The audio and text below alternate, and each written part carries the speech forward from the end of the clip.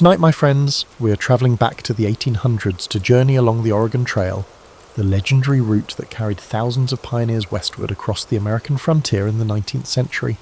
Facing harsh terrain, uncertain weather, and countless hardships, these travellers helped shape the expansion of the United States and the enduring spirit of exploration. So before we get comfortable as always each night, take a moment to like the video and subscribe to the channel if you haven't already. Also, let us know where you're watching from and what time it is for you. Many of you have told me how most of our content is. Ironically, not boring, so let's see if I can help break that chain tonight. Make sure to dim those lights, grab your blanket, and let's sleep to some history.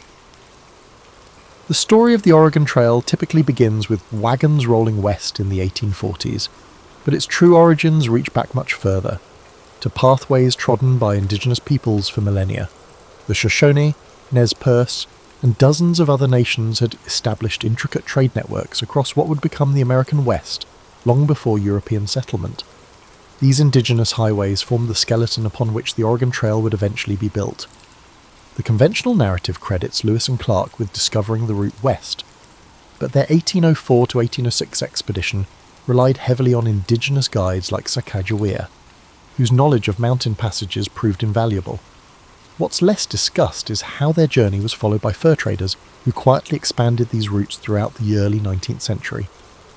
In 1811, John Jacob Astor's Pacific Fur Company established Astoria at the mouth of the Columbia River, just 5 years after Lewis and Clark's return. To connect this remote outpost with St. Louis, fur trader Robert Stewart pioneered an east-to-west crossing in 1812-13, discovering South Pass in Wyoming's Wind River Range. This critical gateway through the Continental Divide, at a relatively moderate 7,412 feet elevation, would later become the trail's most crucial geographic feature, allowing wagons to cross the Rockies without navigating treacherous, high-altitude passes. While history textbooks often present manifest destiny as the driving force behind westward expansion, economic desperation propelled many early migrants. The Panic of 1837, a financial crisis that triggered a 6-year depression, left countless Americans jobless and landless. Oregon represented not conquest but survival. As one migrant wrote in 1843, "We do not go to make war on anyone or build an empire, only to feed our children and perhaps find peace away from the banks that have ruined us." The trail's formal establishment came through an unlikely source: missionary endeavours. In 1836, Methodist missionary Jason Lee travelled to Oregon's Willamette Valley to establish a mission among the Kalapuya people. Though his evangelistic efforts yielded few converts, his letters eastward painted Oregon as an agricultural paradise. Presbyterian missionaries Marcus and Narcissa Whitman made the journey the same year, with Narcissa becoming one of the first white women to cross the continent overland. The Whitmans established their mission among the Cayuse people near present-day Walla Walla, Washington. Their letters home, describing fertile valleys and a moderate climate, caught despite downplaying the complex diplomatic negotiations necessary to maintain peace with indigenous nations whose land they occupied. Their letters captivated the nation's imagination. The Whitmans' mission would later become a landmark stop on the Oregon Trail, and the site of tragedy when deteriorating relations with the Cayuse resulted in violence. Perhaps the most overlooked aspect of the trail's formation was the role of free black settlers in establishing Oregon country. Though later Oregon legislation would shamefully prohibit black settlement, early pioneers included black Americans seeking freedom from the restrictions of eastern states. Moses Black Harris, a former slave-turned-mountain man, became one of the trail's most respected guides in the 1830s, leading multiple groups to Oregon and returning east to guide more. George Washington Bush, successful Pennsylvania businessman, led one of the first large wagon parties in 1844, eventually establishing a prosperous farm in what would become Washington's state. The trail's preliminary routes were mapped by government surveyor John C. Fremont between 1842 and 1844. His meticulous reports, widely published in eastern newspapers, transformed vague knowledge about Oregon country into practical guidance. While Fremont is remembered as the Pathfinder, his expeditions relied heavily on the expertise of Kit Carson and other seasoned guides who had already travelled these routes extensively. By 1843, when the first major wagon train of approximately 1,000 people departed Independence, Missouri, the Oregon Trail wasn't a sudden inspiration, but the culmination of decades of exploration. indigenous knowledge, economic necessity, missionary zeal, and careful mapping. These pioneers weren't venturing into an unmapped wilderness, but following an increasingly well-documented route toward what they hoped would be better lives. The story of the Oregon Trail's origins reveals how great migrations rarely spring fully formed from a single catalyst, but develop through complex interplays of geography, economics, politics, and human determination, a theme that would continue as the trail evolved from a hazardous journey into America's most consequential migration route. Popular culture has reduced the Oregon Trail to covered wagons and oxen, but the 2,170-mile journey spurred remarkable technological adaptations that changed American transportation forever. The challenges of traversing a continent necessitated practical innovation at every stage, establishing a mobile laboratory for 19th century ingenuity. The prairie schooner, the iconic covered wagon, was itself a specialised adaptation of the larger Conestoga wagon used in eastern freight hauling. These wagons, specifically designed for the western journey, it weighed approximately 1,300 pounds when empty, compared to the Conestoga's 3,000 pounds. Their beds were sealed with tar to float across rivers, while their white canvas covers were treated with linseed oil for waterproofing. The hooped canvas cover wasn't merely for protection from the elements. Its shape was deliberately designed to create air circulation, reducing interior temperatures on scorching prairie days. Inventors built fortunes supplying specialized equipment to emigrants. In St. Joseph, Missouri, blacksmith Joseph Murphy developed a reputation for crafting Western wagons, with innovative features like the ascend axles that could be greased without removing the wheels, and reinforced wheel hubs that withstood the trail's punishment. By 1850, Murphy's wagon factory employed over 200 workers producing trail-specific designs. Similarly, gunsmith Horace Dimmick created the Plains rifle, a hybrid firearm combining the accuracy of a rifle with the easy loading of a smoothbore musket, perfect for travellers who needed reliable hunting capabilities without specialised expertise. Contrary to romantic notions, pioneers weren't self-sufficient isolationists, but participants in a sophisticated supply chain. Entrepreneurs established outfit registries in departure towns, essentially early information bureaus where travellers could register their skills, blacksmithing, medical knowledge, carpentry and equipment, extra wagons, tools, draft animals. These registries matched complementary parties to mutually beneficial travelling companies. One registry operator noted in his 1849 records that he had matched 17 parties with needed physicians and 11 with wheelwrights, greatly improving their prospects for safe arrival. The Oregon Trail drove innovation in food preservation beyond the familiar pemmican and hardtack. Sylvester Graham, creator of the Graham cracker, developed specialized journey cakes, fortified with additional nutrients specifically for Western travelers. More significantly, witnessing trail deaths from contaminated milk inspired Gale Borden to develop condensed milk, which he patented in 1856 after years of experimentation. His innovation, motivated by trail hardships, would later save countless lives during the Civil War and transform food preservation globally. River crossings presented some of the trail's greatest technological challenges. At major crossings, entrepreneurs established ferry services using innovative flat-bottomed craft with guide ropes. By 1850, Cornelius Oregon Smith had built a remarkable pontoon bridge across the Kansas River, constructed of empty sealed barrels as flotation devices, demonstrating how the trail spurred practical engineering. After multiple drownings at the dangerous crossing of the Green River in Wyoming, mountain man William Sublette developed a unique ferry design using indigenous-inspired bull boats, bison hide stretched over willow frames, scaled up to accommodate wagons. The risk of becoming lost prompted the development of sophisticated navigational tools beyond compasses. Thomas Jefferson Farnham published Travels in the Great Western Prairies in 1843, which included the first topographical guide to the trail, with landmark sketches travellers could identify from any approach angle. Entrepreneur J.H. Colton produced specialised emigrant maps printed on linen. These maps, designed to withstand rain and rough handling, replaced paper. Some maps incorporated innovative panoramic views of mountain passes and river crossings from multiple angles to help travellers confirm they were on the correct path.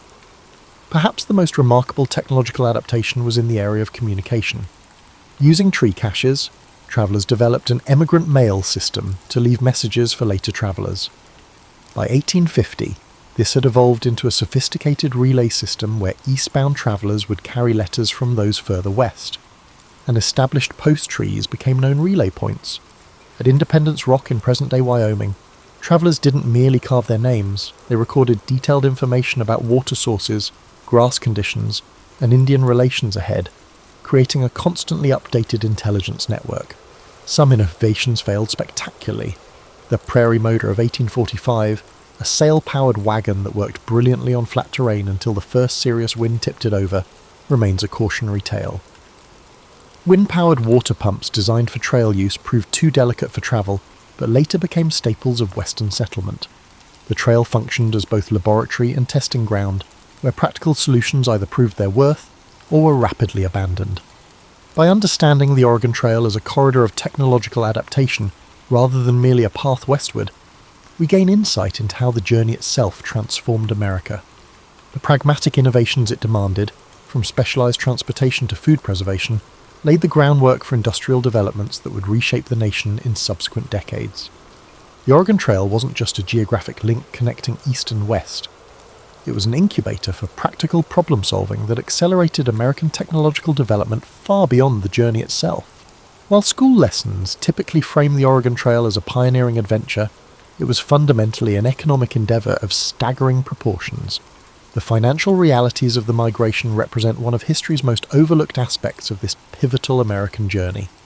Preparing for the Oregon Trail required substantial capital investment. By the mid-1840s, outfitting a family of 4 for the journey cost approximately $600 to $800, equivalent to about $22,000 to $30,000 in today's currency. The cost included a wagon, $85, oxen teams, $50 per yoke, food supplies, $150, tools, weapons, and numerous specialized items. Consequently, the Oregon Trail was not primarily traveled by the destitute, but by middle-class farmers and tradespeople with significant resources to invest in relocation. Economic preparations often began years before departure.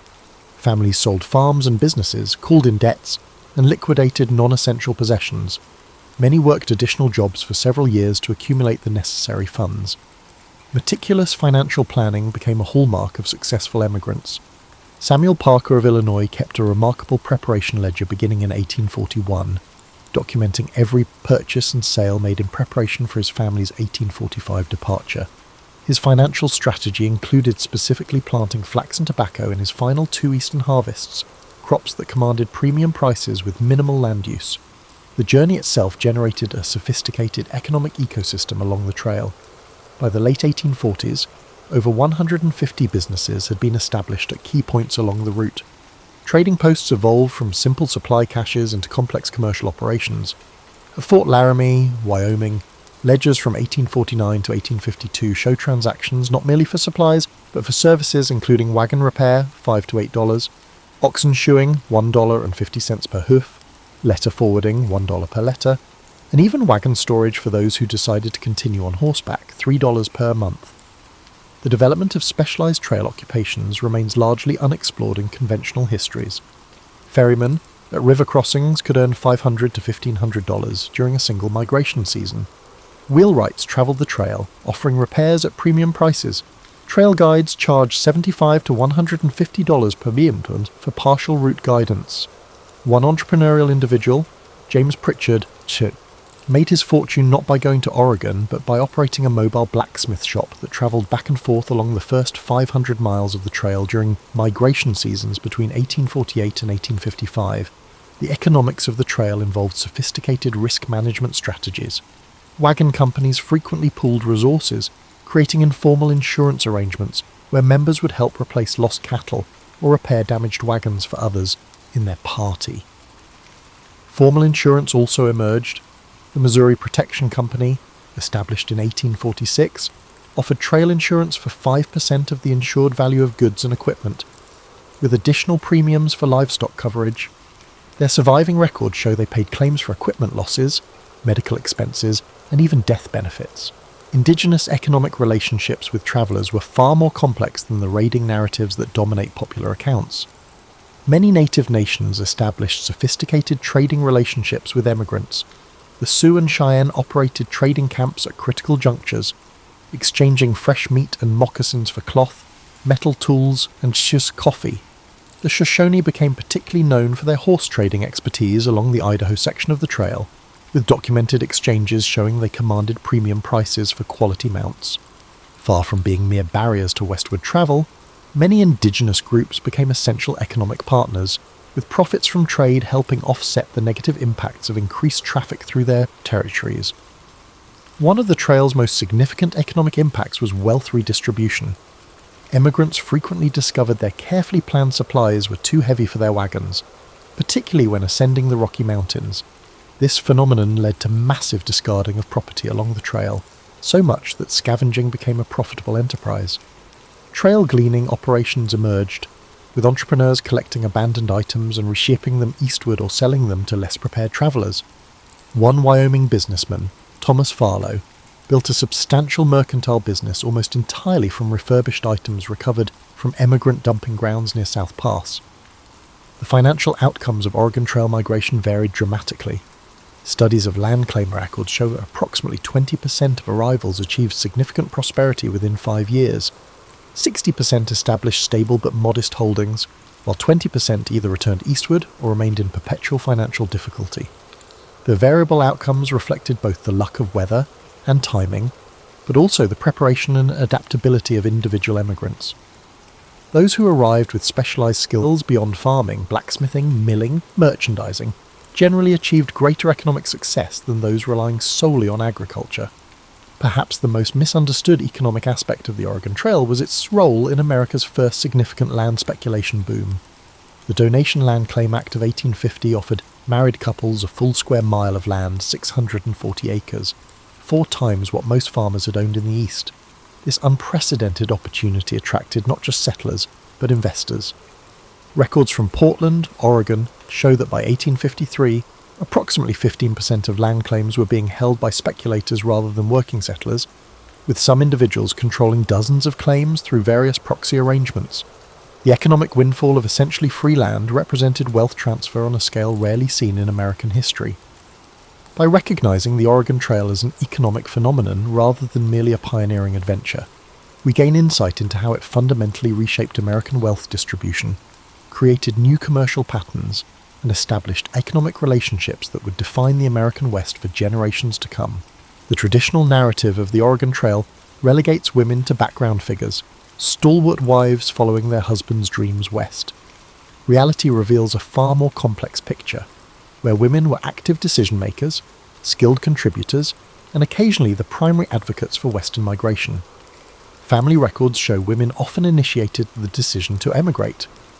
Analysis of emigrant journals indicates that in approximately 20% of families, wives were the primary proponents of relocation. Economic opportunities specifically for women, including land ownership rights unavailable in eastern states, motivated many female-driven migration decisions. The 1850 donation epidemic diseases also spread along the trail. Egon Territory, direct ownership of half the family's land claim, a revolutionary concept when most eastern states still adhered to coverture laws, placing all family property under male control. Elizabeth Smith Geer, whose detailed 1847 trail journal chronicles her family's journey from Illinois to Oregon's Willamette Valley, wrote candidly, "It was I who wore down my husband's objections, not from restlessness, but from clear-eyed calculation of what Oregon offered our daughters." Her journal meticulously tracked the economic variables of their journey, including detailed accounting of supplies and realistic projections of land productivity in their destination, demonstrating that women were often the financial strategists of family migration. The journey itself demanded role flexibility that challenged Victorian gender norms. Women routinely handled firearms, drove wagons, and managed livestock, skills many had developed on eastern farms, but which the trail elevated from occasional assistance to necessary expertise. Rebecca Ketchum's 1853 journal includes detailed technical discussions of wagon repair techniques she developed, including an innovative method for resetting damaged wheel hubs using water immersion and controlled drying that was adopted by other travellers in her company. Medical care on the trail fell predominantly to women. While trail narratives often emphasised the dangers of childbirth during the journey, women's medical work extended far beyond midwifery. Female practitioners treated injuries, managed infectious diseases, and performed emergency procedures, including bullet extractions and bone settings. Tabitha Brown, who travelled to Oregon in 1846 at age 66, documented treating over 130 medical cases during her journey. After establishing herself in Oregon's Willamette Valley, she founded a boarding school that eventually grew into Pacific University, demonstrating how skills developed on the trail translated into institutional building in the West. Indigenous women played crucial roles in trail dynamics rarely acknowledged in traditional histories. Many served as cultural intermediaries, facilitating trade and diplomatic relations between travellers and native nations. The Sioux woman, known in records only as Mary, operated a trading post at the Platte River crossing from 1847 to 1851, where she not only exchanged goods, but also provided emigrants with critical information about trail conditions ahead. Sacagawea's famous role with Lewis and Clark established a pattern of indigenous female guides that continued throughout the trail era. Entrepreneurship among trail women manifested in various forms. Some operated mobile businesses during the journey, with journals referencing women who offered laundering services, baked goods, or tailoring at evening encampments. Sarah Bowman, known as the Great Western, due to her 6-foot height, established eating establishments at major trail stopping points in the 1840s, eventually building a network of restaurants from Missouri to California. Her business records show annual profits exceeding $5,000, an exceptional sum for the era. The trail journey reshaped family dynamics in ways that persisted in Western settlements. Trail companies typically functioned as direct democracies, with each family having a vote in decisions. Although men officially represented families in these votes, evidence from multiple journals indicates women actively participated in pre-vote discussions and strategizing. This democratic experience influenced later advocacy for women's suffrage in Western territories. It's no coincidence that Wyoming Territory was the first to grant women voting rights in 1869, with Western states consistently leading suffrage efforts. Many women who had demonstrated their capability and judgment on the Oregon Trail were unwilling to accept political disenfranchisement in their new homes. Intellectual and artistic contributions by women documented the trail experience with distinctive perspectives. While men's journals typically focused on mileage, geographic features, and livestock conditions, women's accounts more frequently included detailed social observations, emotional impacts of the journey, and cultural interactions. British traveller Isabella Bird, journeying in 1854, produced botanical sketches of over 200 plant species along the trail, many previously undocumented. Her scientific contributions were initially published under a male pseudonym, but were later recognised for their remarkable accuracy and detail. The hardships of trail life disproportionately affected women's physical health. Recent analysis of medical records and journals indicates women experienced higher rates of certain trail-specific health issues, including severe sunburn due to the bonnet designs that protected faces but exposed necks, kidney infections from dehydration and limited privacy for urination, and hand injuries from constant camp setup and food preparation. Despite these challenges, statistical analysis of trail fatalities shows women actually survived at higher rates than men, challenging the assumption of female fragility that pervades many historical accounts. Upon reaching Oregon, women's work proved crucial in establishing viable communities. Beyond domestic responsibilities, women established schools, founded mutual aid societies, and created economic cooperatives. The Aurora Colony in Oregon's Willamette Valley, founded in 1856, operated largely through women's collective management of agriculture and textile production. Their communal approach to childcare and food preparation allowed for specialised labour development that significantly enhanced the colony's productivity compared to individual family settlements. By centering women's experiences and contributions, we gain a more accurate understanding of the Oregon Trail as not merely a male-driven conquest of territory, but a complex social. The success of migration hinged on the full participation and leadership of women at every stage, from the initial decision to depart to the establishment of sustainable Western communities. The environmental history of the Oregon Trail extends far beyond picturesque wagon trains crossing pristine landscapes. The migration corridor became one of the 19th century's most significant zones of ecological transformation, creating environmental changes that remain visible today. The physical imprint of the trail itself constituted an unprecedented alteration of the Great Plains landscape. By 1850, The main route had been travelled by approximately 55,000 people driving 30,000 wagons and 350,000 livestock animals. This concentrated traffic created a road averaging 10 feet wide, but expanding to nearly 100 feet wide in places as travellers sought untrampled grass. Wagon wheels cutting through prairie sod created permanent troughs that channeled rainfall, eventually carving gullies that altered local hydrology.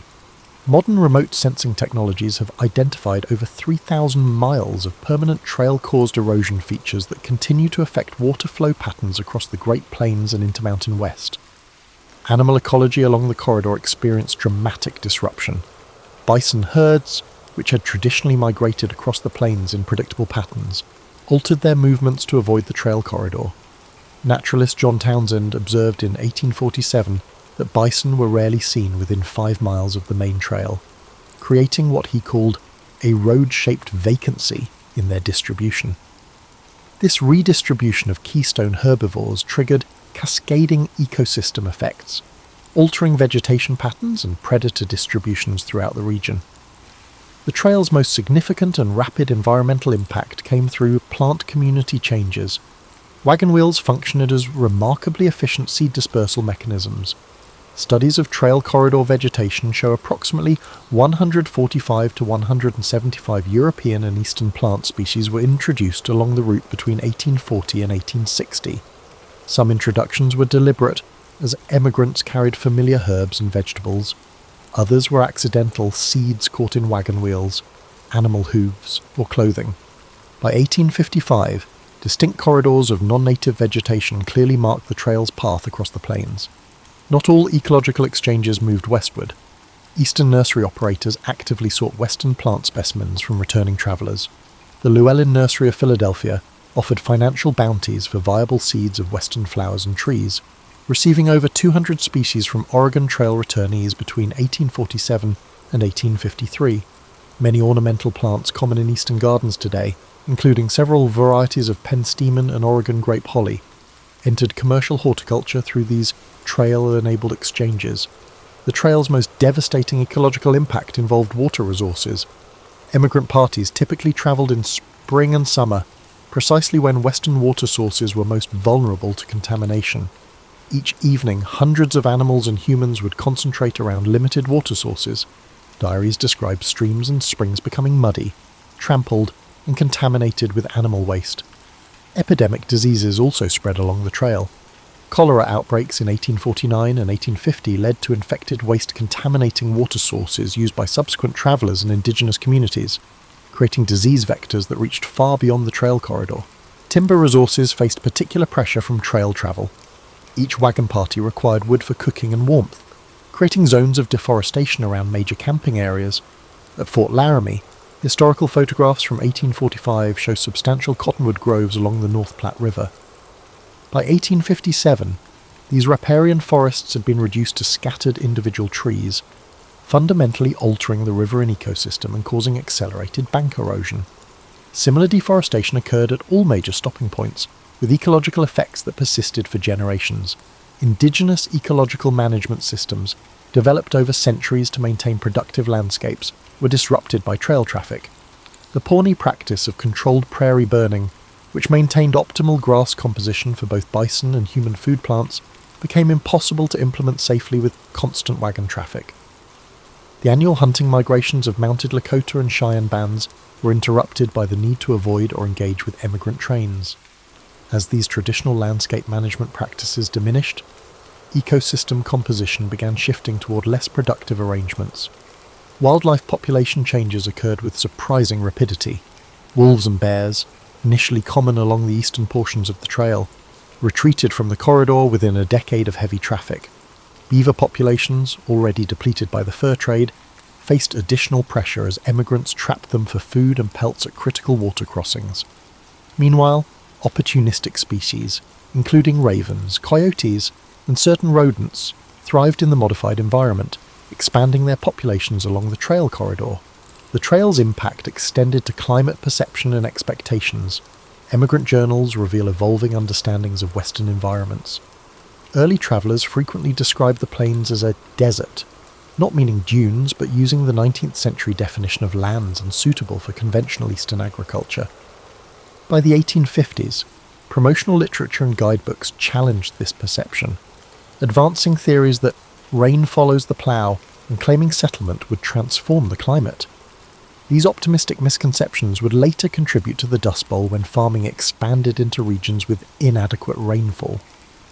The environmental legacy of the Oregon Trail persists in subtle but measurable ways. Modern botanical surveys reveal distinct patterns of non-native vegetation still following the historic route. Genetic studies of trout populations in streams crossing the trail show evidence of historic transplantation, as emigrants occasionally transported live fish in water barrels. Remote sensing reveals persistent changes in soil composition and hydrology along the corridor, creating what scientists now term a landscape legacy that remains visible nearly 2 centuries later. By understanding the Oregon Trail as an environmental event rather than merely a human migration, we gain insight into how 19th century population movements created lasting ecological transformations.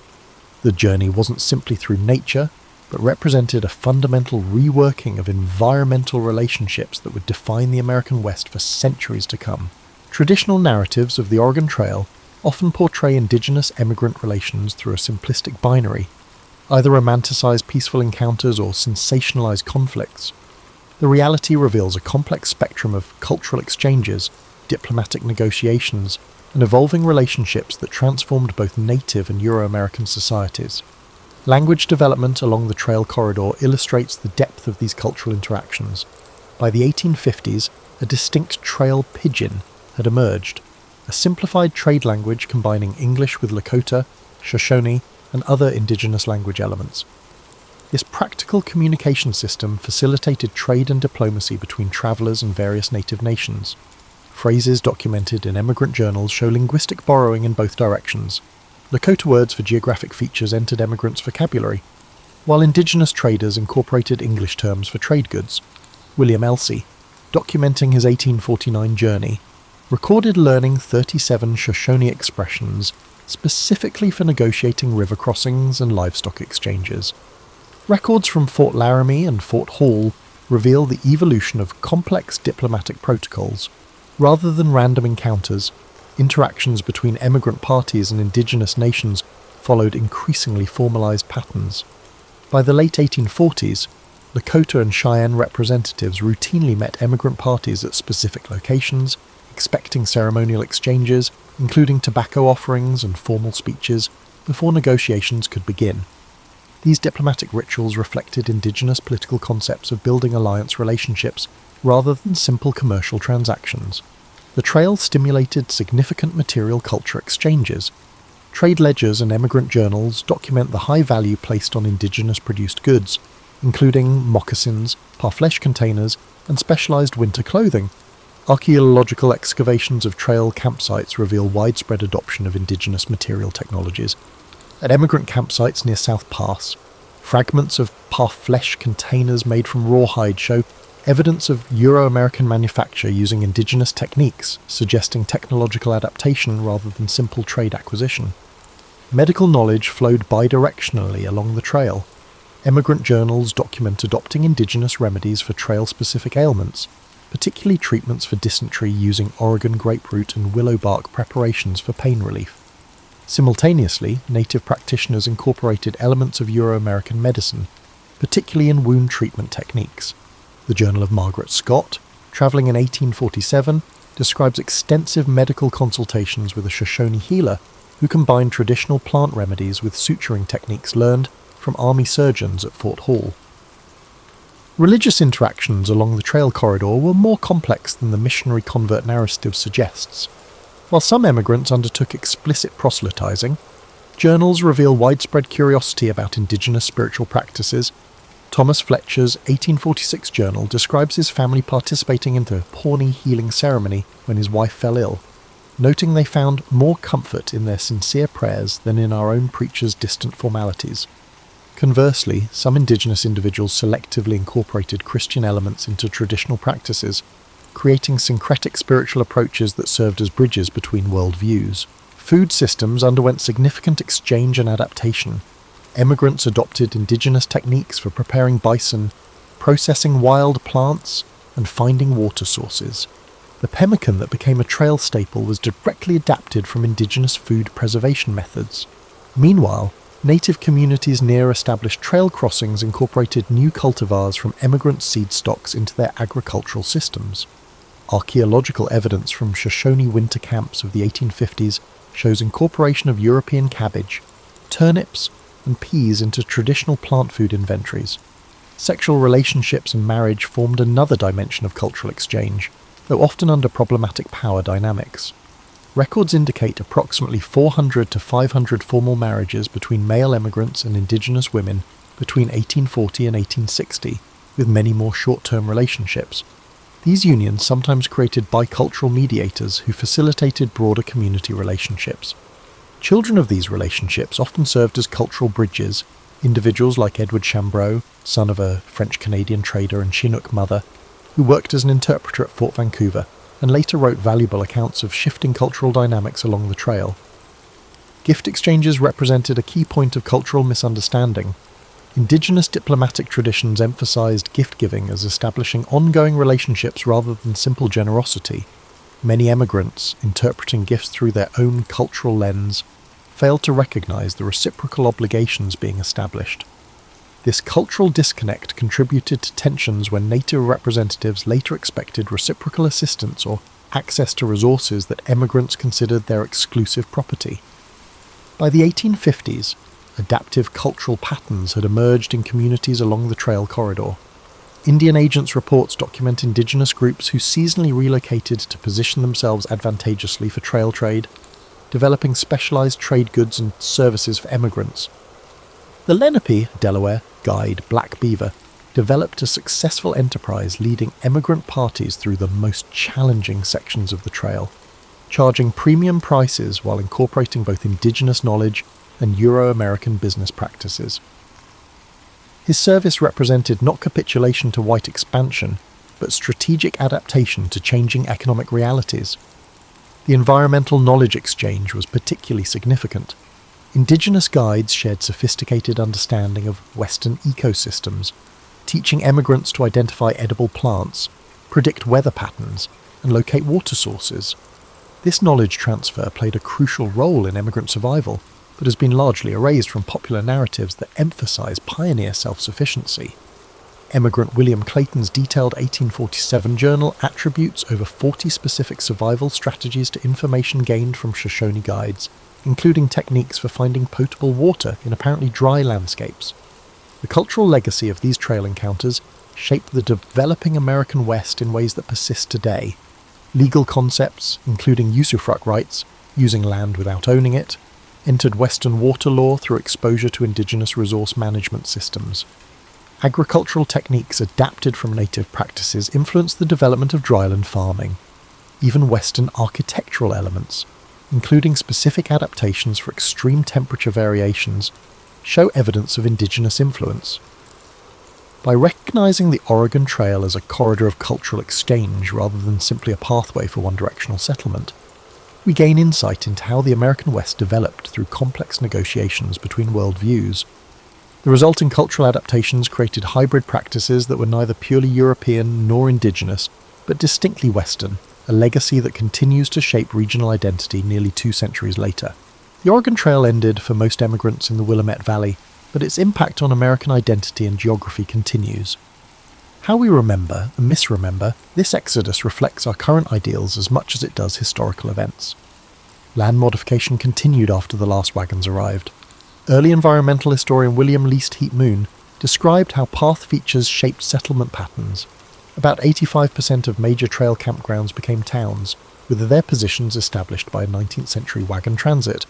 Rather than geographic advantage, route logistics determined the locations of Scotts Bluff, Nebraska, and Baker City, Oregon, showing how a transient migrant corridor permanently changed Western human geography. After the Transcontinental Railroad opened in 1869, the trail was abandoned, but its cultural significance changed immediately. Local historical organizations began erecting monuments and markers in the 1870s, starting America's most remembered migration path. Early commemorations focused on conquest and civilization, ignoring indigenous presence and the environmental costs of westward development. The 1897 Salt Lake City Pioneer Monument, with its triumphant masculine figure atop a classical column, reflected this heroic framing. One of the first instructional computer games introduced the path to American education. Minnesota instructors Don Ravitch, Bill Heineman, and Paul Dillenberger created the 1971 Oregon Trail computer simulation, which has taught generations of pupils a simplified version of the migration. Although popular for its "you-have died of dysentery" moments, the game oversimplified myths of rugged individualism and eliminated complicated social institutions that permitted successful migration. The Oregon National Historic Trail was one of the original national historic routes constructed by the National Park Service during the 1970s American bicentennial celebrations. Over 300 miles of trail ruts and landmarks were preserved in this operation.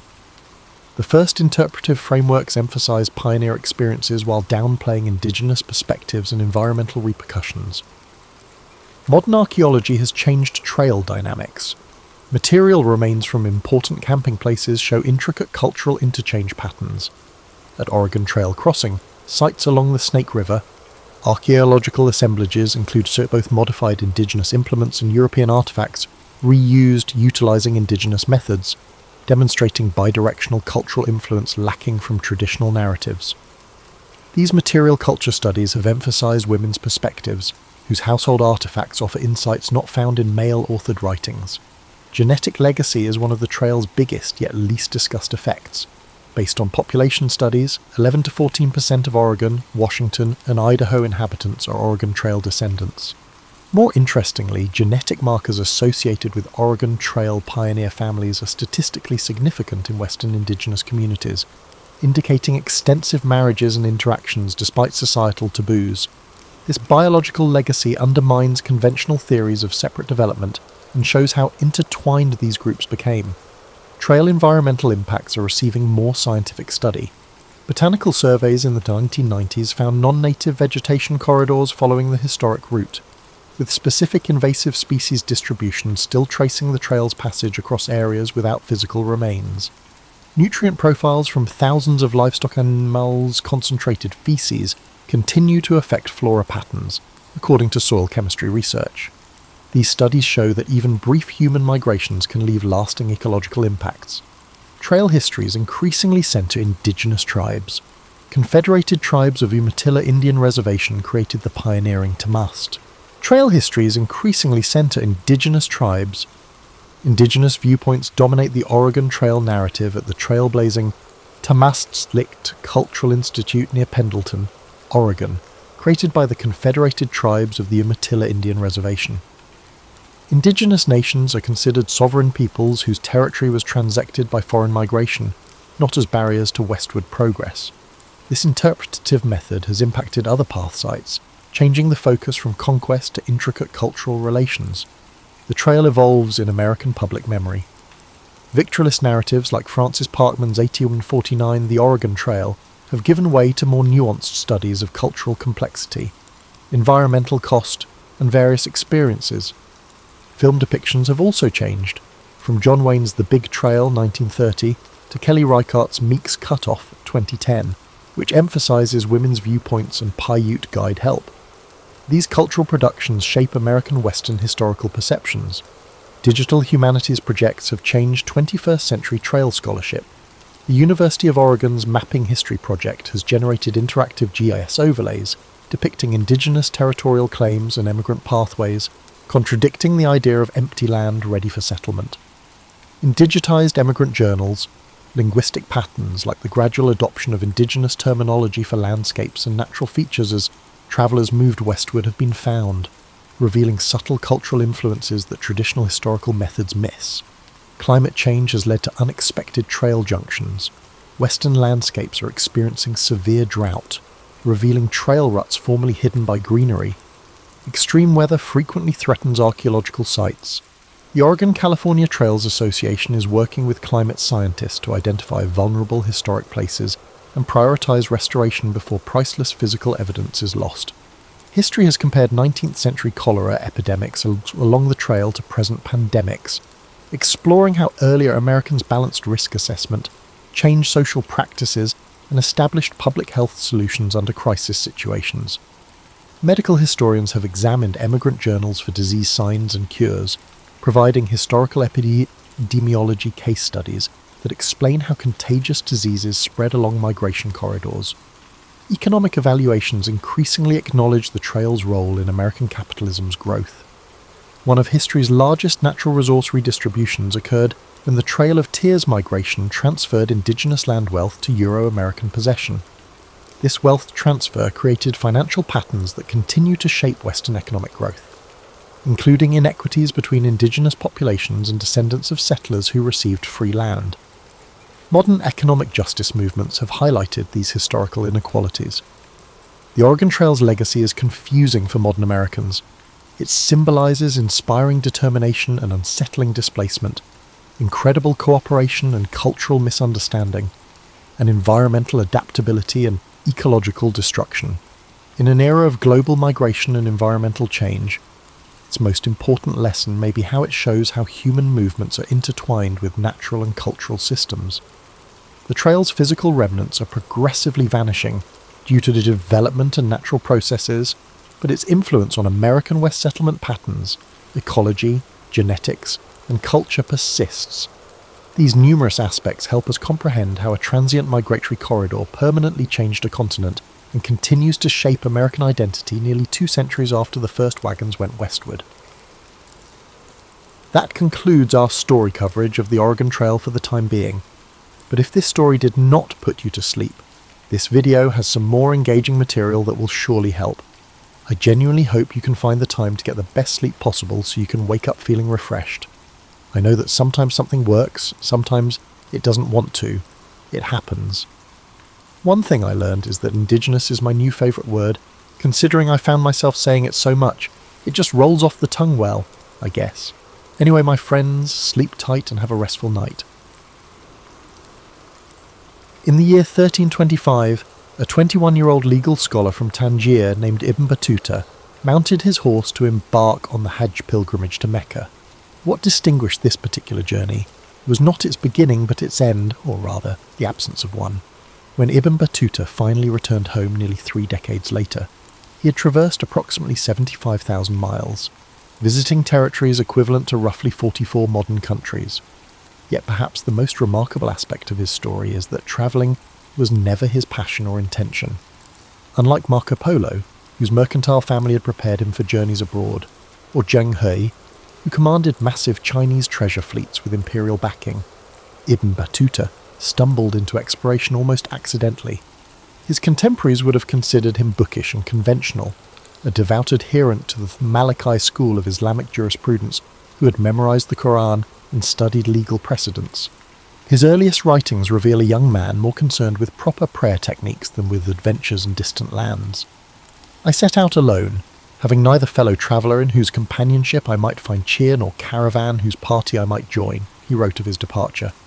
His statement was not the romanticised declaration of an intrepid explorer, but the lament of a somewhat anxious young man. The solitude was not by choice. He had missed the pilgrim caravan while attending his sister's funeral. Ibn Battuta's first transformative experience came not from natural wonders or architectural marvels, but through an unexpected fever that struck him outside the town of Tunis. Delirious and alone, he fell from his horse and was discovered by a passing traveller who nursed him back to health. This stranger, a Tunisian poet returning from Al-Andalus, shared stories of courts he had visited while Ibn Battuta recuperated. The young jurist's world expanded through these second-hand tales before he had even left North Africa. Upon reaching Alexandria, Ibn Battuta encountered another pivotal figure, a mystic named Burhan al-Din, who lived in isolation in the city's lighthouse. During their meeting, the holy man made an astonishing prediction. "You will visit my brother Farid in India, my brother Rukn al-Din in Sind, and my brother Burhan al-Din in China. Convey my greetings to them." Ibn Battuta would later claim this prophecy guided his extended travels, though historians note these destinations weren't uncommon for medieval Muslim travellers. His early journey revealed a complex tension in his character. While he craved the prestige of scholarly appointments, he repeatedly abandoned secure positions after brief tenures. In Damascus, he secured a respectable judgeship but departed after just days. The same pattern occurred in Delhi years later. This behavioural inconsistency puzzled his contemporaries and continues to challenge modern biographers. The geographic scope of Ibn Battuta's travels exceeded even the expansive Muslim world of his time, yet he maintained a peculiar form of provincialism throughout, often rejecting local customs despite his exposure to them. He travelled through societies with dramatically different norms, but remained committed to judging them by the standards of his Maghrebi upbringing. Unlike many travellers whose horizons broadened through exposure to different cultures, Ibn Battuta frequently hardened his positions when confronted with alternative perspectives. What truly distinguished him was not his openness to new experiences, but his remarkable adaptability within his own rigid framework. He could navigate foreign courts, establish temporary households in distant cities, and integrate himself into trading networks without fundamentally changing his worldview. This paradoxical quality, being simultaneously adaptable and inflexible, defined both his travels and his written account. By the time Ibn Battuta completed his first Hajj in 1326, something had fundamentally shifted in his approach to life.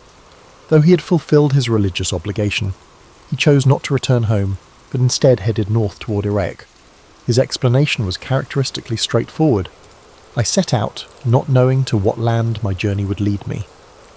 The reluctant traveller had discovered something unexpected, not a passion for exploration, but a curious restlessness that would propel him across continents for the next 24 years. The greatest misconception about Ibn Battuta's travels concerns the economics that supported his decades of movement across continents.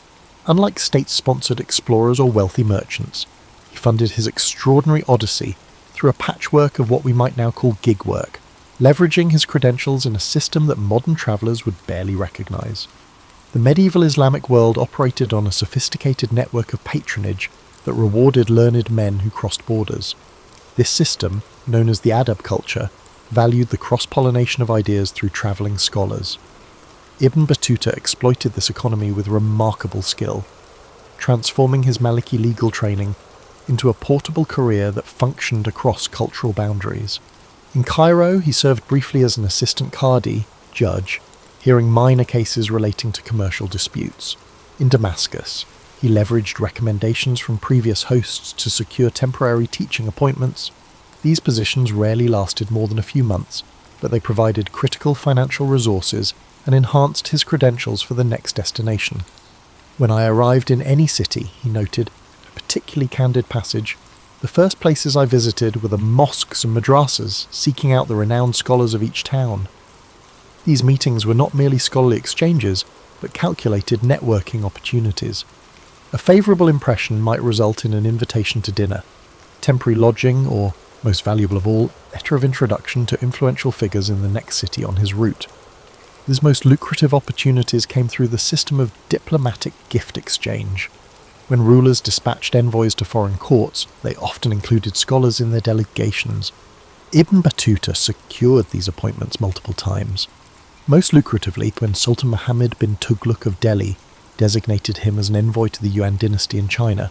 Though the diplomatic mission ultimately failed, the appointment came with substantial compensation, including 13 bags of gold coins that financed his subsequent travels through Southeast Asia. Ibn Battuta's financial strategies occasionally bordered on exploitation. He became adept at what historians have termed credential inflation, gradually elevating his claimed expertise and authority as he moved farther from North Africa, where his actual qualifications might be verified. By the time he reached the Maldives, he presented himself as a chief legal authority despite having only modest training in his youth. His pattern of accumulating and abandoning wives reveals another dimension of his economic approach to travel. Throughout his journeys, he married at least 10 women across various regions, though some scholars suggest the actual number exceeded 15. These marriages offered him integration into local communities, household management during extended stays, and, crucially, access to dowries and matrimonial gifts. When departing a region, he typically divorced these women, sometimes leaving behind children as well. The material reality of long-distance travel in the 14th century imposed constraints that shaped Ibn Battuta's itinerary. He deliberately followed trade routes where caravanserais offered secure lodging, avoided territories without established Muslim communities, and timed his journeys to coincide with merchant caravans that provided safety in numbers. His account downplays the pragmatic considerations that determined his path. Instead, emphasizing religious motivations or pure wanderlust. Perhaps most remarkably, Ibn Battuta operated within an economic system that valued his very foreignness. As courts throughout the Islamic world sought to demonstrate their cosmopolitanism, hosting travellers from distant regions became a form of cultural capital. The Moroccan scholar could leverage his exotic background, increasingly embellished as he travelled, into opportunities that local scholars couldn't access.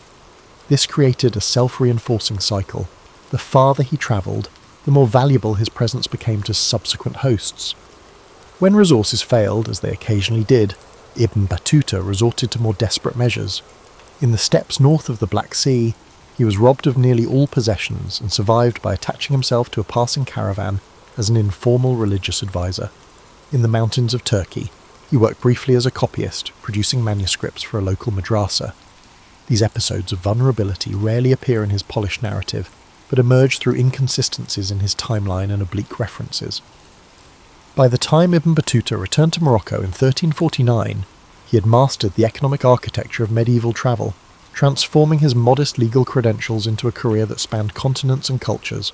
The conventional narrative of Ibn Battuta portrays him as a solitary male traveller moving through a world dominated by men. Yet his own account, when read against the grain, reveals dozens of women who profoundly influenced his experiences, provided critical assistance, and occasionally redirected his journey entirely.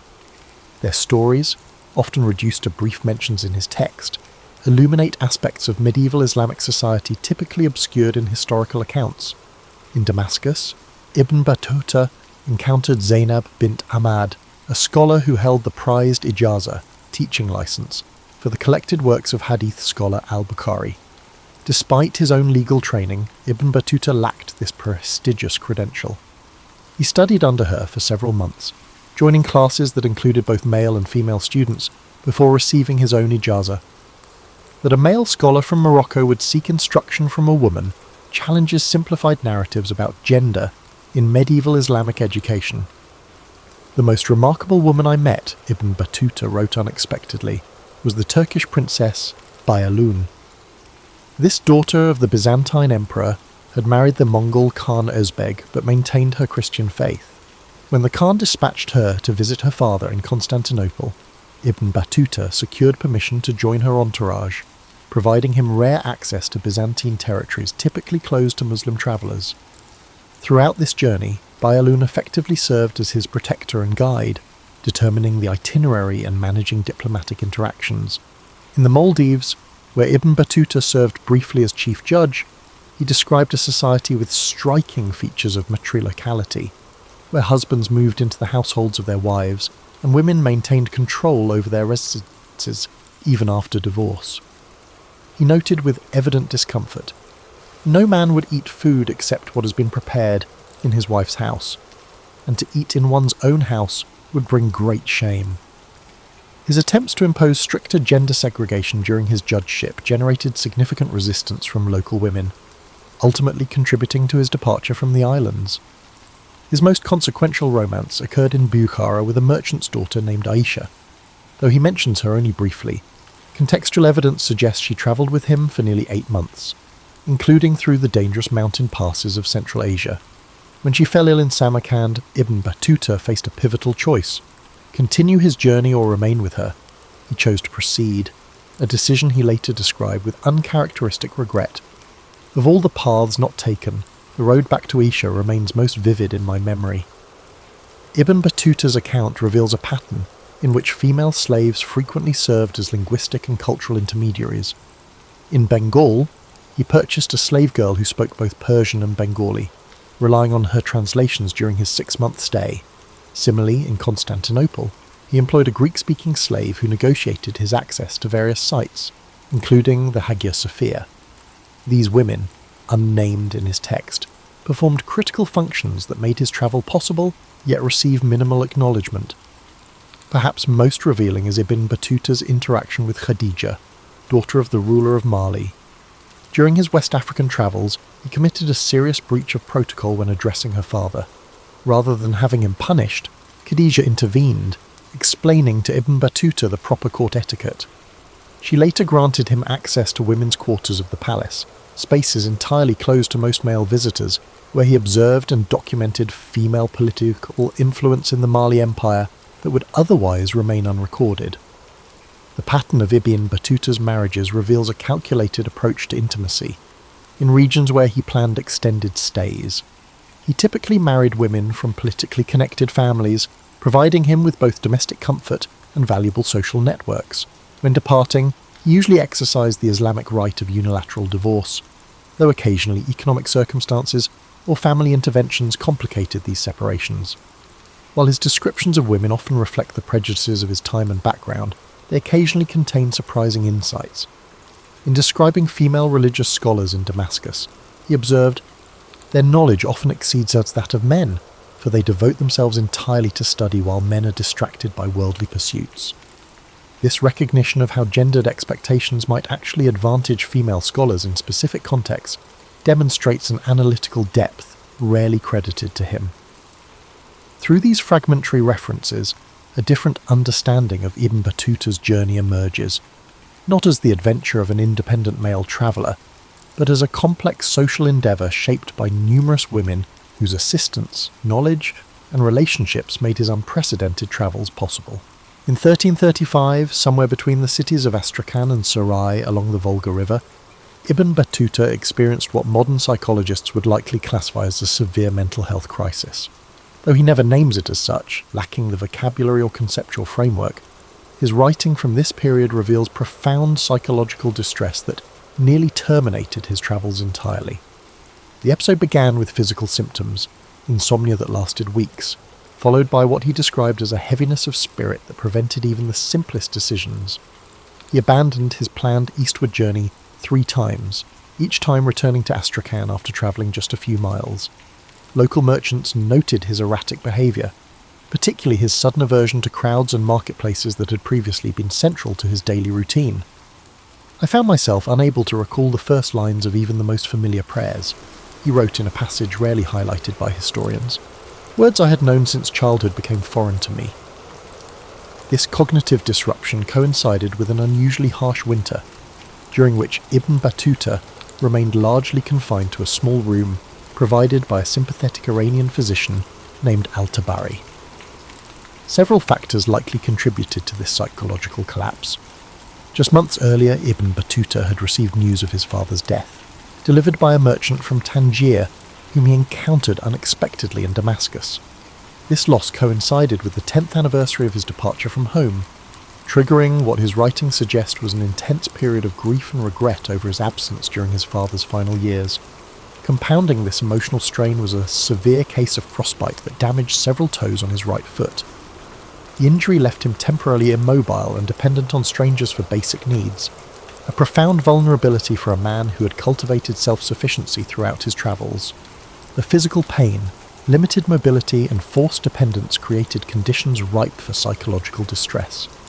Ibn Battuta's recovery came through an unexpected source, a Sufi sheikh named Noman al-Khawarizmi who practiced an unconventional form of therapy. Rather than offering religious counsel, the sheikh prescribed daily immersion in hot springs outside the city, followed by structured conversations focusing not on spiritual matters but on concrete memories. Each day he asked me to describe a single street or building from my hometown with complete precision, Ibn Battuta noted. Through these recollections, my mind began to clear. The crisis transformed Ibn Battuta's approach to his travels. Before this episode, his writing displays an almost clinical detachment when describing various cultures. Afterward, his observations become more empathetic, particularly regarding individuals experiencing forms of suffering or displacement. He began seeking hospitals and charitable institutions in each city he visited, spaces he had previously ignored.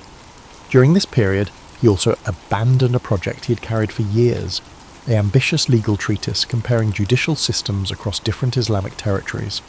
His notes for this work, which he occasionally references in his later travelogue, were left with a scholar in Sarai. This abandonment of scholarly ambition suggests a fundamental re-evaluation of priorities following his psychological crisis. Most significantly, Ibn Battuta emerged from this period with an altered relationship to home. Before his breakdown, his writings reveal an assumption that he would eventually return to Morocco to occupy a prestigious judicial position.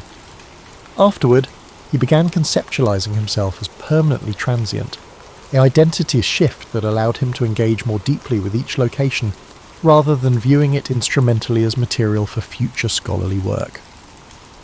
The psychological vulnerability Ibn Battuta experienced contrasts sharply with the confident persona he cultivates through most of his narrative. This tension between public performance and private struggle characterized much of his journey. In Delhi, Constantinople, and later in Mali, he presented himself as a composed, authoritative figure while privately grappling with recurring episodes of what he called the darkness of spirit. Ibn Battuta's mental health crisis provides a rare window into the psychological dimension of medieval travel, the cognitive and emotional toll of sustained displacement, identity disruption, and cultural dissonance. His experience challenges romanticized notions of pre-modern exploration, revealing the profound personal cost that accompanied his geographic mobility. By spring 1336, Ibn Battuta had recovered sufficiently to resume his eastward journey. Yet the psychological patterns established during this crisis, including periodic withdrawals into isolation and recurring battles with what appears to be situational depression, would resurface throughout his subsequent travels, particularly during his difficult final years in Mali and Spain. Among Ibn Battuta's most valuable contributions to historical knowledge is his detailed account of Kilwa, a prosperous East African coastal sultanate that dominated Indian Ocean trade networks for centuries yet remains largely absent from Western historical awareness. His documentation provides one of the few contemporary descriptions of this sophisticated commercial power before its eventual disruption by Portuguese forces in the early 16th century. Ibn Battuta arrived in Kilwa, in modern Tanzania, in 1331, having travelled down the East African coast from Mogadishu. What he encountered defied his expectations and challenges persistent misconceptions about pre-colonial African states. "I have seen no more beautiful city in all my travels," he wrote with uncharacteristic enthusiasm. "Its buildings are constructed entirely of wood, expertly joined without nails or pegs, and roofed with panels of red mangrove that shine like polished metal under the sun." The Kilwa he described was the centre of a commercial network that stretched from the interior goldfields of Zimbabwe to the northern ports of India. Its harbour accommodated hundreds of vessels ranging from coastal dhows to deep-water merchant ships from Gujarat and China. Ibn Battuta noted with particular interest the standardised system of commercial documentation used in Kilwa's customs houses, a sophisticated predecessor to modern bills of lading that facilitated complex commercial arrangements across linguistic boundaries. The ruler Ibn Battuta encountered, Sultan al-Hassan ibn Sulaiman, represented the culmination of a dynastic tradition that traced its origins to Persian settlers who had intermarried with local Bantu populations. The resulting cultural synthesis had produced a distinctive Swahili civilization that Ibn Battuta recognized as neither purely African nor Middle Eastern, but something uniquely integrated. The Sultan himself maintained a court protocol that combined elements from Abbasid, Fatimid, and indigenous African traditions. Kilwa's economic foundation rested on its control of gold trade from the interior, particularly from what Ibn Battuta called the land of Yufi, likely the Zimbabwe Plateau. This gold travelled along protected trade routes maintained by the Sultanate, through a series of inland administrative centres. Ibn Battuta observed one caravan's arrival, noting the elaborate security measures that protected the precious cargo and the sophisticated weighing and assay techniques used to verify the gold's purity. The religious life of Kilwa particularly impressed Ibn Battuta, who counted more than 40 substantial mosques within the city walls. The Grand Mosque, portions of which still stand today, featured innovative architectural elements including sailing-derived tensioning systems that allowed its dome to span a greater distance than typical Islamic structures of the period. Ibn Battuta specifically commented on the mosque's distinctive octagonal minaret, which incorporated acoustic enhancements that carried the muezzin's call across the entire harbour. Most remarkable was Kilwa's monetary system, which utilised standardised gold coins known as mitkal that circulated just alongside copper tokens for smaller transactions. Ibn Battuta noted that these coins were accepted without question throughout the trading networks extending to India, a testament to Kilwa's reputation for commercial integrity. He recorded watching court metallurgists testing incoming gold shipments and striking new coins under the Sultan's direct supervision. The social structure of Kilwa revealed complex stratifications that defied Ibn Battuta's attempts at simple categorization. The urban population included indigenous Africans, Arab and Persian descendants, and mixed heritage individuals who occupied various social positions without rigid racial boundaries. He observed that key administrative positions were filled based on merit and familial connections rather than ethnic background, creating a meritocratic system that contrasted with more hereditary structures he had encountered elsewhere. Women in Kilwa occupied positions of significant economic independence, particularly in the textile sector. Ibn Battuta described workshops where women controlled the production of the finely woven cotton cloth that served as a major export. The mistresses of these establishments, he noted, maintain their own accounts and negotiate directly with foreign merchants, requiring no male intermediaries. This economic autonomy extended to property ownership, with Ibn Battuta recording his surprise at learning that nearly a third of Kilwa's urban real estate was held by women. When Ibn Battuta departed Kilwa after a 3-month stay, he carried with him documentation that would later prove invaluable to historians, precise observations of a sophisticated African urban centre that operated as an equal participant in Indian Ocean trade networks. His account contradicts persistent narratives that portray pre-colonial African societies as isolated or technologically primitive, instead revealing Kilwa as an innovative commercial power that combined multiple cultural traditions into a distinctive and successful synthesis. The final destination in Ibn Battuta's epic journey, China during the Yuan dynasty, represents his most controversial claim and his most significant failure. Unlike his detailed accounts of other regions, his description of China contains geographical inconsistencies, implausible timelines, and passages that appear borrowed from other travellers' reports. For centuries, historians have debated whether Ibn Battuta actually reached China or fabricated this portion of his narrative. Recent scholarship suggests a more nuanced possibility, that Ibn Battuta did indeed enter Yuan territory but experienced a series of setbacks that prevented him from accessing the cultural and political centres he had intended to visit. His subsequent account represents an attempt to salvage reputation from failure through a combination of borrowed details and strategic omissions. Ibn Battuta's China troubles began before he even reached its borders. In 1345, while in Calicut, modern Kerala, India, he boarded a Chinese treasure ship bound for Quanzhou with most of his accumulated possessions, including gifts intended for the Yuan emperor. When a storm forced the ship to anchor near Calicut overnight, Ibn Battuta went ashore to attend prayers. During his absence, a violent storm drove the ship out to sea. "All my possessions remained on board," he wrote, including the slave girls and gifts that the Sultan of Delhi had sent with me to the Emperor of China. This catastrophic loss left Ibn Battuta in a precarious position, expected to continue his diplomatic mission without the gifts that would secure proper reception. After several months attempting to rebuild his resources in southern India, he embarked again on a different vessel. This ship was attacked by pirates in the Strait of Malacca, and Ibn Battuta narrowly escaped with his life, losing what remained of his possessions. When he finally reached what appears to have been Fujian province in late 1346, Ibn Battuta encountered a political situation he was unprepared to navigate. The Yuan dynasty, established by Mongol conquerors, maintained a rigid classification system that placed foreign Muslims in specific administrative categories with limited privileges. Without proper diplomatic credentials and gifts, Ibn Battuta could not secure the status necessary to access the imperial court or major cultural centres.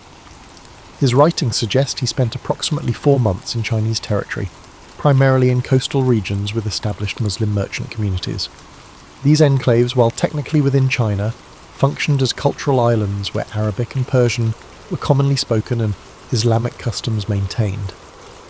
From these limited vantage points, Ibn Battuta glimpsed Chinese society but never experienced the immersive engagement that characterized his travels elsewhere. The Yuan-China section of his narrative contains telling gaps. Unlike his accounts of India or Mali, where he names specific individuals who hosted him, his Chinese interactions remain strikingly anonymous. He describes no extended conversations with Chinese scholars or officials, suggesting very limited contact beyond merchant intermediaries. His observations focus predominantly on material culture, ceramics, paper currency, shipbuilding techniques, rather than social or political systems he could only have understood through sustained interaction.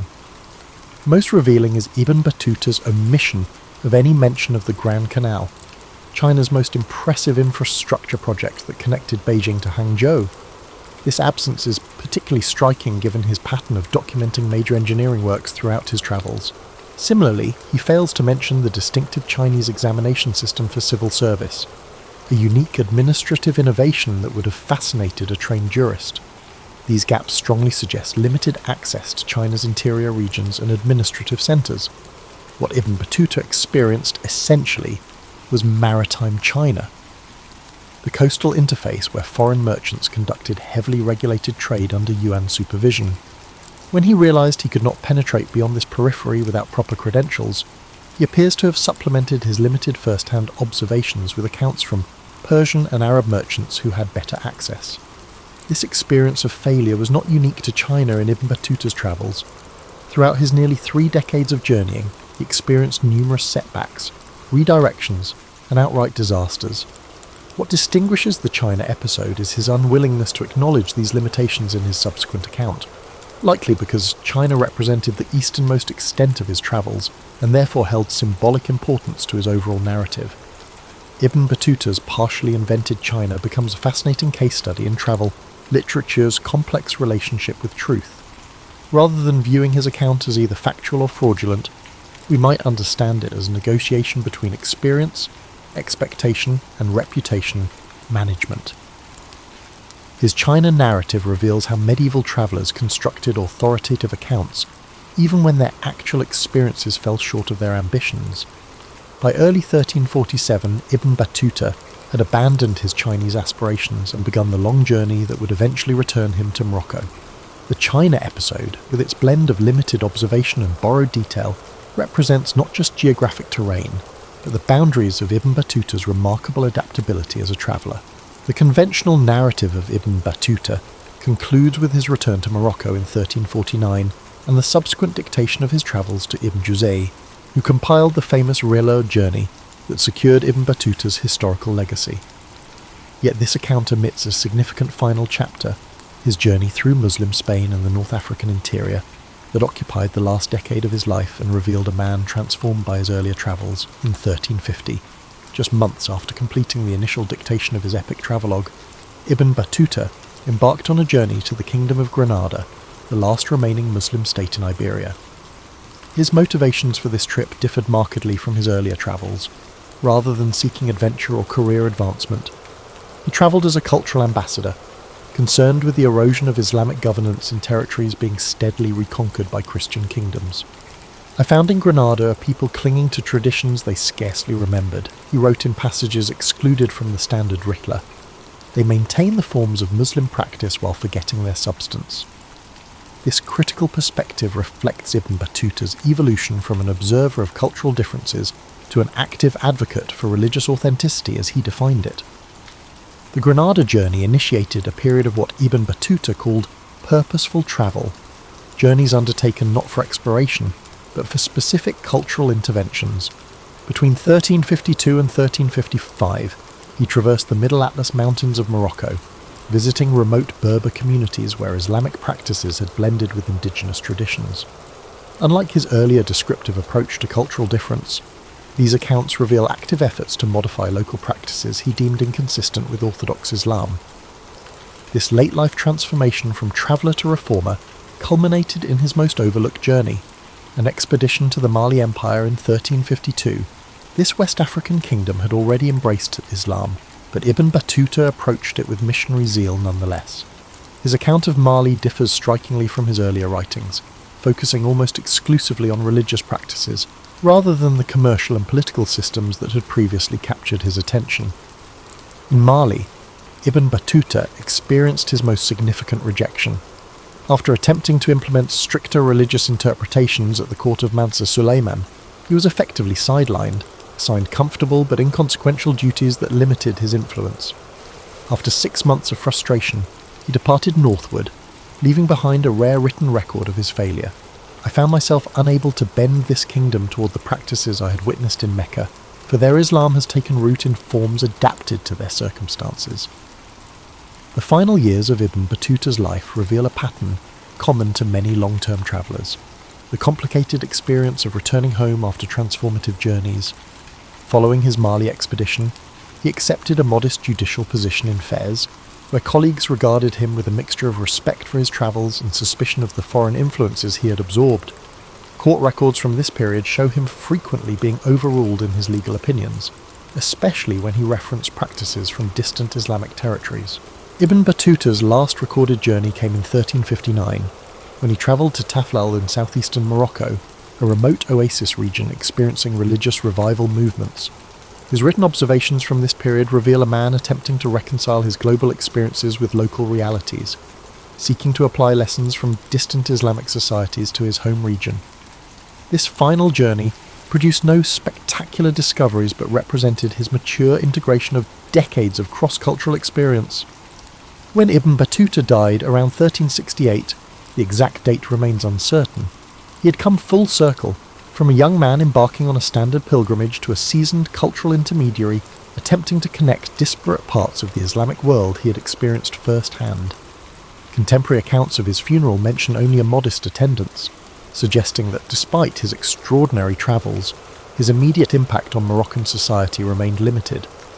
The enduring paradox of Ibn Battuta is that his most significant legacy came not through his intended religious and legal contributions, but through the travelogue he initially considered secondary.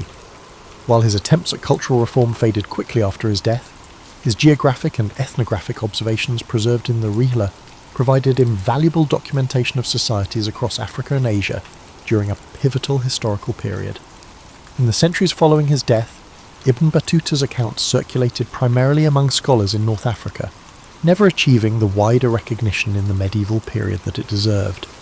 Only in the mid-19th century, when French colonial officials discovered manuscripts of the Rihla, did his extraordinary journey begin receiving global acknowledgement. The traveller, who once sought to change the world through religious reform, instead left his mark by simply bearing witness to the remarkable diversity of medieval civilization. Theodore Roosevelt was not an ordinary child.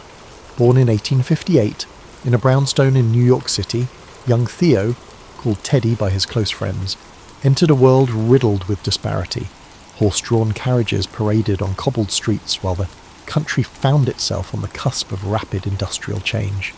Yet, from the very beginning, what made Theodore Roosevelt's early life different was not only his family's comfortable position. His father was a philanthropist who ran a successful import business, and the Roosevelts prided themselves on their social standing, but also his shaky constitution. The future Rough Rider was, ironically enough, a frail boy who struggled with asthma and stomach trouble, relying on the help of his nurturing family to guide him toward better health. Most accounts recall the well-worn story of how he overcame debilitating asthma by embracing exercise in the outdoors, but that's often where the intriguing details stop. Far less common are the accounts of how Roosevelt's imagination flourished because he spent so many hours indoors recovering. He devoured books on natural science, building an early fascination with zoology, entomology, and every lesser-known ology he could get his hands on. He collected insects in jars around his room, and he sketched birds from memory. He had a serious obsession with taxonomy, relishing the act of labelling, identifying, and categorising. Few mention that he even attempted to write little treatises, guided by sheer curiosity, about creatures he observed in his small world. He would write paragraphs about houseflies in a notebook, detailing their anatomy and behaviour, as if he were a mini Darwin in the making. This pursuit was not a trifling hobby. It was the anchor that connected him to the broader world when his lungs wouldn't allow him to catch his breath outside. His father, Theodore Sr., took these explorations seriously. He would encourage young Theo to keep learning, and to the extent possible. He also pushed him, quite literally, to strengthen his body. The elder Roosevelt recognised that building physical stamina might become the key to unlocking his son's potential.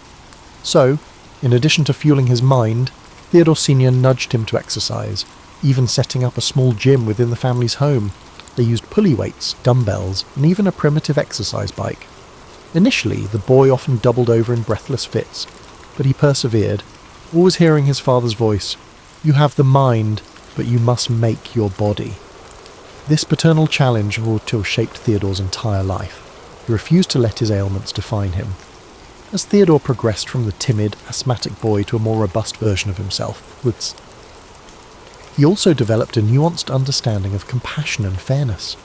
Many have recounted that his father, one of the founders of the Children's Aid Society, made it a point to teach Theodore about social inequities. During carriage rides, they visited the more impoverished areas of Manhattan so that Theo would see beyond his privileged bubble. Historians often remark that these experiences, along with the lessons instilled by his father, formed the basis of Theodore's empathy for working-class Americans. Yet it's rarely noted how those moments also fueled his sense of outrage at injustice, an emotion that could flare up dramatically in the years to come. These experiences were not academic exercises for young Roosevelt. They resonated deeply with him, bridging the gulf between his comfortable existence and the hardships faced by others. By adolescence, Theo had not yet grown into the outspoken figure we often imagine, but he had an unusually intense curiosity that often manifested in sudden bursts of interest. A new species of bird, a type of archaic firearm, the political history of the Netherlands, he could not resist diving in. Family and friends recall that he would often go quiet for hours, poring over a book or tinkering with a collection, then erupt with a stream of observations. He was already practicing a methodical approach to everything from sports to reading. This intense discipline would soon define his every move. One lesser-known facet of his teenage years was his growing fascination with the wilderness. Convalescing in the family's summer home or on trips to the countryside, Theodore began forging a quiet bond with untamed spaces. He was awestruck by grand forests, wildlife calls at dusk, and the possibility of testing himself against the elements. This connection was not just a passing fancy, it was a seed that would bloom into his legendary forays into the West, and his eventual influence on the nation's conservation efforts. In a sense, the vulnerability that shaped his early years also planted an ember of longing for personal independence, physical challenge, and a deep communion with nature.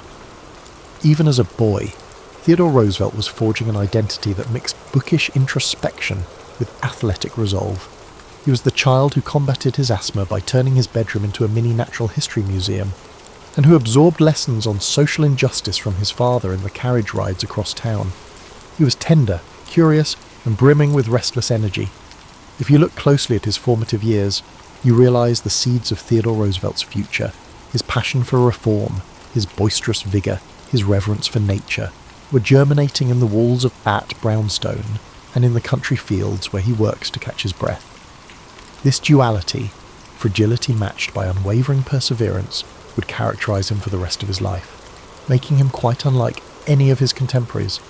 Transitioning into his college years at Harvard brought out another side of Theodore Roosevelt, a side that proved how he would never quite fit into any single mould. Most stories highlight his academic tenacity and his famously rambunctious personality, but they rarely dwell on how he continuously navigated social circles that didn't know quite what to make of him. He was too worldly to be the purely bookish type, but still too studious to be the campus gadabout.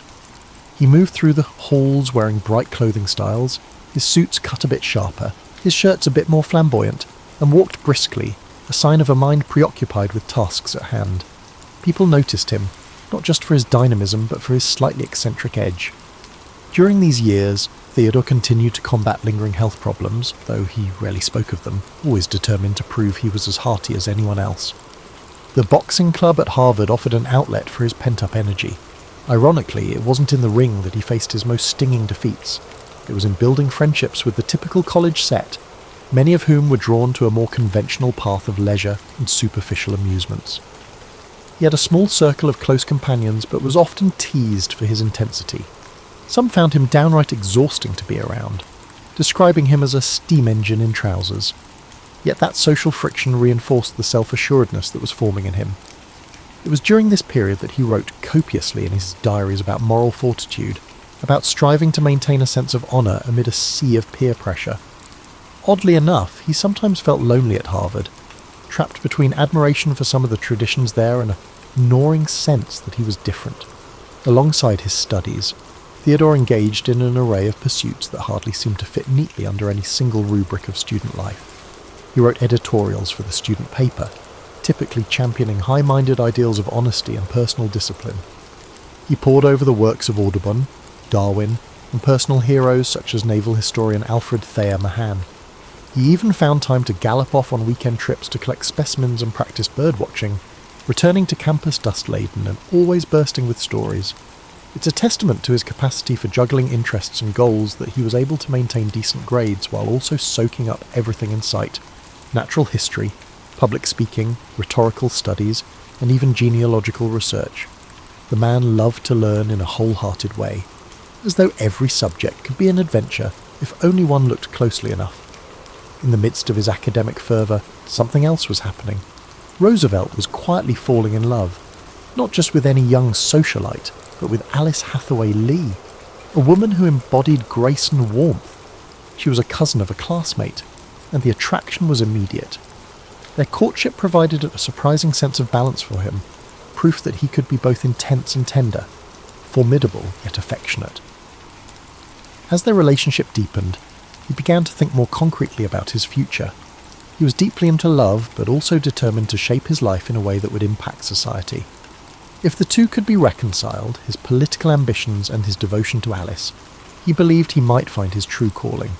It was a joyful, hopeful season of his life, tinged with the earnest optimism of youth. At Harvard, Roosevelt also honed his talent for debate, though interestingly, it was not always well received.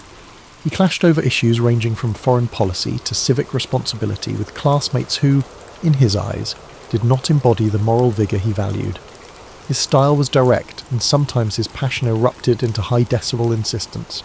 People questioned whether he was grandstanding or genuinely fervent. In truth, he was both. He felt ideas with his entire being, unable to separate academic discourse from moral imperative. While some admired his zeal, others wrote him off as a brash upstart who needed to tone it down. But Theodore wasn't interested in toning anything down. He believed that if something was worth doing, it was worth doing vigorously. What's rarely acknowledged is that this unrelenting passion nearly derailed him in terms of his mental health. Long nights of study, intense physical exertion, and a kind of constant internal thrum of ambition could wear him out. He would suffer bouts of insomnia, something he stubbornly tried to hide from even his closest friends. Journals from the time suggest he wrestled with dark moods, worried that if he let himself slip even for a moment, he might not regain traction. But he had set a personal credo: better to burn brightly than fade quietly. He would follow this creed, whether positive or negative, for the remainder of his life. Upon graduation, Theodore left Harvard with more than just a diploma. He carried away a fierce sense of self, shaped by intellectual endeavours, personal romance, and the ceaseless quest to push against his limits. Shortly after leaving Harvard, Theodore Roosevelt took his first bold step into the realm of public service, winning a seat in the New York State Assembly. Some might call it a natural progression for a young man of his social background, but in truth, the gritty nature of local politics was something of a baptism by fire. The assembly halls were rife with infighting, patronage, and under-the-table deals. As a new member, Roosevelt was expected to keep his head down and align with party bosses. Instead, he stormed onto the scene like a tropical gale, delivering fiery speeches that lambasted corruption and championed reforms. The other lawmakers found him peculiar. Here was a well-to-do youngster, fresh from the Ivy League, with a screechy voice that seemed to come alive the moment he smelled injustice. And injustice, as he saw it, permeated every level of governance. The political old guard was a fortress of self-interest, so they chuckled at his zeal, dismissing him as a nuisance who would soon learn to play by their rules. What they didn't grasp was that Roosevelt's moral convictions, shaped by his father's influence and hammered into form by his own sense of fairness, would not yield under pressure. He was that rare combination, affluent yet empathetic, idealistic yet committed to practical change. Where many of his fellow legislators saw the chance for personal gain, he saw the chance to cleanse a stagnant system. In one particularly heated confrontation, Theodore challenged a powerful politician who had a reputation for backroom deals. Rather than placate this man or resort to polite circumlocution, Roosevelt essentially read him the riot act on the assembly floor, enumerating the ways in which the politician had shortchanged his constituents. The outburst was so electrifying that it made headlines. Overnight, Roosevelt transformed from an unknown freshman assemblyman into a political figure to watch. Of course, this also made him enemies, which was no small risk in the treacherous environment of late 19th century politics. His colleagues predicted he would trip over his own eagerness and fade into obscurity. But Theodore thrived on adversity.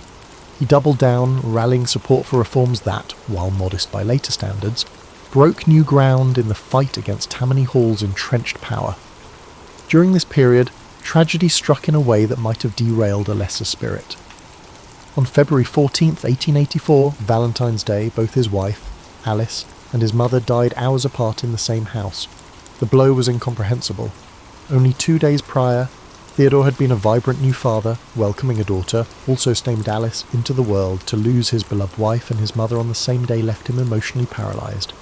He poured his feelings into a single diary entry marked with an X, writing, "The light has gone out of my life." This searing sorrow might have undone him if not for the fact that Roosevelt believed in action as a tonic for despair. In the aftermath, he made a startling move, distancing himself from politics and heading west to the Dakota Territory.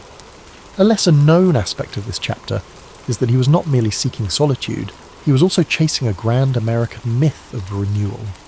Frontier life was an antidote to the heartbreak and political cynicism that had seized him. He purchased 2 ranches, the Maltese Cross and the Elkhorn, immersing himself in the daily grind of cattle ranching, gone were the starched collars and legislative debates. In their place came roundups, branding irons, and days spent in the saddle. The local cowhands initially regarded him with skepticism, pegging him as just another Eastern dandy. But Roosevelt quickly earned their respect, refusing any special treatment, sleeping in rough bunkhouses, and embracing a life that demanded not just physical vigour, but a willingness to confront the unpredictable cruelty of nature. Many accounts of Roosevelt's time in the Dakotas touch on how he chased thieves, tracked bison, and battled near-blinding blizzards. Yet fewer people highlight the contemplative moments he spent on the open range, penning letters home with references to Greek philosophy, or reading thick books by lantern light, the wind howling outside. He used the plains as a confessional booth, sorting through his anger and grief, forging a new tempered sense of purpose. Indeed, it was on those plains where he truly embraced the notion that adversity could shape moral character. Hardship didn't break him, it refined him. When he did return to New York after a couple of years, he was no longer that brash young assemblyman overshadowed by personal tragedy. He was now a hardened rancher with a sharper edge. Upon returning to public life, Theodore Roosevelt set his sights on a job that many dismissed as either too menial or too compromised by corruption. Police Commissioner of New York City.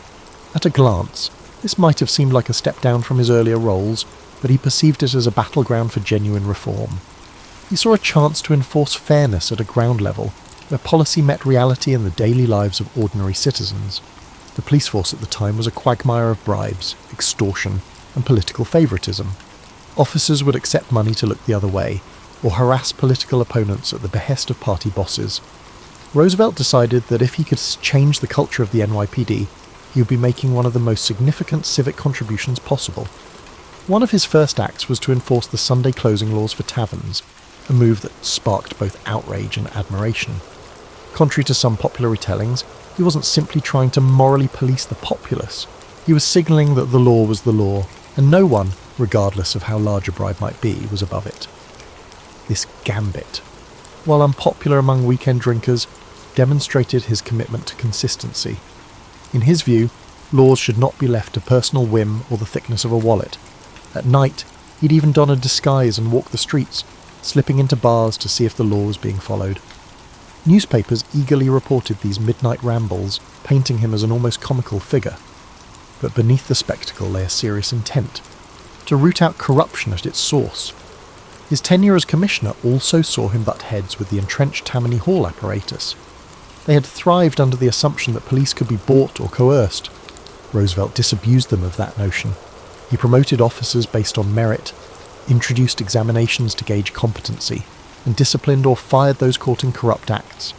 This naturally turned many in the force against him, but the public, weary of crooked policing, began to appreciate that someone in a position of authority was, at last, taking their side. His energy was relentless. Staffers joked that he slept less than 4 hours a night, spending the rest of his time either in the office or pounding the pavement. Less well known is the personal toll this job took on him.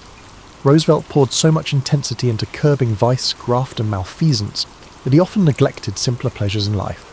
He'd show up at home in the wee hours, paperwork still in hand, only to get up at dawn for yet another inspection. While he was never one to shy away from work, the pressure cooker environment of big city politics was exacting.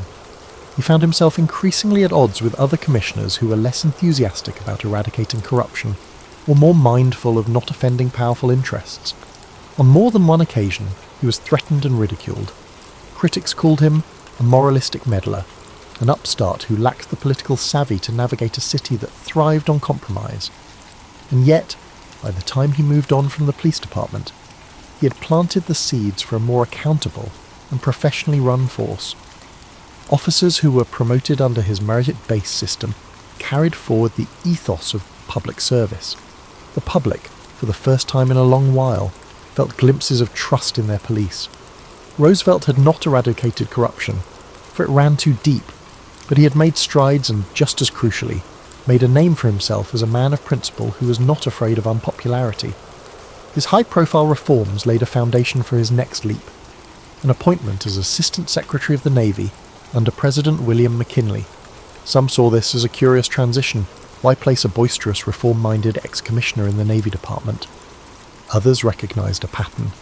Roosevelt was drawn to challenges that demanded both discipline and daring. In his new role at the Navy, Roosevelt wasted no time in championing the modernisation of the fleet. He had long been an admirer of naval strategist Alfred Thayer Mahan, who argued that national power hinged on naval supremacy. Far from being a bureaucrat satisfied with pushing papers, Theodore dove deep into budget allocations, pushing for new warship designs and better training. He recognised that the world was shrinking, that America's role on the global stage was expanding, and that the Navy would be essential to projecting and protecting American interests. Then came the Spanish-American War, a brief conflict that seemed tailor-made for someone of Theodore Roosevelt's temperament. When the USS Maine exploded in Havana Harbour in 1898, public sentiment towards Spain had already been riled by sensational journalism. Roosevelt saw this as both a chance to liberate Cuba from colonial oppression and a test of American resolve. But beyond ideology, it was personal for him. He had grown restless in Washington, convinced that action was often sacrificed on the altar of caution. So he resigned from his post as Assistant Secretary of the Navy and famously organised the 1st US Volunteer Cavalry, better known as the Rough Riders. The myth of the Rough Riders has been recounted in 1,000 different ways, usually focusing on the charge up San Juan Hill. Yet what many people don't realise is that the unit was an oddball mix of Ivy League athletes, frontier cowboys, Native Americans, and everyone in between. Part of Roosevelt's genius lay in his ability to unite disparate individuals around a shared sense of adventure and duty. He wasn't naive. He knew that forging discipline from such a melange of backgrounds would be challenging.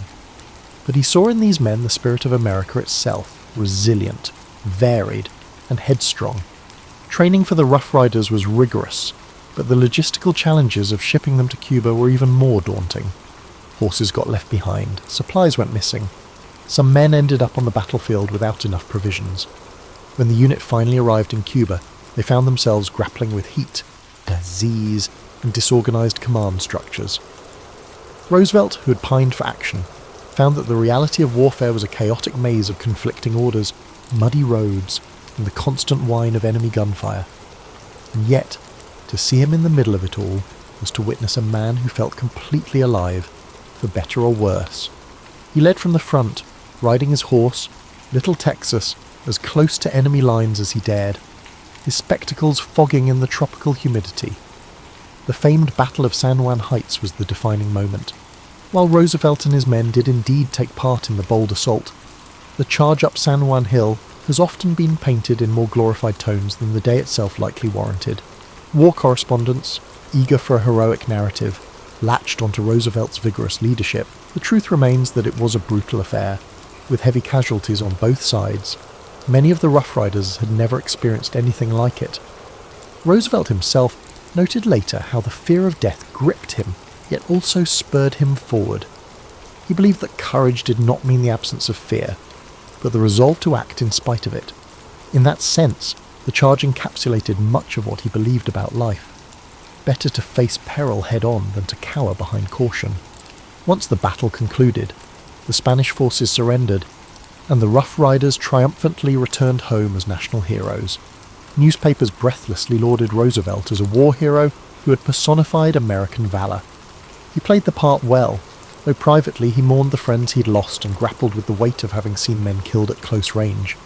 It left him even more convinced that reforms were needed, not just in the military, but in how America approached its growing international role. He argued that the country should maintain a strong defence, but always keep a moral component in its actions. For Roosevelt, war was never to be glorified for its own sake. It was a crucible in which national character was tested. Upon his return, Roosevelt's popularity soared. Seizing the moment, political allies urged him to run for governor of New York. He obliged, and the public, enchanted by his war record and leadership, elected him. In the governor's mansion, he managed to marry progressive ideals with pragmatic governance.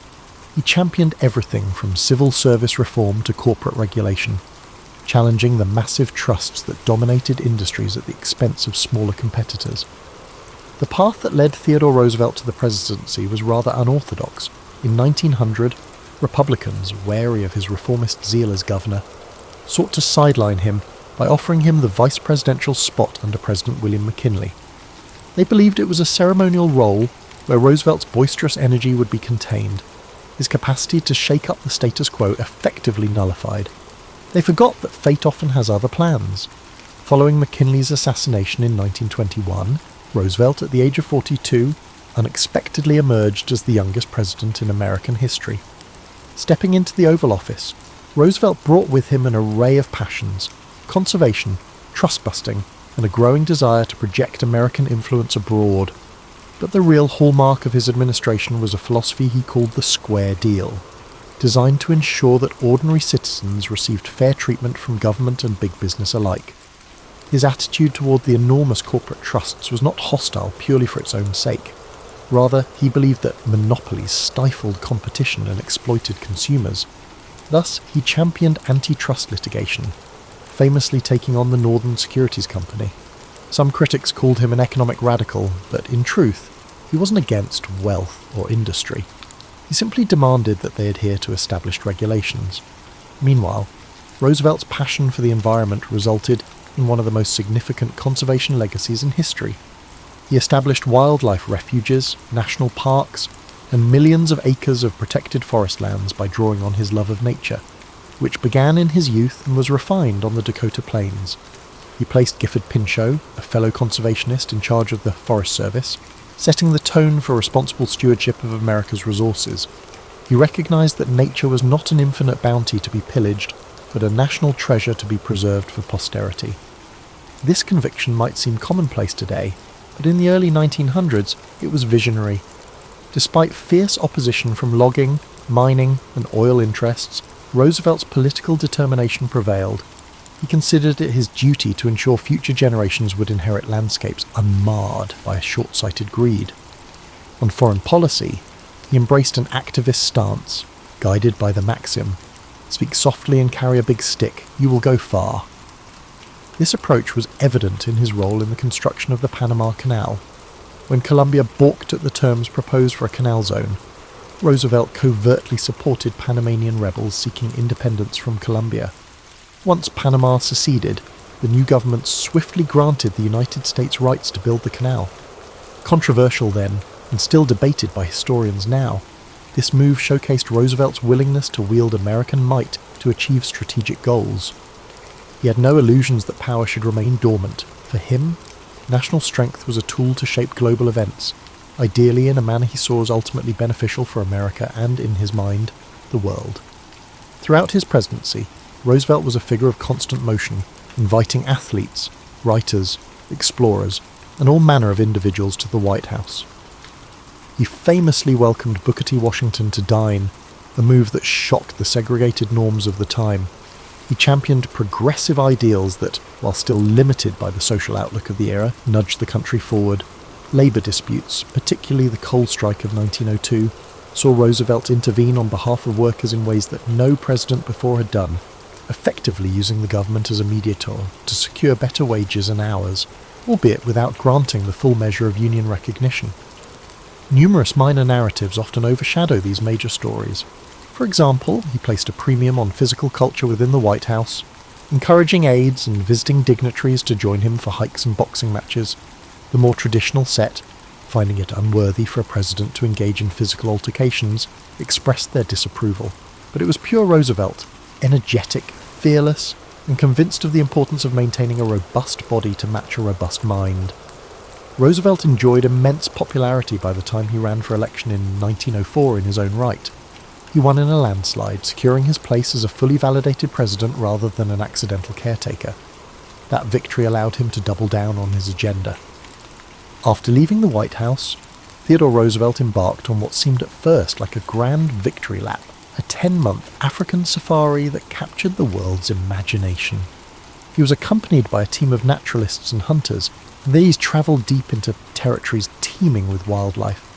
Sponsored in part by the Smithsonian Institution, the expedition aimed to collect specimens for scientific study, though it was inevitably steeped in the colonial attitudes of the time.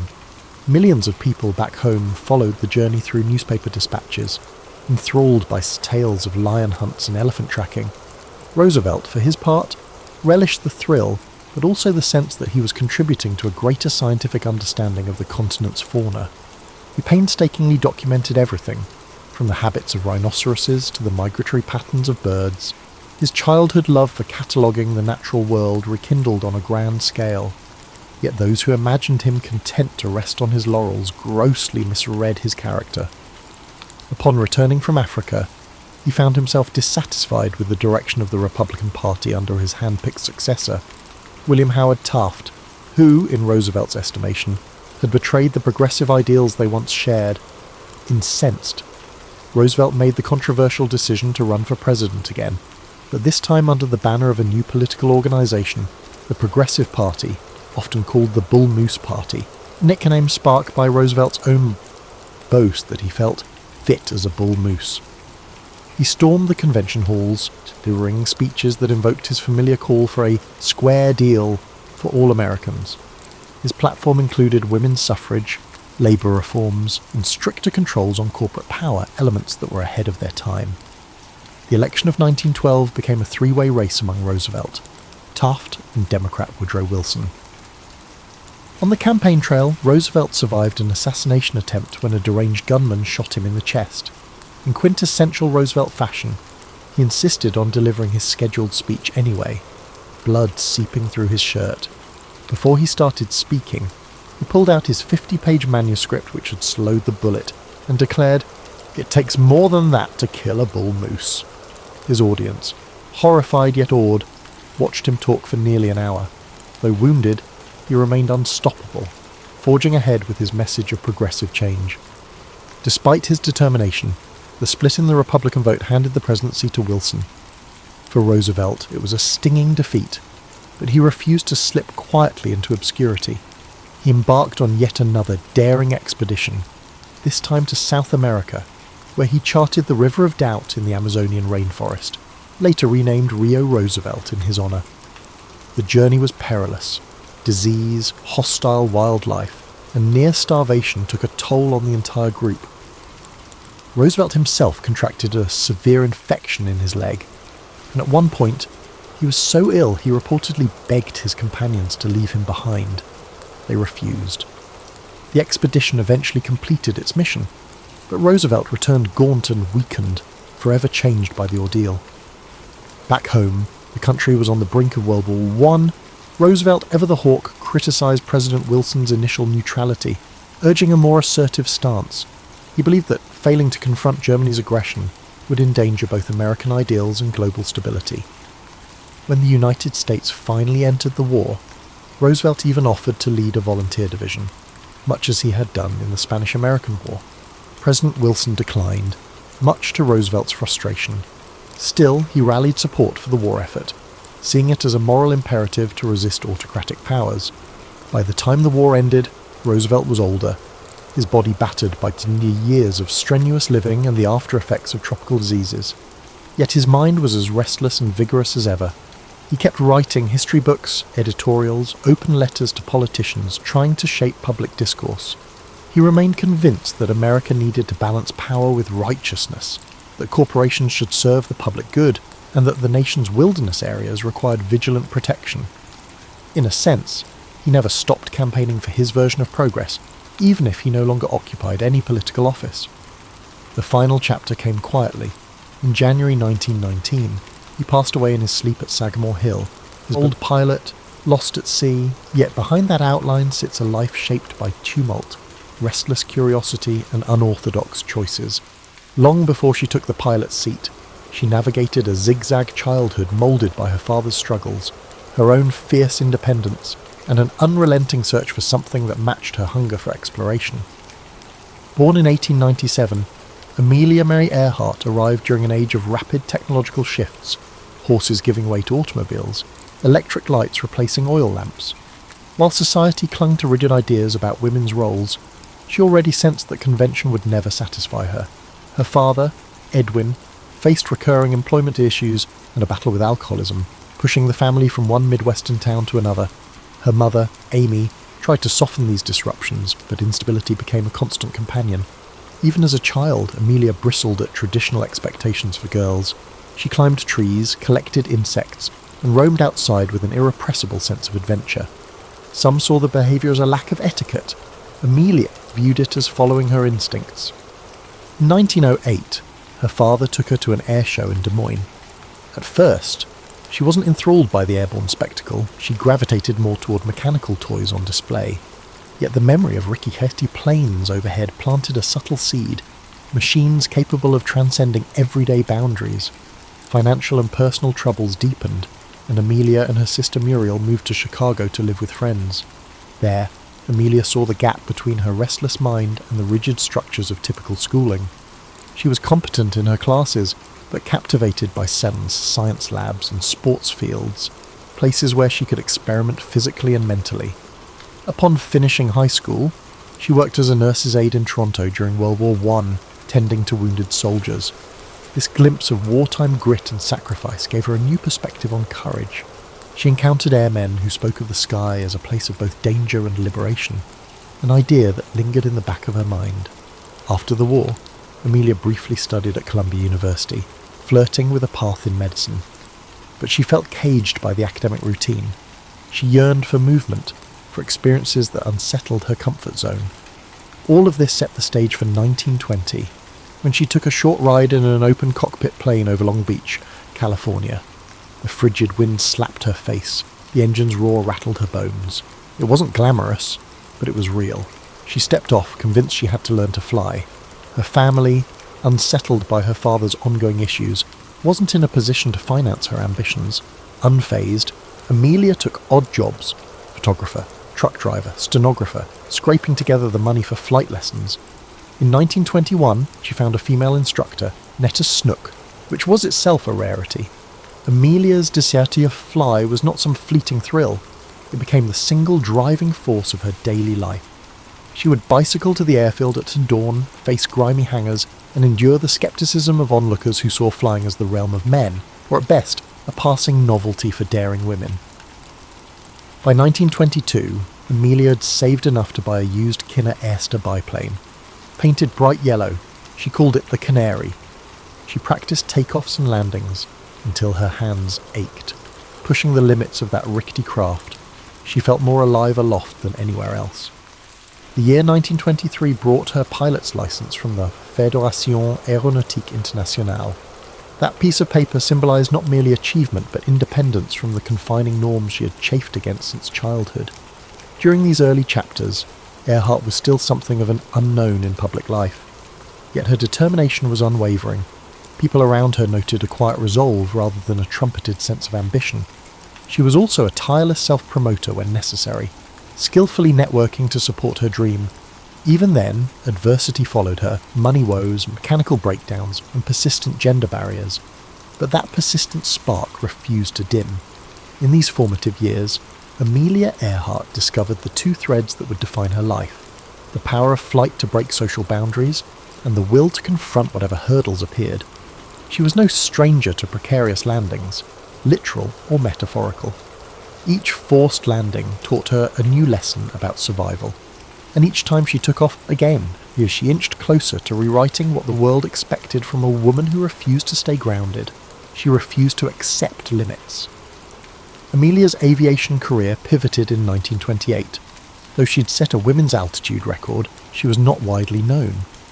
That changed when publisher George Putnam invited her on a transatlantic flight, not as a pilot, but as a passenger to record flight data.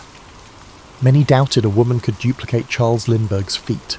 She saw the publicity potential, despite the limited role.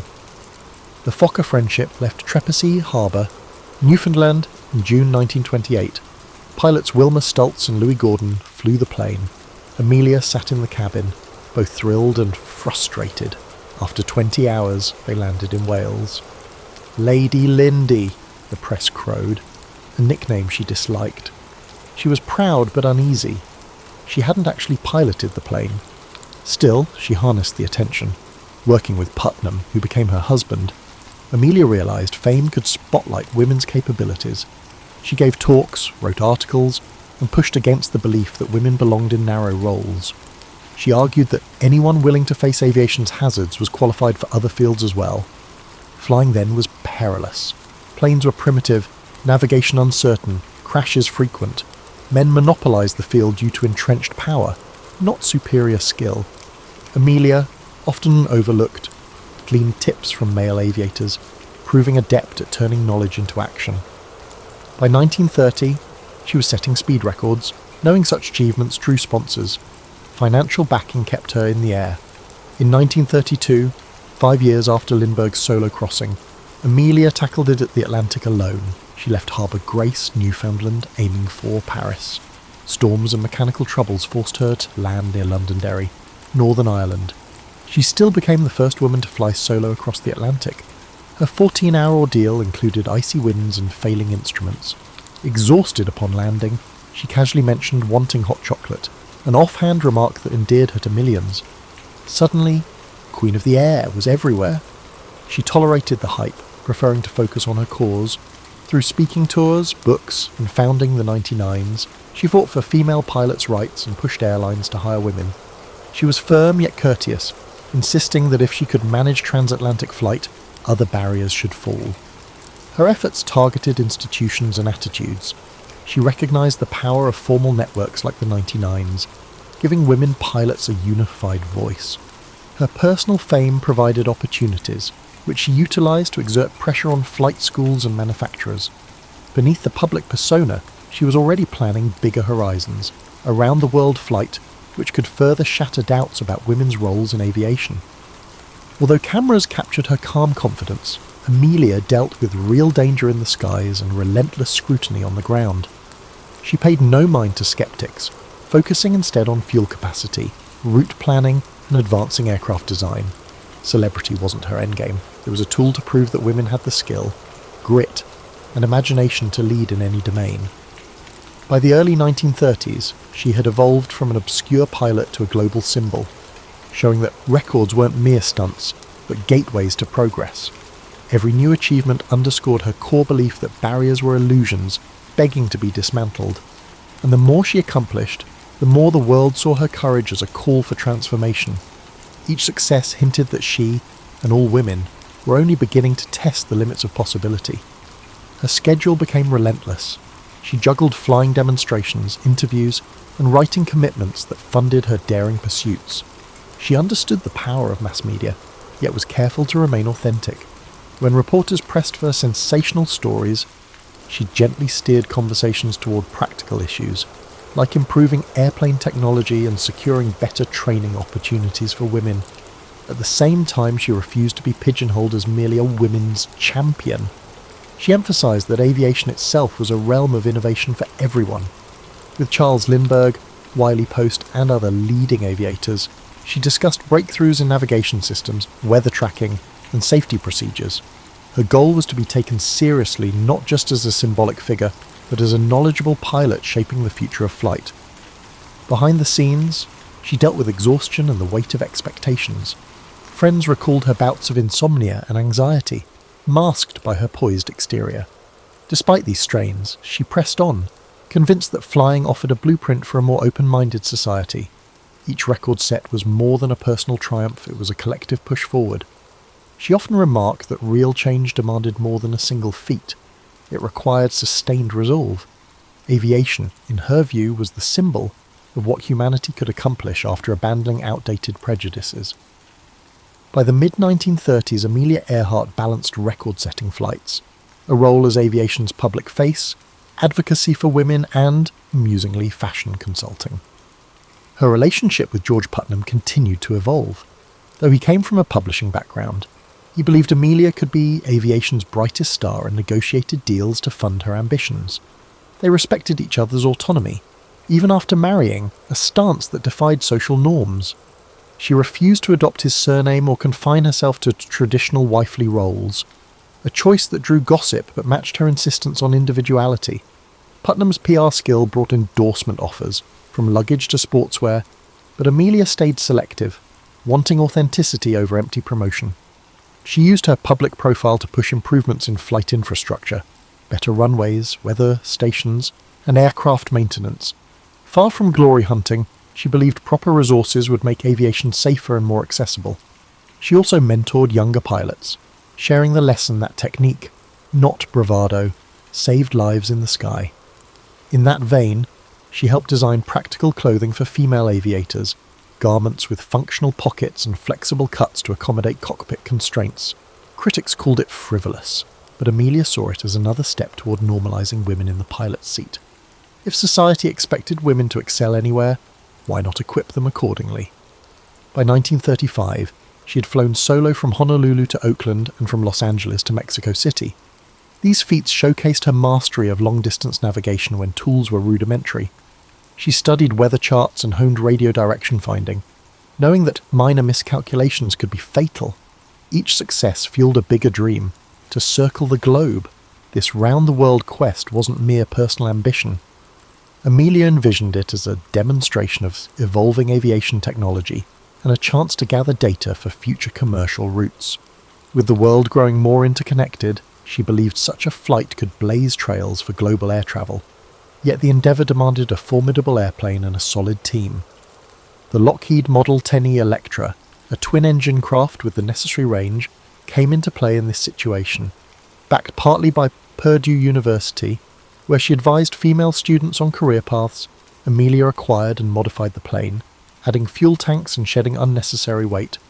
She invited Fred Noonan, an expert navigator familiar with Pacific routes, to join her.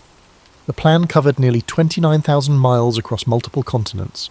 Each stop required intricate coordination, arranging fuel caches in remote airstrips, securing radio frequencies, and ensuring local permissions. The press buzzed incessantly about her route and her gear. Public fascination soared, but Amelia kept her poise, recognizing that no amount of planning could guarantee success against the capriciousness of weather and machinery. Though calm in interviews, she privately weighed the risks. Storms, mechanical failures, human errors, any could derail the flight.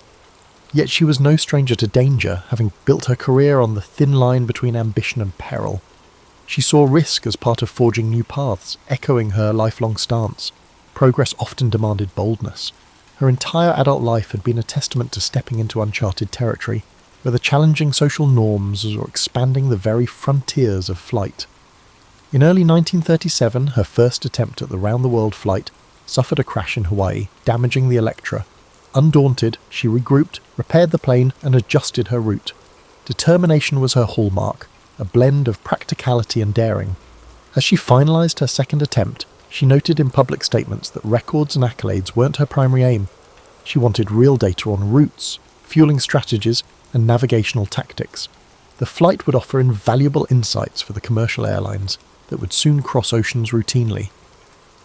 That stance embodied Amelia's broader philosophy. Each high-profile flight was less about personal conquest than about broadening horizons for everyone. She had devoted years to proving that women were fully capable, but she also believed that aviation itself was the wave of the future. In bridging these perspectives, she became an avatar of possibility, a living emblem of how one individual's determination could shift cultural assumptions. And now, poised for her greatest adventure yet, Amelia was ready to test the limits again. A risk-laden gamble that might cement her reputation, or cast it into haunting uncertainty. Her calm outlook belied the sheer complexity of her plans. She understood that failure would breed critics who believed women had no place in extreme aviation. Yet she moved forward, convinced that taking flight for knowledge and progress was worth every risk. In Amelia's view, flying wasn't just her destiny, it was a collective awakening and societal evolution. Amelia Earhart's second round-the-world attempt launched on May 21st, 1937, from Oakland, California. This time, she and Fred Noonan flew eastward, hopping between continents with the Lockheed Electra. The trip started smoothly, moving from Miami through Central and South America, then across the Atlantic into Africa. Each stop brought fresh refueling challenges, mechanical checks, and updated weather data, but Amelia maintained her signature resolve. By June, they had traversed Africa and the Middle East, arriving in India amid monsoon rains. They pressed on to Southeast Asia, landing in locales like Rangoon and Singapore, places few Americans had seen. Amelia's dispatches noted extreme heat, erratic wind currents, and the rigorous demands of accurate navigation. Fred Noonan's precise star fixes ensured they stayed on course, despite unpredictable skies. Eventually, they reached New Guinea with about 7,000 miles to go. The next leg aimed for Howland Island, a tiny speck in the Pacific. The US Coast Guard cutter Itasca would guide them via radio. Finding such a minuscule island required near-perfect navigation and clear weather. On July 2nd, 1937, they departed Lae in the pre-dawn darkness. Loaded with fuel for roughly 20 hours aloft, they transmitted periodic position reports. At first, signals were clear. Then Amelia's messages hinted at difficulty pinpointing Howland. Overcast conditions likely obstructed Noonan's celestial fixes. Radio contact with the Itasca became sporadic. Some messages were garbled, others incomplete. She mentioned low fuel and an inability to spot the island. Their final known transmission: "We are on line 157, 337, running north and south." Then silence. The Itasca initiated a massive search, scouring open ocean for any sign of the Electra. Naval ships joined, searching nearby waters and atolls. No wreckage surfaced. Weeks passed, and official efforts wound down. Public disbelief was immediate. George Putnam financed private searches, clinging to hope that Amelia and Noonan might be stranded or rescued. Rumours swirled: capture by foreign forces, survival under new identities, or mechanical failure leading to a fatal crash. Eventually, prevailing theories pointed to fuel exhaustion and a crash at sea. Howland Island had proved elusive, even to skilled aviators. For admirers worldwide, her disappearance felt unreal. She'd seemed unstoppable, a figure who pushed boundaries without fear. Now the iconic pilot vanished into the Pacific's expanse. Her loss struck a nerve, amplifying the emotional investment many had in her journey. Yet as shock turned to grief, her achievements took on a different hue, no longer just records but testaments to a bold spirit. Films, newsreels, and reprints of her articles kept her story alive. School children learned of her feats, and future women pilots cited her as inspiration. Her final flight overshadowed the rest of her life, but it also cast her as a perennial question mark, fueling endless conjecture. Some insisted she was alive somewhere. Others believed the crash was certain, but uncovered no physical proof. Still others proposed exotic scenarios, each more elaborate than the last. None provided definitive evidence. Ultimately, most accepted that she and Noonan perished at sea, undone by the navigational complications, changing winds, or plain bad luck. Yet Amelia's legacy was strangely enhanced by the mystery. She had championed possibility, and the idea that she might be out there, unfound, kept that possibility alive in people's minds. The line between myth and history blurred. She had become more than a pilot. She was an avatar of human daring. Her story infused with both triumph and tragedy. If anything, the unsolved nature of her final voyage cemented her place in public consciousness. Institutions named in her honour sprang up. Researchers kept pursuing leads on remote islands, pointing to castaway remains or scattered debris, each new fragment reigniting debates. The fascination endured, crossing generations and continents. In the wake of her loss, the aviation community pushed for better safety measures, improved radio technology, and refined navigation techniques. Governments funded more comprehensive maps and placed greater emphasis on weather forecasting. Ironically, Amelia's demise accelerated the very reforms she'd long advocated. If she could have witnessed the progress, she might have nodded quietly, pleased that even in absence. She was moving aviation forward, and so the world mourned, searched, and eventually accepted its heartbreak. Amelia Earhart, whose smiling face had adorned magazines and whose gritty determination broke barriers, was gone, but rather than diminishing her impact, her disappearance etched her into the global consciousness. Hers became a story of possibility cut short, yet also eternal, a reflection of how high humanity can climb and how unforgiving the frontier can be, undeniably. In the immediate aftermath of Amelia Earhart's disappearance, the public learned the scope of the desperate search underway. The Coast Guard cutter Itasca had already been combing the waters around Howland Island, but the US Navy soon mobilised, launching one of the most extensive rescue efforts in peacetime history. Over several weeks, ships and airplanes fanned out across the Central Pacific, scanning for any sign of wreckage or survivors. Military personnel interviewed islanders, contacted passing vessels, and monitored all radio frequencies for stray signals that might lead them to the missing plane. George Putnam, distraught but resolute, organised private expeditions of his own.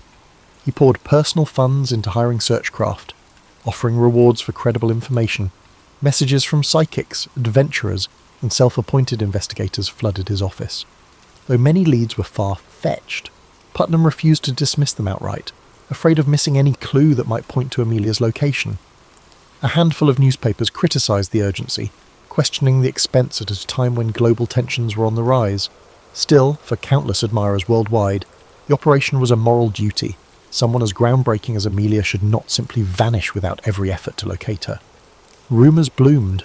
Early on, some claimed she had been spotted in distant ports, fueling speculation of a forced landing followed by rescue under mysterious circumstances. Others pointed to unconfirmed transmissions that briefly crackled over shortwave radios in the days following her disappearance. Could it be Amelia, calling for help? Enthusiasts hung on each scrap of reported signal, though none were convincingly traced to the missing Electra. The mass of conflicting stories stoked a media frenzy, with headlines proclaiming everything from miraculous survival to sinister conspiracies. In official circles, however, evidence began to narrow. Reports from the Itasca indicated that Amelia's last radio messages had grown increasingly urgent. Low on fuel, uncertain of her coordinates, she was racing against time in a vast expanse of ocean. Naval commanders, though moved by her bravery, understood the grim odds. Even if Earhart and Noonan had survived a water landing, floating in the Pacific's punishing heat without an adequate raft or supplies would be a daunting ordeal. Within a month, the military scaled back the large-scale search. Having spent millions of dollars and covered an enormous swath of the Pacific, they found no trace of the Electra. While certain remote atolls and reefs remained unexamined, the probability of finding survivors dwindled by the day. Public statements struck a balance between honouring Amelia's accomplishments and reconciling with the increasingly likely outcome. George Putnam refused to give up. For many months, he funded private efforts to investigate scattered leads. Small vessels sailed to the Forgotten Islands, examining debris that never matched Amelia's plane. Tyre tracks in the sand, bits of metal, and rumours of castaways all turned out to be dead ends or unrelated artefacts. As the search continued, public opinion split between mournful acceptance and stubborn hope. The iconic pilot had carried the aspirations of countless fans who believed she symbolised limitless possibility. Now, they wrestled with her apparent demise. At the same time, her disappearance captured the imagination of those who preferred a more dramatic explanation. Could foreign powers have seized her, suspecting espionage? Could she have orchestrated a disappearance to evade recognition? Each guess, no matter how wild, found at least a small chorus of believers. Meanwhile, tributes poured in from every corner. Schools held ceremonies, newspapers published retrospectives, and radio stations aired stories of her earlier triumphs. Letters expressing admiration flooded the offices of aviation clubs. Numerous individuals highlighted Amelia's contribution to paving the way for women. If she could challenge the skies, they reasoned, then others could challenge entrenched social barriers. Politicians, too, invoked her legacy in calls for expanded roles for women in the workforce, hoping to harness the public's admiration for her accomplishments. By early 1938, the official verdict leaned heavily toward a crash at sea. Within another year, Amelia Earhart would be declared legally dead. George Putnam, exhausted and grieving, continued to write about her life, ensuring her name stayed in the public consciousness. Having travelled alongside her in countless ways, He refused to let a silent ocean claim the last word on her story.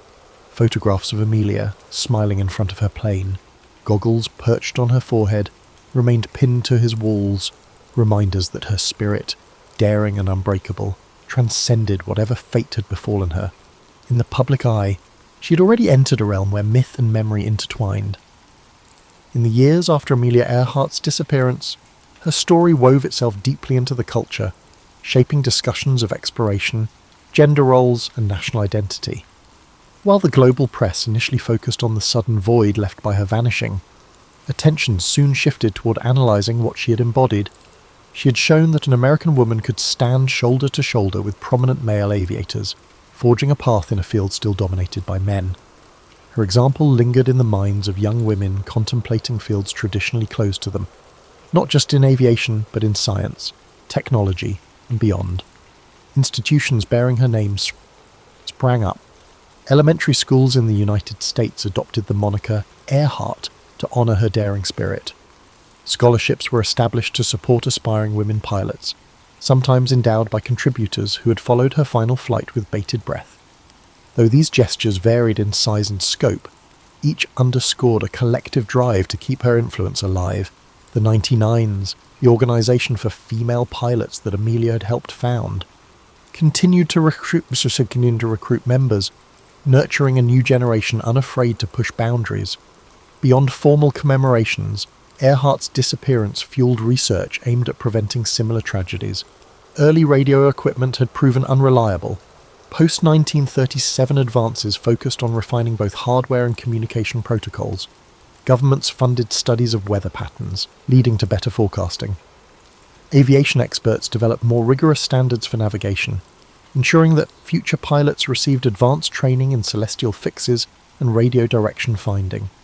Some historians argue that the spotlight on Amelia's disappearance hastened these improvements. Whether intentionally or not, she prompted an acceleration of aeronautical progress. Meanwhile, the theories about her fate refused to fade. Self-styled detectives scoured archival records, analysing ship logs and rumoured sightings.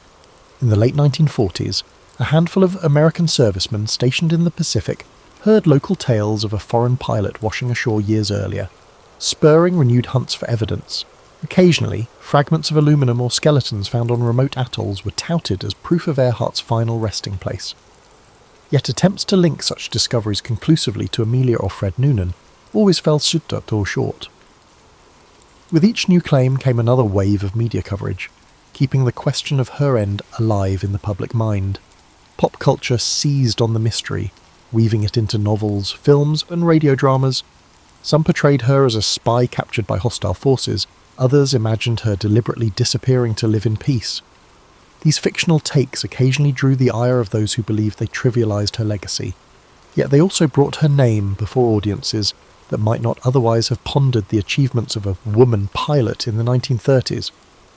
Her image graced magazine covers well into the 1950s, often paired with captions urging readers to remember her pioneering flights rather than fixating solely on the unknown. For women determined to forge their own paths, Amelia's tale carried a particular resonance. During World War II, thousands of women trained as pilots in programs like the Women Air Force Service Pilots, WASP. Although she was no longer around to witness it, her example had laid crucial groundwork. Veterans of those programs cited her as a reason they believed aviation could be for them too. They viewed her last flight as the ultimate expression of her courage, continuing until the sky itself refused her any further.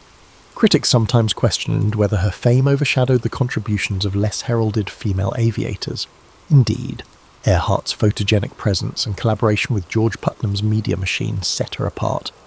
But many recognised that she had used her visibility to champion broader goals. She consistently advocated for other women flyers and used press opportunities to highlight the achievements of colleagues who lacked her public platform. If she stood alone in the spotlight, she also attempted to shine it on everyone else struggling for legitimacy in aviation's ranks. By the mid-20th century, Earhart's name had become shorthand for unbounded aspiration. Newspapers likened daring explorers to modern Amelia Earharts.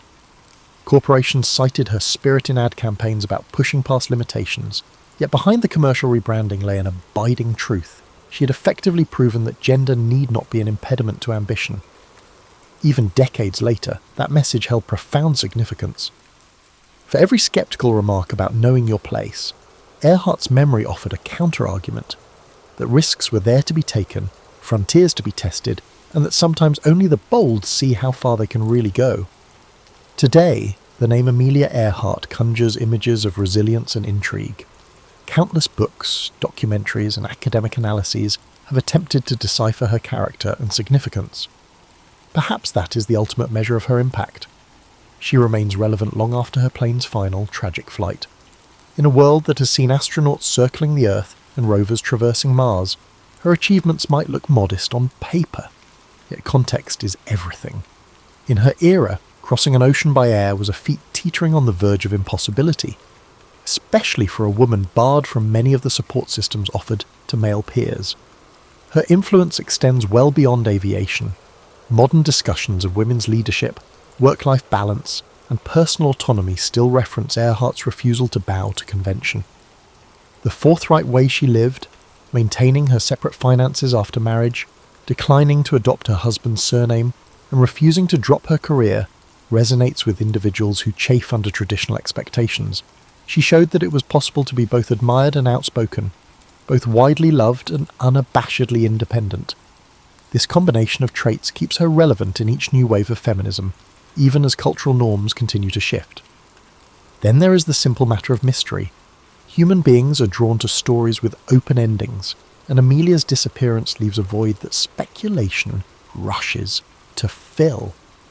Expeditions still venture to distant Pacific islands, sifting through detritus in search of conclusive answers. High-tech scanners, DNA testing, and underwater drones have all been employed in attempts to find the Electra or discover her remains. Each new rumour or photograph sparks interest, however fleeting, in the notion that a solution to the riddle is just around the corner. That quest has persisted for nearly a century, a testament to her lasting hold on people's imaginations. In many ways, the romance of Amelia Earhart's story lies in its human dimension. She was fallible, prone to anxiety and physical exhaustion, yet outwardly composed. She made daring choices while maintaining a certain down-to-earth practicality. Her writings reveal a person keenly aware of mortality, yet unwilling to let fear dictate her trajectory. That balance, of measured caution and determined optimism, gives her legend a credible warmth. She did not seek to become a myth. She sought to become a better pilot and, in doing so, helped recast the boundaries for what women could do. Time has a way of distilling a person's accomplishments until only the major highlights remain. In Earhart's case, those highlights are luminous enough: the first woman to cross the Atlantic by air, a fearless record breaker, a voice championing women's legitimacy in aviation, and the architect of a near-world circling journey that ended all too soon. Yet her true gift to posterity is the blueprint she left for challenging expectations. Every time someone questions the status quo, every time a woman pursues a field that once excluded her, a sliver of Amelia's spirit resonates. Though formal statues and memorials exist, perhaps the most fitting tribute lies in the intangible. Her legacy thrives in the collective consciousness. Crossing borders and cultures, schoolchildren undertake projects on her life, discovering that bravery and curiosity can upend established norms. Non-profit groups continue awarding scholarships in her name, ensuring that girls from modest backgrounds can earn their wings. Engineers, astronauts, and even entrepreneurs cite her as an influence, exemplifying self-reliance and bold vision.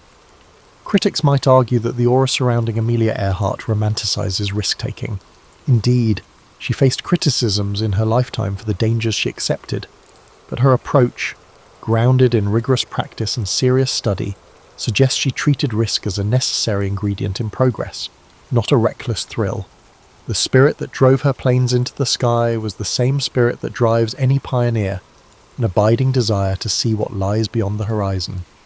As we consider her today, we find that her story is less about flight than about transcending limitations. She didn't merely fly, she challenged the gravitational pull of society's assumptions.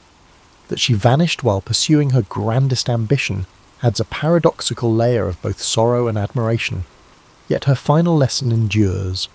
Uncharted territory remains, waiting for those who dare to step off the map. In that sense, she is still aloft, guiding those who look skyward with their dreams of possibility and a steadfast refusal to accept the confines others have drawn. Was born in Frankfurt in 1929, entering a world already trembling beneath financial hardship and political acrimony. From the outset, she displayed a lively temperament, an eagerness to scribble down thoughts on scraps of paper, a tendency to examine curious objects in the house with unguarded fascination, and a readiness to question the grown-ups around her. Yet before she truly got to know the city of her birth, before she could form a bond with the rhythms of German streets, her family decided to leave. A gathering storm which transformed from sporadic political slogans into a monstrous force dictating who deserved to exist freely and who did not, compelled them to leave. Her father, Otto Frank, was a thoughtful man, by turns reserved and quietly determined. He had no taste for radical politics. His mind was anchored to the practical. Otto recognised that Germany was changing. He had once pictured it as a place of vibrant culture, his homeland, a nation that championed arts, literature, and philosophy. But by the time Anne was 4, it had become a place that turned hateful eyes toward Jewish families like his. The Franks uprooted themselves, leaving old neighbours behind and stepping into what they hoped was a kinder environment in Amsterdam. Amsterdam in the early 30s was not entirely tranquil. No place in Europe could claim complete serenity then, but it at least allowed the Franks to breathe without immediate fear. For Anne, it was a wonderland of bicycles clacking over cobblestones, flower stalls lining canals, and people whose different accents floated through the city like a living orchestra.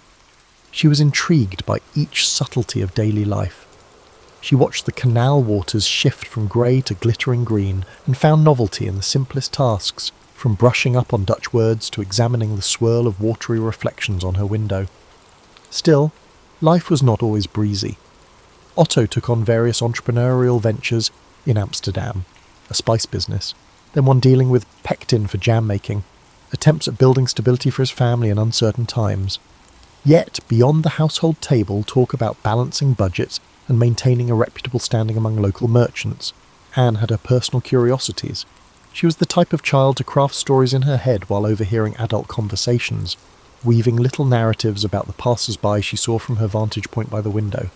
Outside her home, she was known to be friendly but occasionally moody, quick-witted in a way that others sometimes found surprising in someone so young. Certain teachers at her school found her liveliness endearing, others found it distracting, especially when she giggled during lessons or whispered jokes to her classmates during grammar drills. She had a capacity for charm, but she was equally able to slip into lonely daydreams if something, an unkind remark, an abrupt shift in a friend's demeanour, muddied her sense of belonging. By the age of 10, Anne's environment gave her ample room to explore. She visited street markets with her mother, Edith, noticing the layers of life in every merchant's stall. The haggling, the laughter, the day's frustrations. Margot, her older sister by 3 years, was softer spoken and more academically inclined. The contrast between the two sisters became a household joke. Margot with her pristine schoolwork, Anne with her comedic flair and unstoppable chatter. Yet behind that playful tension was genuine affection. When nights were cold, Anne might slip into Margot's bed for warmth, and they would whisper about petty jealousies and fleeting hopes, simple concerns overshadowed by the swirling chaos in Europe. Though the Franks tried to keep talk of politics discreet, Anne absorbed more than she let on. She caught a glimpse of a neighbour reading a Dutch newspaper with bold headlines about persecution in Germany. Her father's whispers with friends, hushed but urgent, hinted that the calm in Amsterdam could fracture at any moment. Even so, Anne pressed on with childlike tenacity. She was growing, she wanted fresh notebooks and new friends. She wanted experiences beyond her parents' experiences, and if the world was threatening to shape her future in frightening ways, she was determined to keep her own sense of curiosity intact. A family friend would sometimes bring over pamphlets from Germany, detailing new anti-Jewish edicts. Otto read them in silence, his brow creased. Still, he managed to maintain a semblance of optimism. Perhaps the Netherlands would stay safe, he reasoned. Perhaps all of this ugliness would remain confined to distant borders. But the dread was difficult to fully conceal. Anne sensed it in the way her mother's voice caught when asked about the future. She felt it in the hush that settled over her father's face when he listened to the radio in the evening, straining to hear news of the next ominous shift in Europe. In the meantime, she grew comfortable in her new city, walking canals with that open-hearted stare reserved for the young. The promise of tomorrow still excited her. The possibility of a new friend, a new game, or a new rumour swirling at school. She was, after all, still just a child, not entirely conscious of the forces that were about to tighten their grip on her life. The curtains were only just beginning to draw shut on a chapter she had barely started writing. During the late 1930s, Amsterdam's charm still glowed, though a sense of caution dimmed the edges of daily life for Jewish families. Anne learned the city through her own lens, a mixture of innocence and growing awareness. She observed the chattering customers in small cafes, the varied dialects of dock workers, and the clatter of trams. She found it all mesmerising.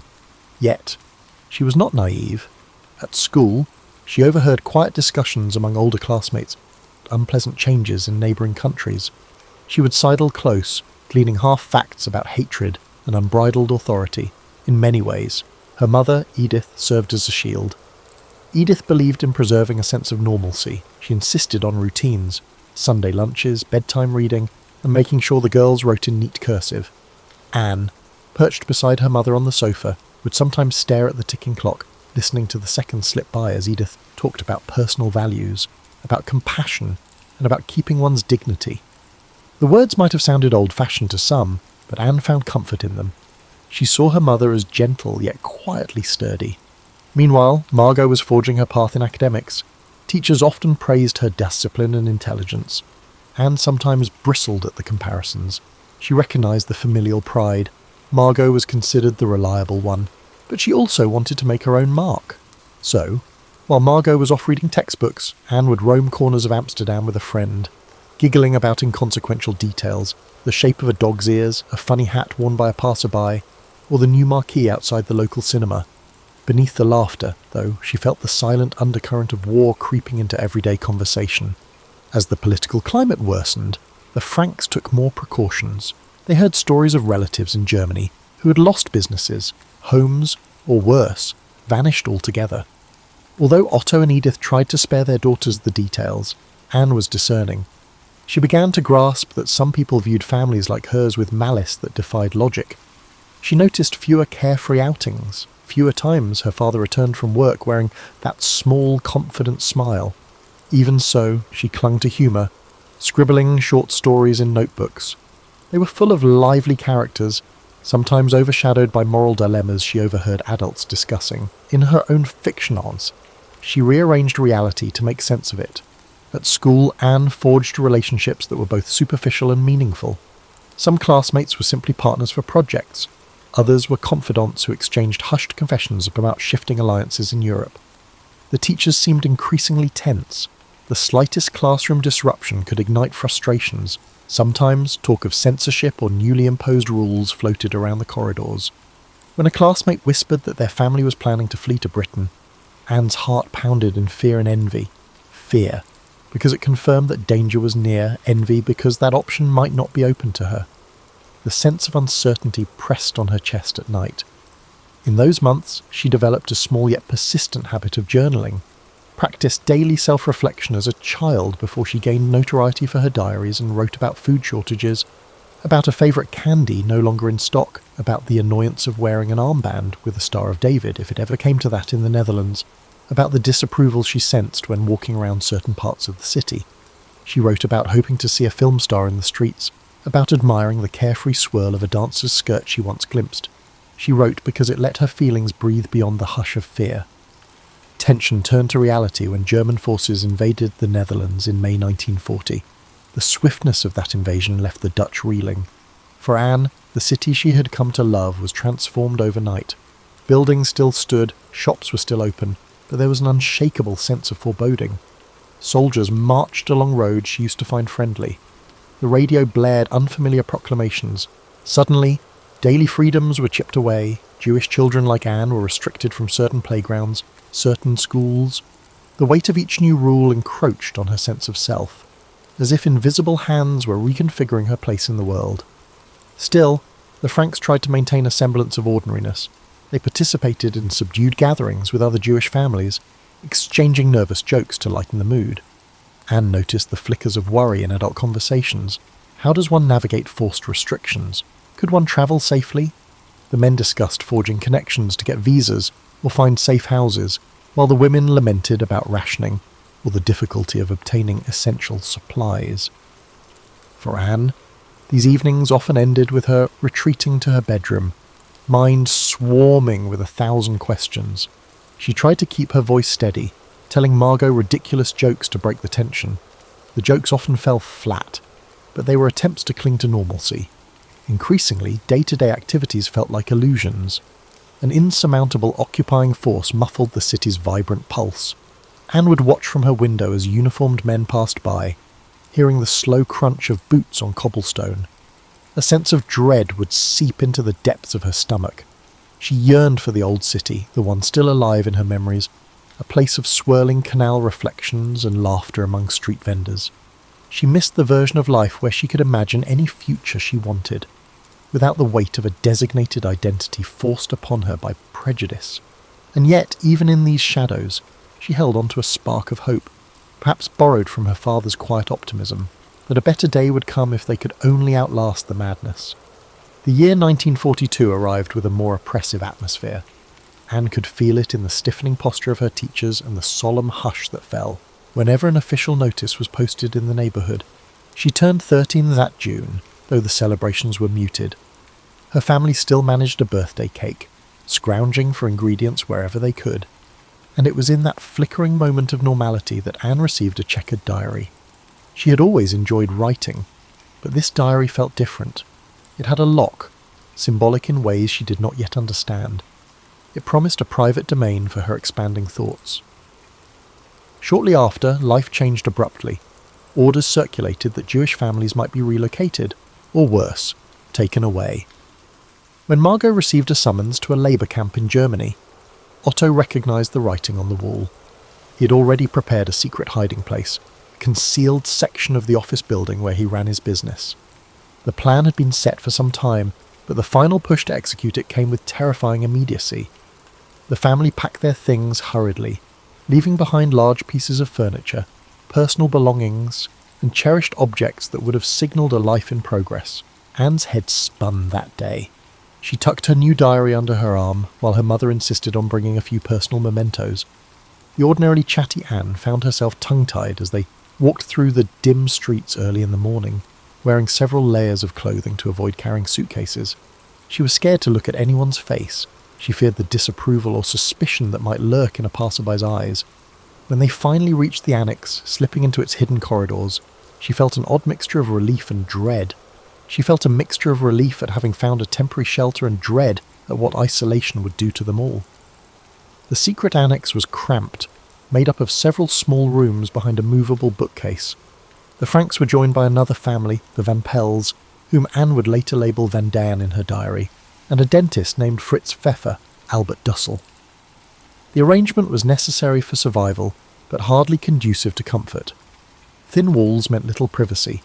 Often, someone would be in the makeshift kitchen at odd hours, rustling through meagre supplies.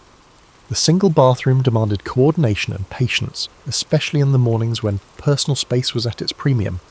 At 13, Anne chafed under these conditions.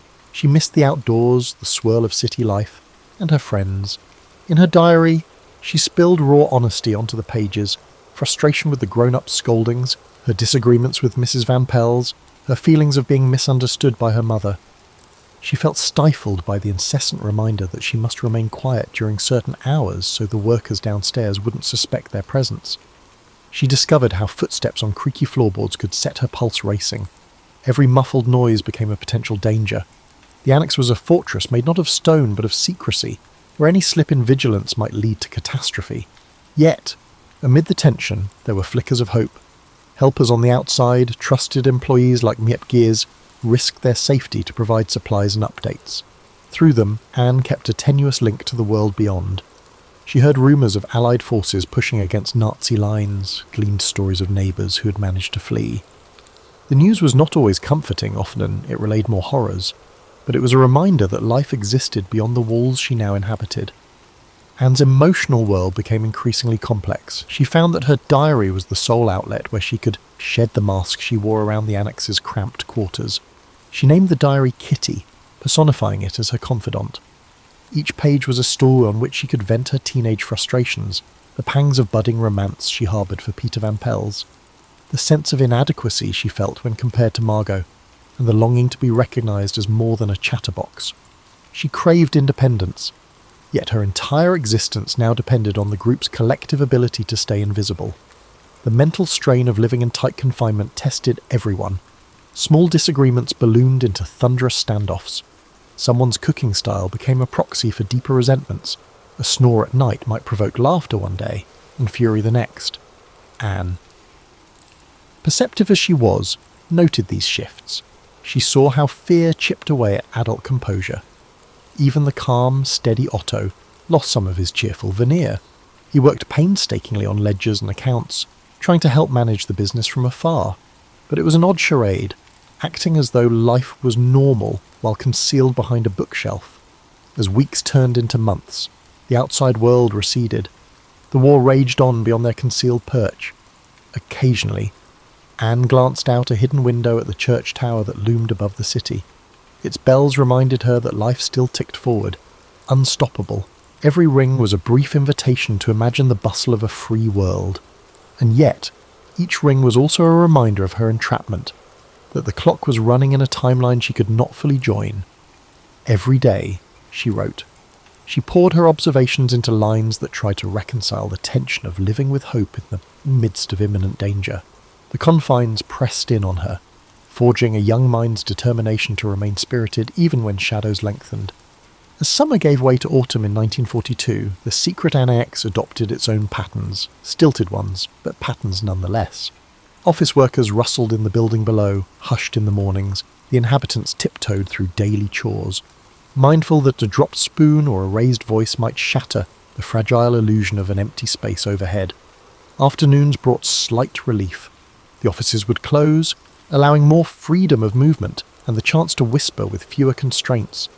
Anne's self-awareness deepened in this seclusion. She dissected every glance, every offhand remark exchanged among the annex residents. She noticed subtle changes in her mother's eyes, sadness marinated with resignation. She saw new lines etched across Otto's forehead, reflecting the weight of shepherding them all through this ordeal.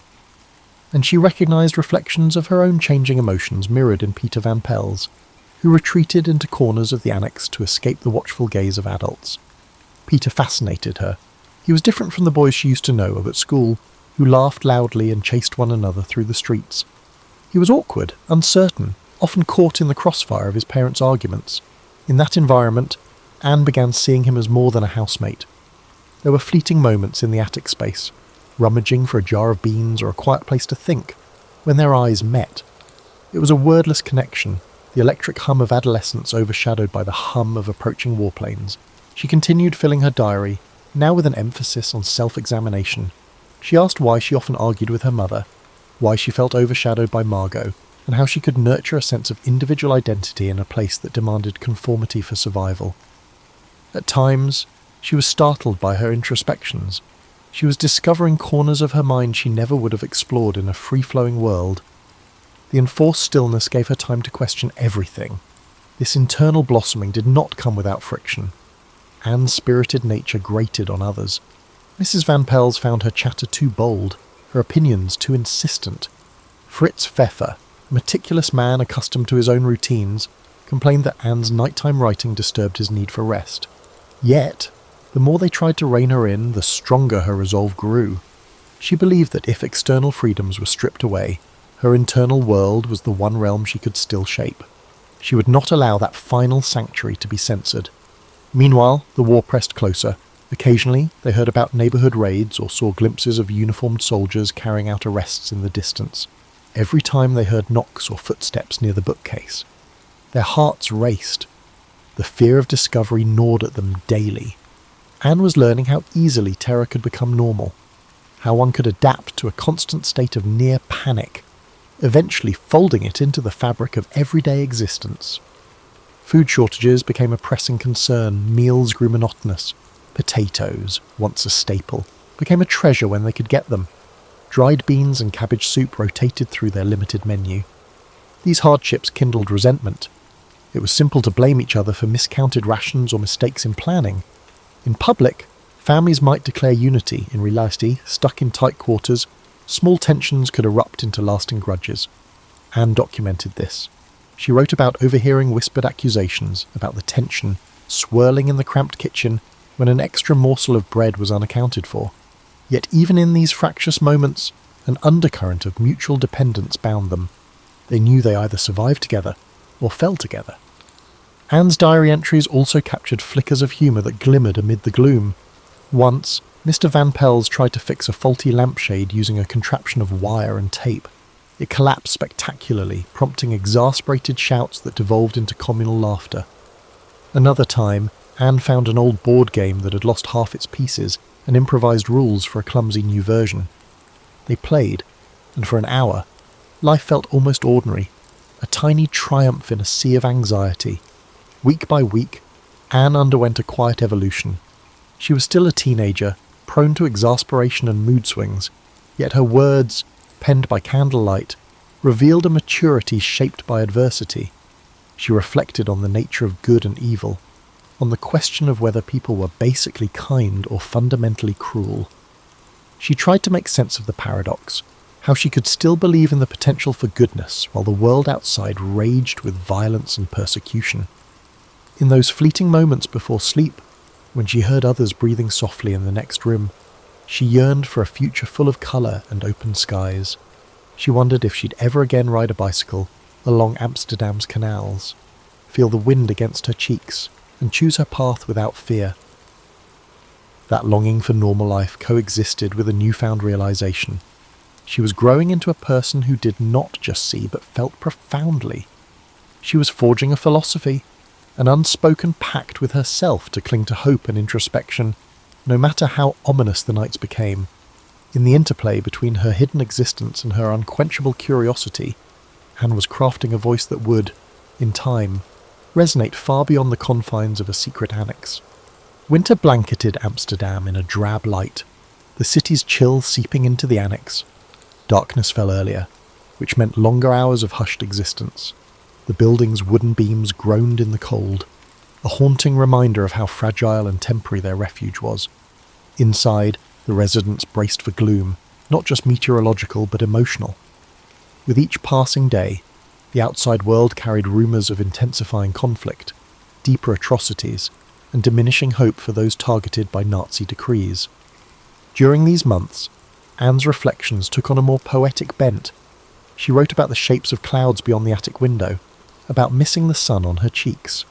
Whenever she managed a glimpse outside, a pang of loss coursed through her. She grieved not just for the restrictions placed on her life, but for the uncountable stories unfolding in the city below. Stories of neighbours, acquaintances, entire families being torn from their homes. She yearned to capture that heartbreak in words, as if writing could stitch together the frayed edges of collective suffering. Inside the annex, relationships continued to evolve.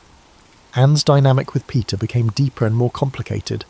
In half-lit corners, they spoke in halting whispers, sometimes about trivial things, childhood pranks or favourite foods, but increasingly about the future.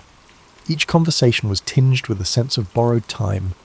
They didn't declare romance in any grand way. In fact, their connection felt more like a quest for solace. Two adolescents drawing warmth from each other's company, while surrounded by a menacing void. However, it was impossible to suppress teenage impulses. Occasional jealousy flared. Anne sometimes felt overshadowed by Margot's studious composure. Meanwhile, Peter felt claustrophobic under the constant watch of his parents. The push-pull of adolescence, typically played out in schoolyards and social gatherings, was compressed into this hidden space. A single harsh word could unravel hours of unspoken camaraderie.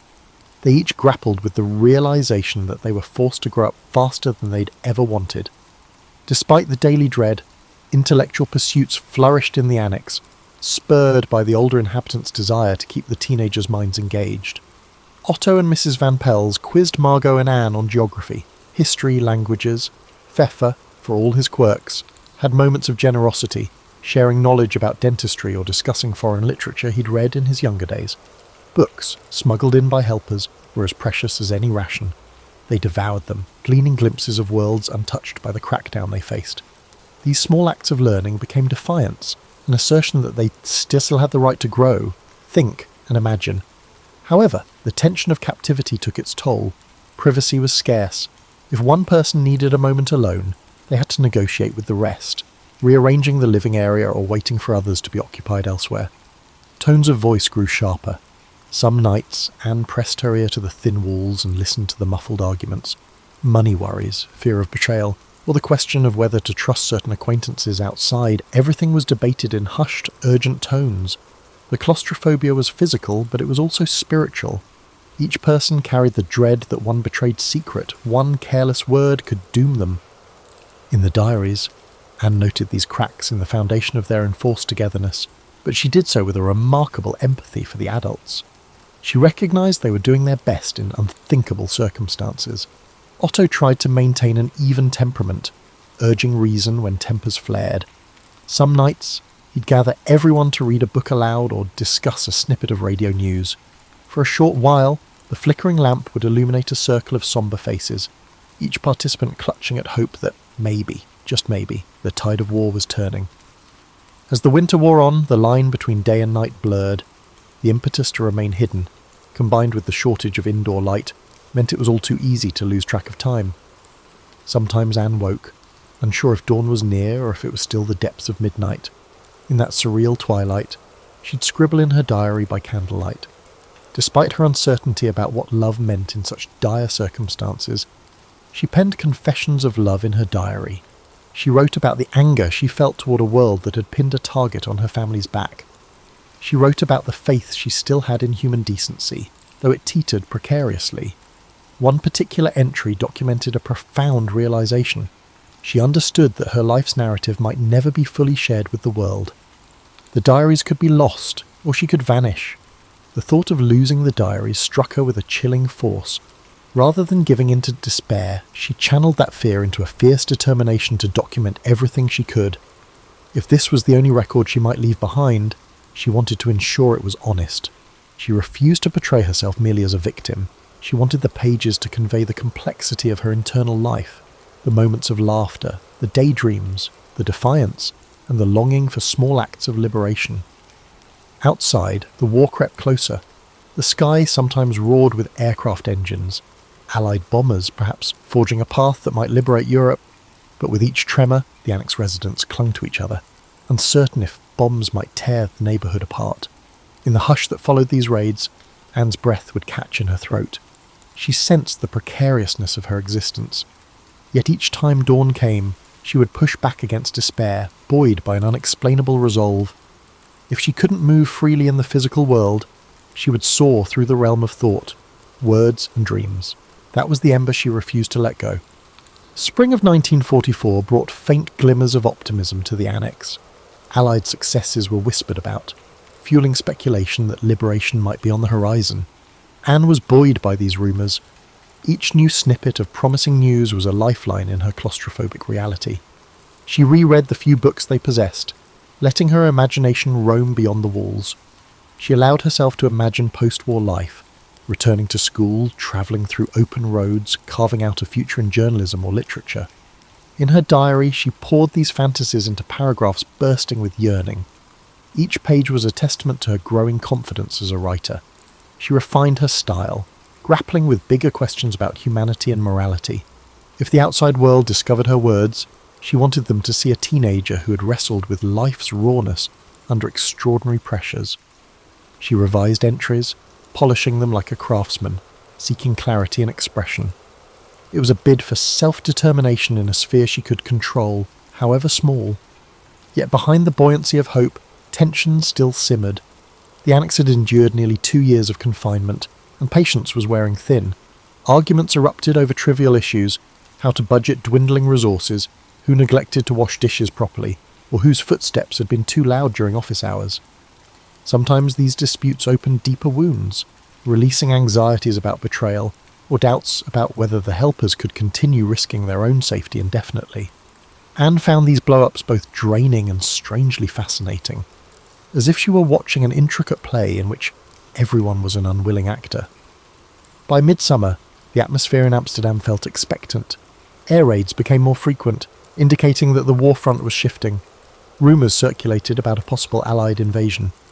Anne's heart soared each time she heard the drones of planes overhead. It meant the Nazis might soon lose their grip on the Netherlands. She pictured soldiers marching in to free them, imagined stepping out of the annex and blinking in the bright sunlight of an Amsterdam street. The daydream was so vivid she could almost taste it. Then, one August afternoon, the unthinkable happened. In a flurry of panic, their hideout was discovered. The exact circumstances remain debated.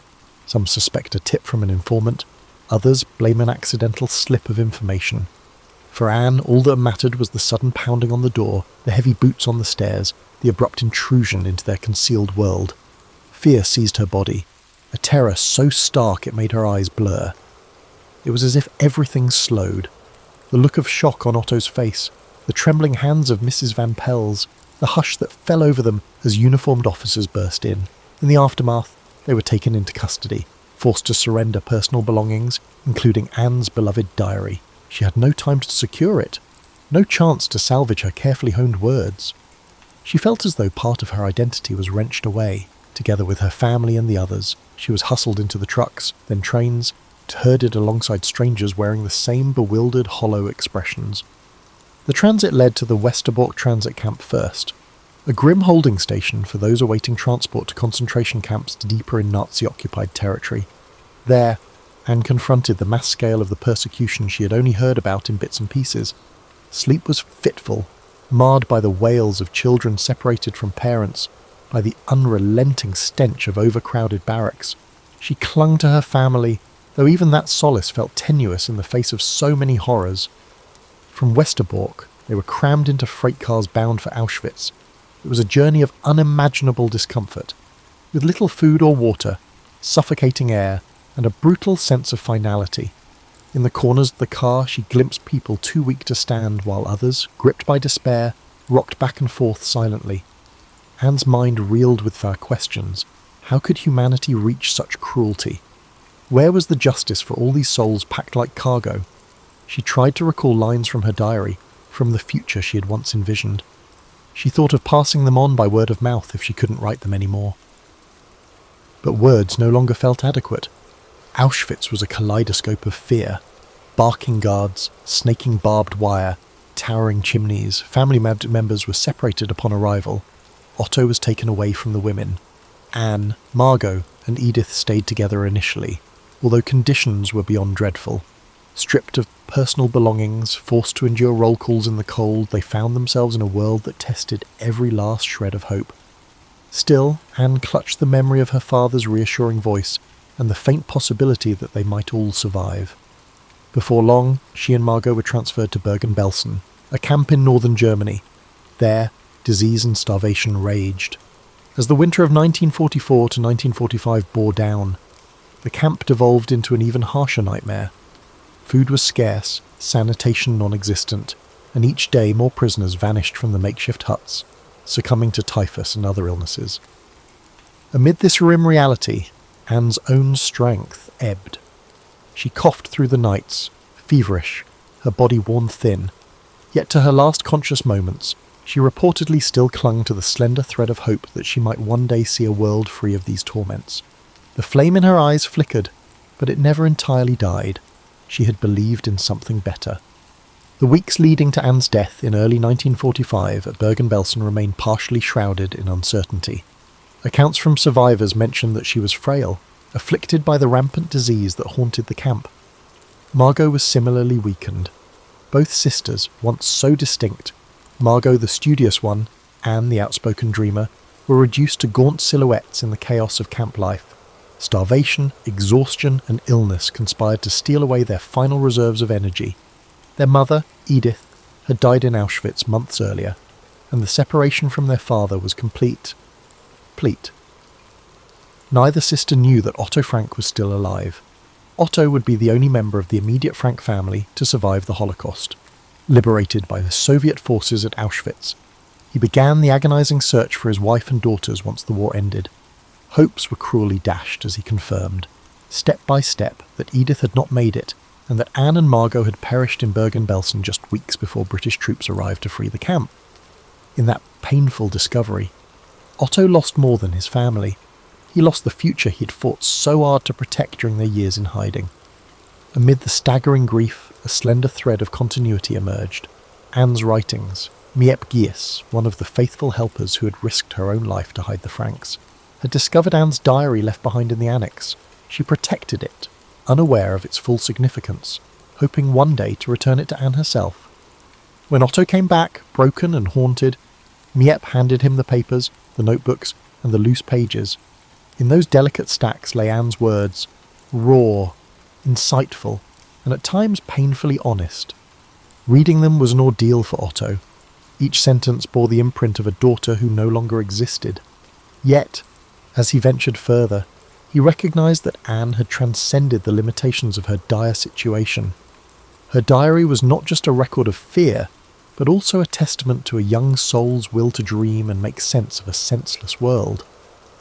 Otto saw that this wasn't a private chronicle of self-pity. Instead, it was a clarion call from a teenage girl who kept her mind vibrant under unimaginable constraints. She had turned introspection into a shield, and her pen had become a voice that soared beyond the annex walls. Gradually, Otto decided to share Anne's writings with a wider audience.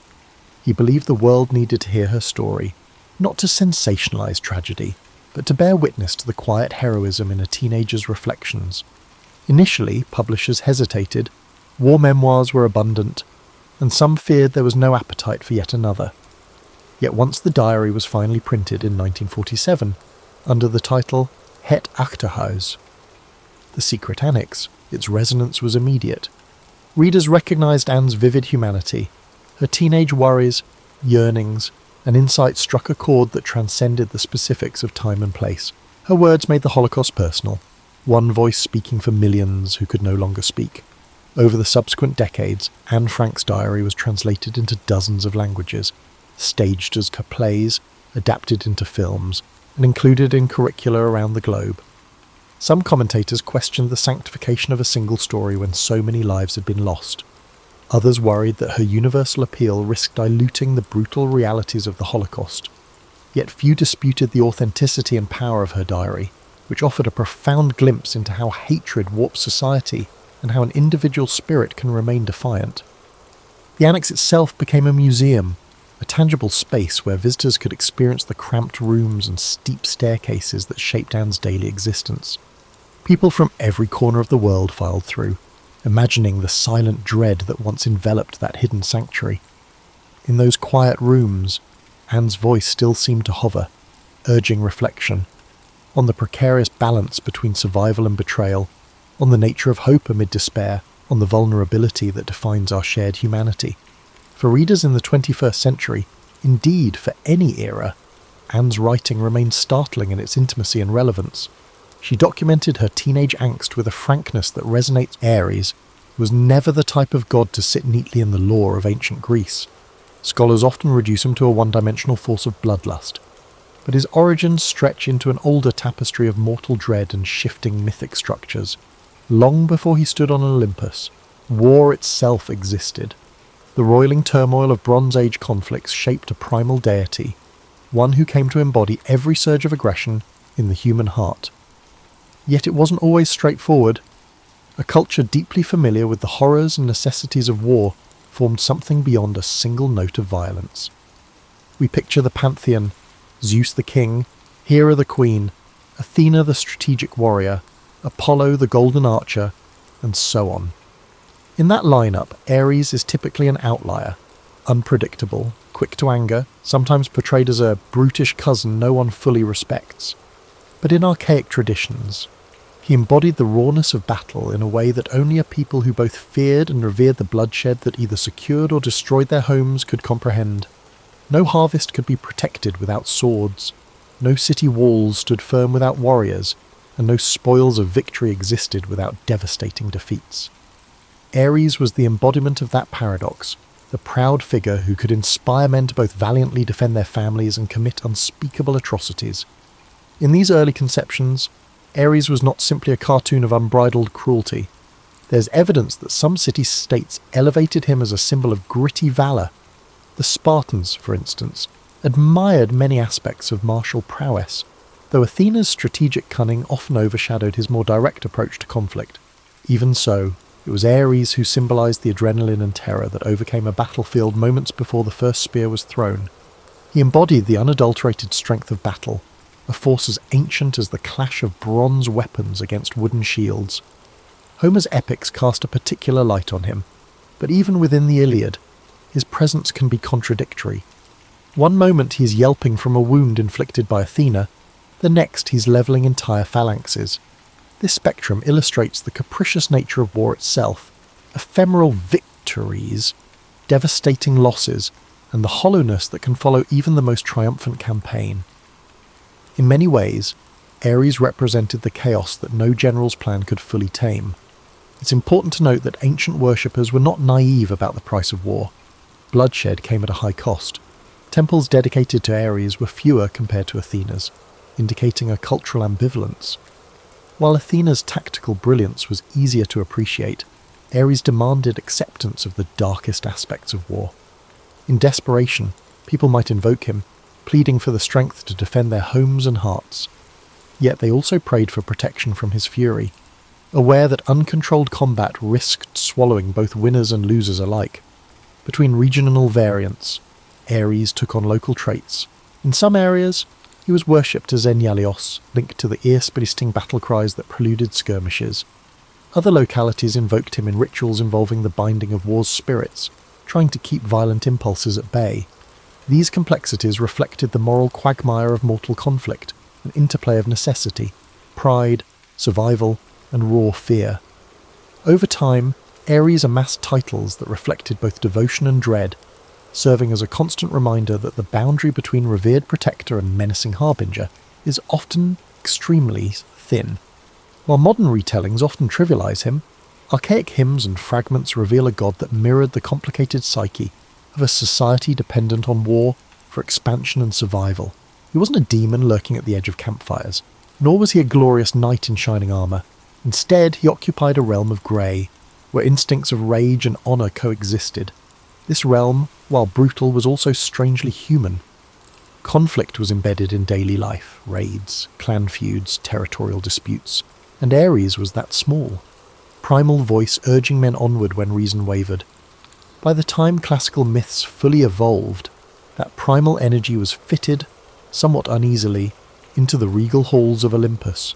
Surrounded by cunning gods and goddesses who valued wit, he became something of a misfit, the most mortal-like deity in his raw passions. In adopting him, the Greeks enshrined war within their divine family. They recognized that violence, while abhorrent, was also integral to how their worlds spun. Ares stood there as a living testament to the fact that civilization is built on the bones of the conquered. Those earliest conceptions set a tone that would reverberate through every subsequent portrayal. Ares, the unstoppable engine of conflict, simultaneously revered, feared, and occasionally pitied for a destiny bound to endless strife. If Ares embodied the screaming crescendo of conflict, then one might wonder how he behaved among gods celebrated for wily intelligence, justice, or cultural refinement. The image of the Greek pantheon at council, Zeus presiding, Apollo offering measured insight, Athena speaking with calculated reason, clashes with the idea of Ares pacing impatiently, eager for action. Indeed, many myths depict him as too headstrong for delicate planning, too impatient to grasp the subtle arts of negotiation. Yet this portrayal, while not wholly inaccurate, might obscure deeper textures to his mythic personality. Consider his kinship dynamics. He was the son of Zeus and Hera, both formidable in their own right. That heritage alone should grant him respect, yet the myths consistently show an heir as overshadowed, especially by Athena. Where she used logic to conquer, he used sheer force. Where she favoured cunning, he favoured brute strength. It wasn't just a clash of personalities, it reflected the Greeks' internal tension between strategy and aggression. Athena's popularity soared because her mode of warfare aligned with a sense of honourable wisdom. Ares, however, reminded the Greeks of war's uglier truths that still demanded acknowledgement. At times, these sibling confrontations bordered on comic. Homer describes Ares bellowing in pain when struck by Athena's spear, his pride wounded as much as his flesh. Yet beneath the humour lay a sobering reality. No matter how often cunning triumphs, there remains a force that neither wit nor reason can fully placate.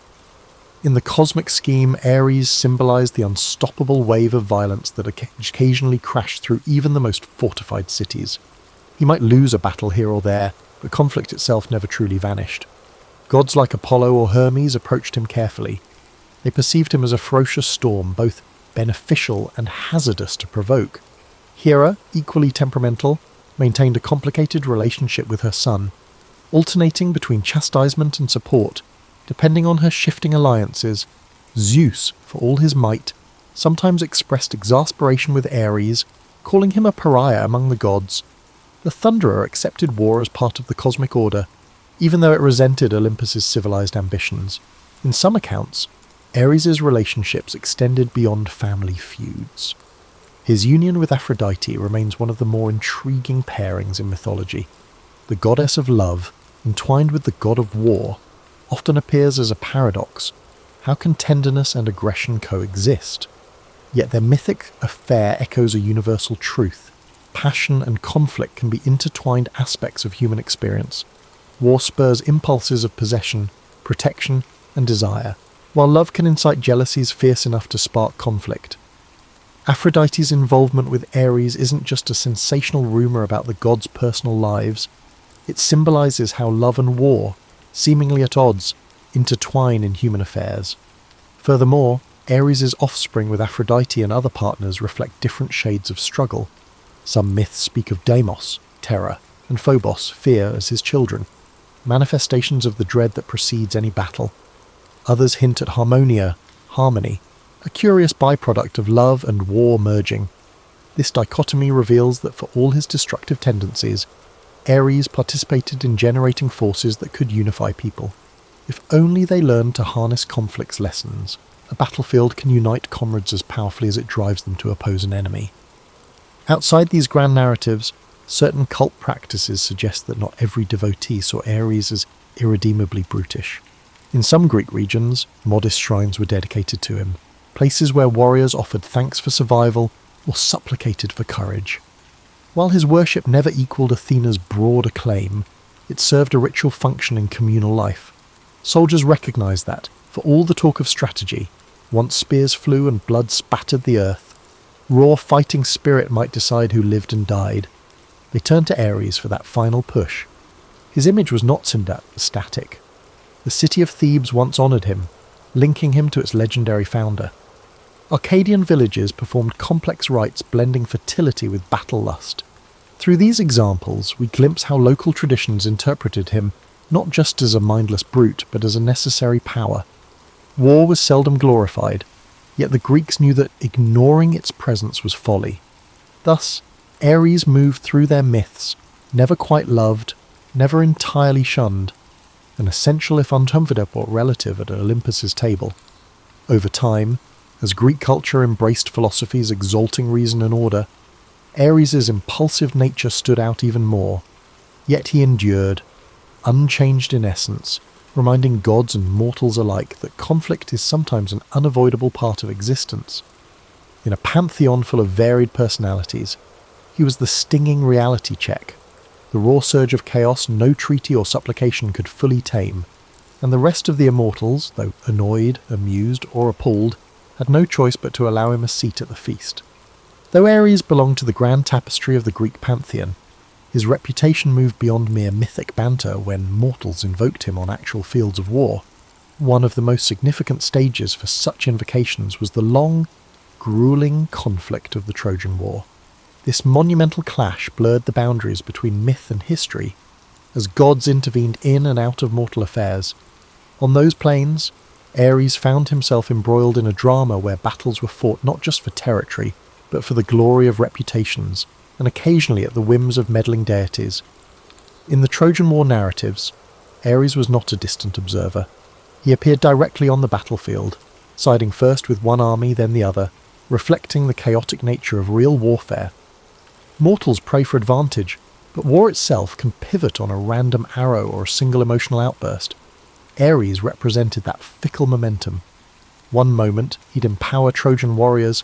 The next, he'd be seen clashing fiercely against them if the cosmic tides shifted. Homer's Iliad underscores how terrifying it was for mortals to witness Ares in his full war god fury. Armies might have boasted skilled generals and heroic champions, but none could remain truly fearless before a literal incarnation of bloodshed. Whenever he charged onto the field, the ground seemed to tremble. This gesture was more than poetic flourish. It symbolised how the mere prospect of unstoppable violence could unnerve even seasoned veterans. Yet, Ares was not invincible. The Iliad records moments where Athena tricked or outmanoeuvred him. She caused him to take a spear to the side, leading him to howl in pain and retreat to Olympus for healing. Such scenes reveal an essential dichotomy. War can be overwhelming, but cunning can wound brute force. In that sense, Ares embodied war's brutality, while Athena stood for strategy's triumph. The Trojan War's shifting alliances laid bare the uneasy truth that raw power alone doesn't guarantee victory. The war also highlighted that Ares was not universally beloved. Even his father, Zeus, scolded him for reckless meddling. Trojans and Achaeans alike found themselves cautious about calling on him. Indeed, his influence could be significant, yet his participation carried a cost. Unbridled violence has no favourites. It consumes everything in its path. In focusing on the Trojan War, we see that Ares' presence on the battlefield, while potent, came with a sense of looming catastrophe. Some Trojan War side stories cast Ares in more personal conflicts. Legend says that he intervened when one of his mortal sons joined the fray, or that he shed tears of rage when certain Trojan champions fell. These smaller tales highlight a surprising capacity for paternal grief, though overshadowed by his broader persona of carnage. They remind us that he was not an indifferent cosmic machine, but a god shaped by relationships, pride, and the complexities that come from seeing mortals engage in the art of killing, an art he himself personified. Conversely, certain Greek heroes believed that if they fought valiantly enough, Ares would grant them a special ferocity. A handful of them, hopped up on the adrenaline of battle, claimed to feel him surging in their veins. Yet in the Iliad's bigger picture, such touches were fleeting, overshadowed by the stories of how Athena guided heroes to more lasting triumph. In these tales, Ares remained a paradoxical force, both unstoppable and vulnerable to setbacks when faced with cunning or divine retribution. Outside the epic's main narrative, later poets added layers, some praising Ares for upholding an aspect of heroic masculinity, while others condemned him as the root of humanity's darkest impulses. The Trojan War amplified both those perspectives. On one hand, it needed his presence to stir armies and keep the frenzy alive. On the other, it was a testament to war's destructive nature, leaving a trail of burned cities, grieving widows and shattered dynasties. In short, the Trojan War stories brought Ares down from the distant halls of Olympus and thrust him into the grit of mortal existence. His involvement illustrated the raw power that can't be fully contained or directed, the impetus behind every destructive charge. As watchers and participants, ancient audiences saw that war was not just a concept but a living presence. Ares' actions offered a cautionary tale. Tapping into unbridled aggression can be a quick path to fleeting victories and catastrophic loss. Even among gods, war remains an unpredictable companion, and nowhere was that more apparent than on the bloody fields of Troy. Outside the epic swirl of Trojan battlefields, Ares' narrative also intersects with tales of passion, fatherhood, and the everyday churn of mortal life. His most famous love affair with Aphrodite, goddess of love and beauty, exemplifies how war can become entwined with desire. However, it was more than just a tale of romance between diametrically opposed forces. The childlike notion that love and war are opposites misses how deeply they interact. Ares and Aphrodite's bond revealed how conflict and attraction both simmer under mortal consciousness, driving individuals toward acts of devotion or destruction. Their liaison birthed multiple offspring, each embodying a particular face of war's emotional heft. Deimos, terror, and Phobos, fear, are the most famous, personifying the dread that grips soldiers before a charge. However, less renowned figures also emerged from Ares' line, Eros, in some versions, and Harmonia, indicating that out of conflict could come forms of unity or even love, albeit rarely. The ancient poets debated these genealogies, but they consistently underscored a central idea. The energies fueling war are not wholly divorced from those that spark affection or loyalty. Despite that, Ares was seldom depicted as a doting father. Epic conflicts and divine feuds overshadowed his paternal role. Some small myths, however, suggest moments of personal attachment. One tells of him avenging the death of a daughter by slaying her murderer. Another recounts him raging against a rival who dared insult his lineage. In these glimpses, we see that war's fury might also be a twisted expression of care, a readiness to destroy anyone threatening those under one's protection. In mortal eyes, such stories played out in real life. Soldiers, spurred by love for family, might descend into savage violence to defend them. Ares' fatherly instincts mirrored that fundamental human contradiction. People kill to protect what they cherish. As savage as that seems, it's an undeniable element of human conflict across centuries. In raising his spear for those he loved, Ares exposed a strain of loyalty overshadowed by more sensational accounts of his ferocity. Meanwhile, everyday worship of Ares remained measured. Very few large temples honoured him, but smaller cultic practices sprang up in city-estates contending with frequent warfare. Soldiers might sacrifice animals or lay symbolic weapons on makeshift altars, hoping to appease a god who could lend them ferocity or spare them from it. While Athens and Sparta revered Athena's strategic mind, individual warriors sometimes felt a more visceral connection to Ares' raw impetus. He believed that war drums and conflict chants were sacred, inspiring a trance-like fervour in combatants. Some historians argue that these rituals were psychologically vital, building unity before battle. In Greek culture, rousing songs and rhythmic marches might have invoked the presence of Ares, galvanizing hearts against fear. This communal invocation was less about praising wanton destruction and more about anchoring courage in a face-off where hesitation could spell defeat. Beyond these rites, travellers' tales claimed that some remote villages honoured Ares with festivals combining martial contests with solemn remembrance of the dead. Rather than glorifying conquest, they recognised the dual face of war, victory and devastation. One tradition described men wearing battered helmets as they recited the names of lost warriors, a ritual to keep war's toll visible. Ares, as the core deity of combat, stood in the midst of these ceremonies, a reminder that behind each triumph lay the heartbreak of mourning families. Mythic genealogies also link Ares to fearsome beasts, a reflection of how war unleashes primal instincts.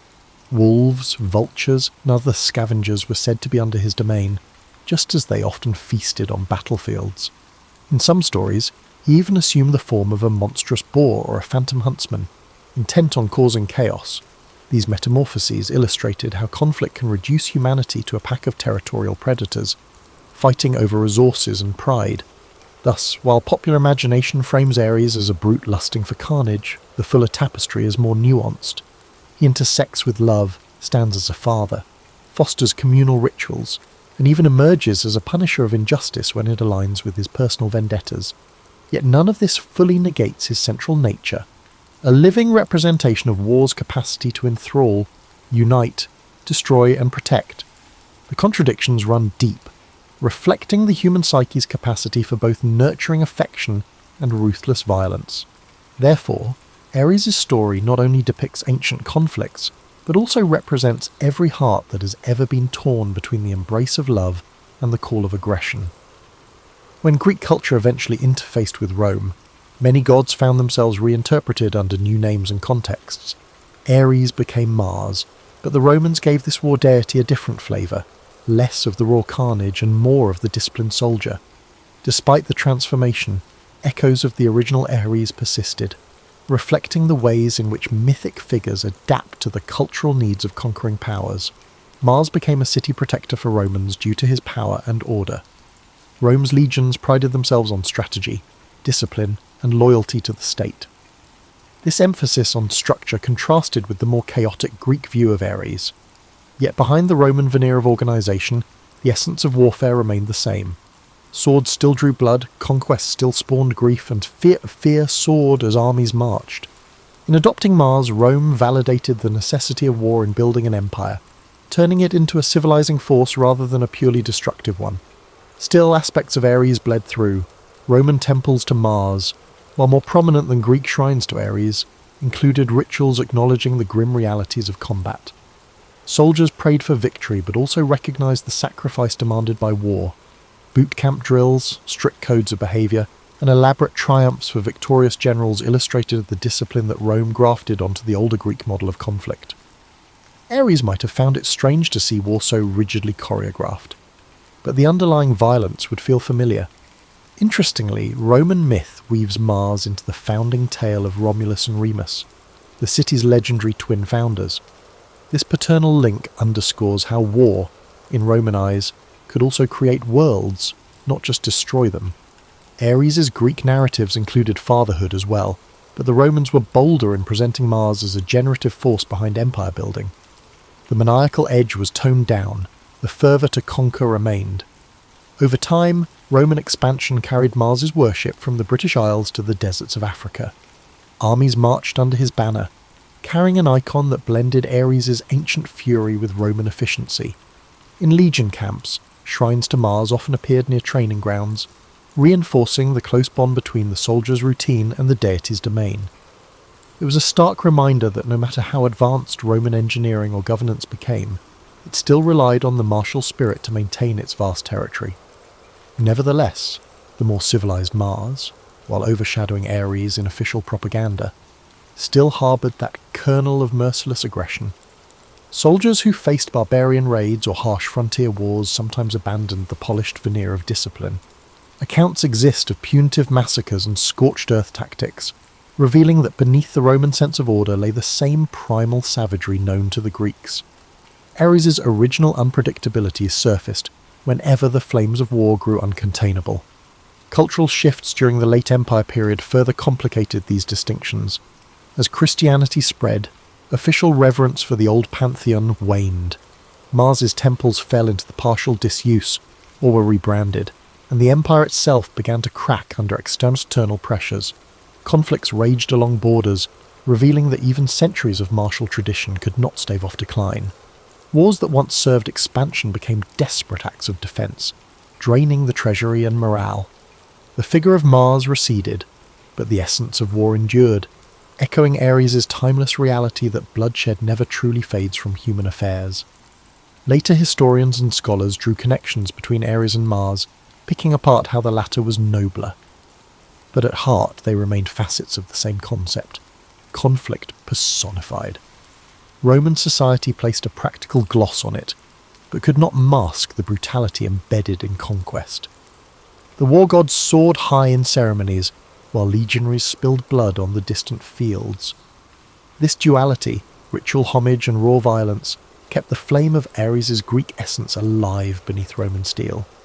In modern scholarship, some paint Mars as a sanitized reflection of Ares, while others insist that the difference is cosmetic. Both deities represent a fundamental recognition that order and chaos collide whenever armies meet. Both speak to humankind's ongoing entanglement with aggression, pride, and territorial ambition. The shift from Greek to Roman worship might highlight style over substance, but war's nature endures. Ares, in whichever name or uniform, remains a haunting reminder that power and discipline cannot fully tame the beast within the battlefield's heart. Long after the Roman Empire fractured, the figure of Ares lingered in cultural memory, carried through medieval scribes and eventually Renaissance humanists who rediscovered classical texts. In each retelling, Ares transformed yet again, sometimes demonized by Christian writers who equated him with the sins of violence and wrath, other times romanticized by revivalists seeking to channel ancient virtues. Throughout these shifts, Ares remained a cipher for humanity's conflicted relationship with war. During the medieval period, chivalric ideals placed a veneer of nobility over combat. Knights fought for honour, weaving in Christian piety. In that environment, Ares found little direct worship, but the ethos of battle still carried echoes of his domain. When crusaders marched, the fervour that gripped them had parallels to his ancient mania, albeit cloaked in religious justification. Chronicles might not mention Ares by name, yet the spirit of relentless aggression was alive in siege engines and cavalry charges.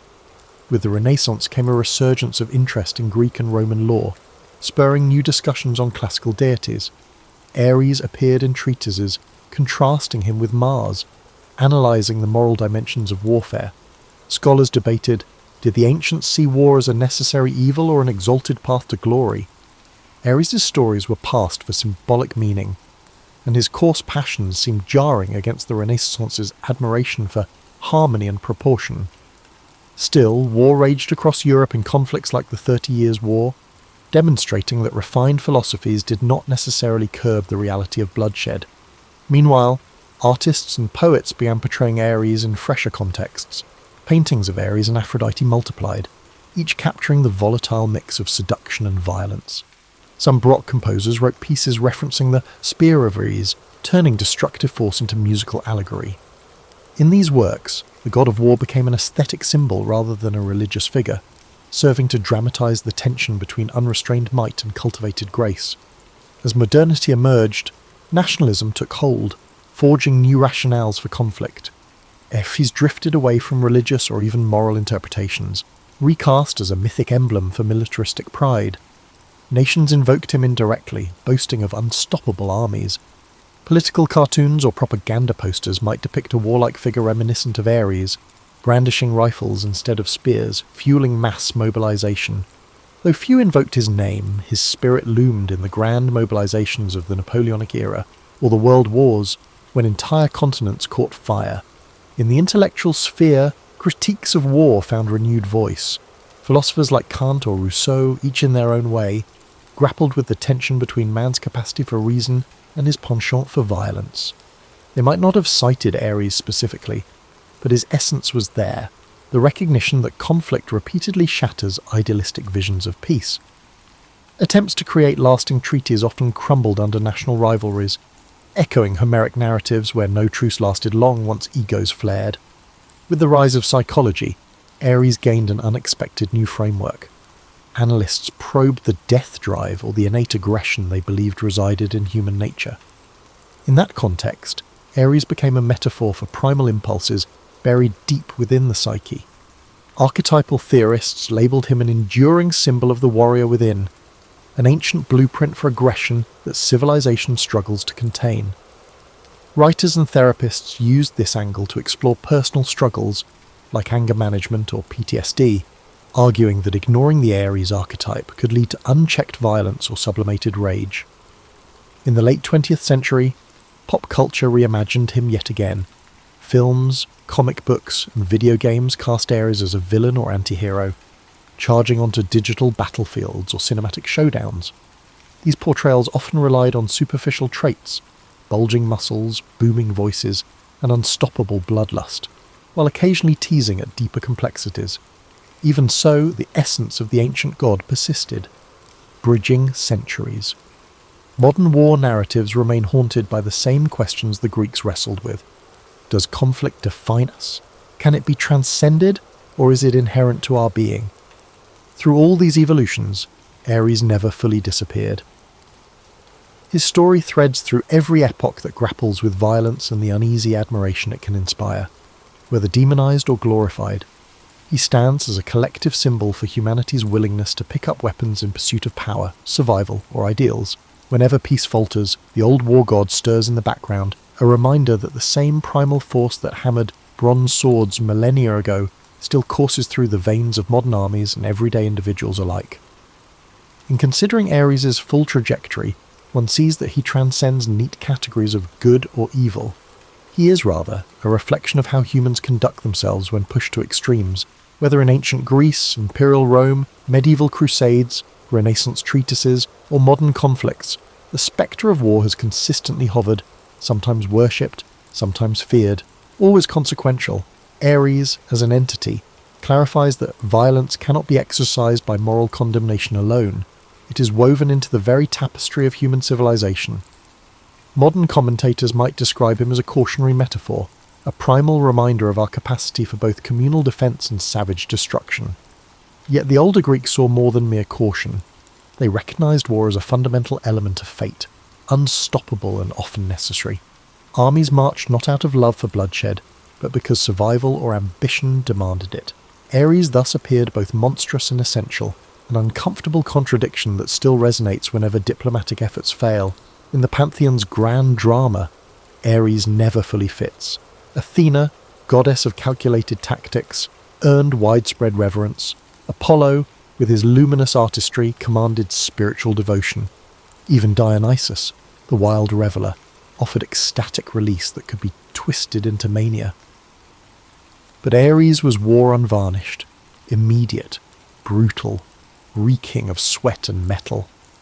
The ancients lacked illusions about the cost of violence, but acknowledged its presence in forging empires and defending homes. A temple to Ares might be smaller, overshadowed by other deities, yet when swords were drawn, prayers to him rose with urgent fervour.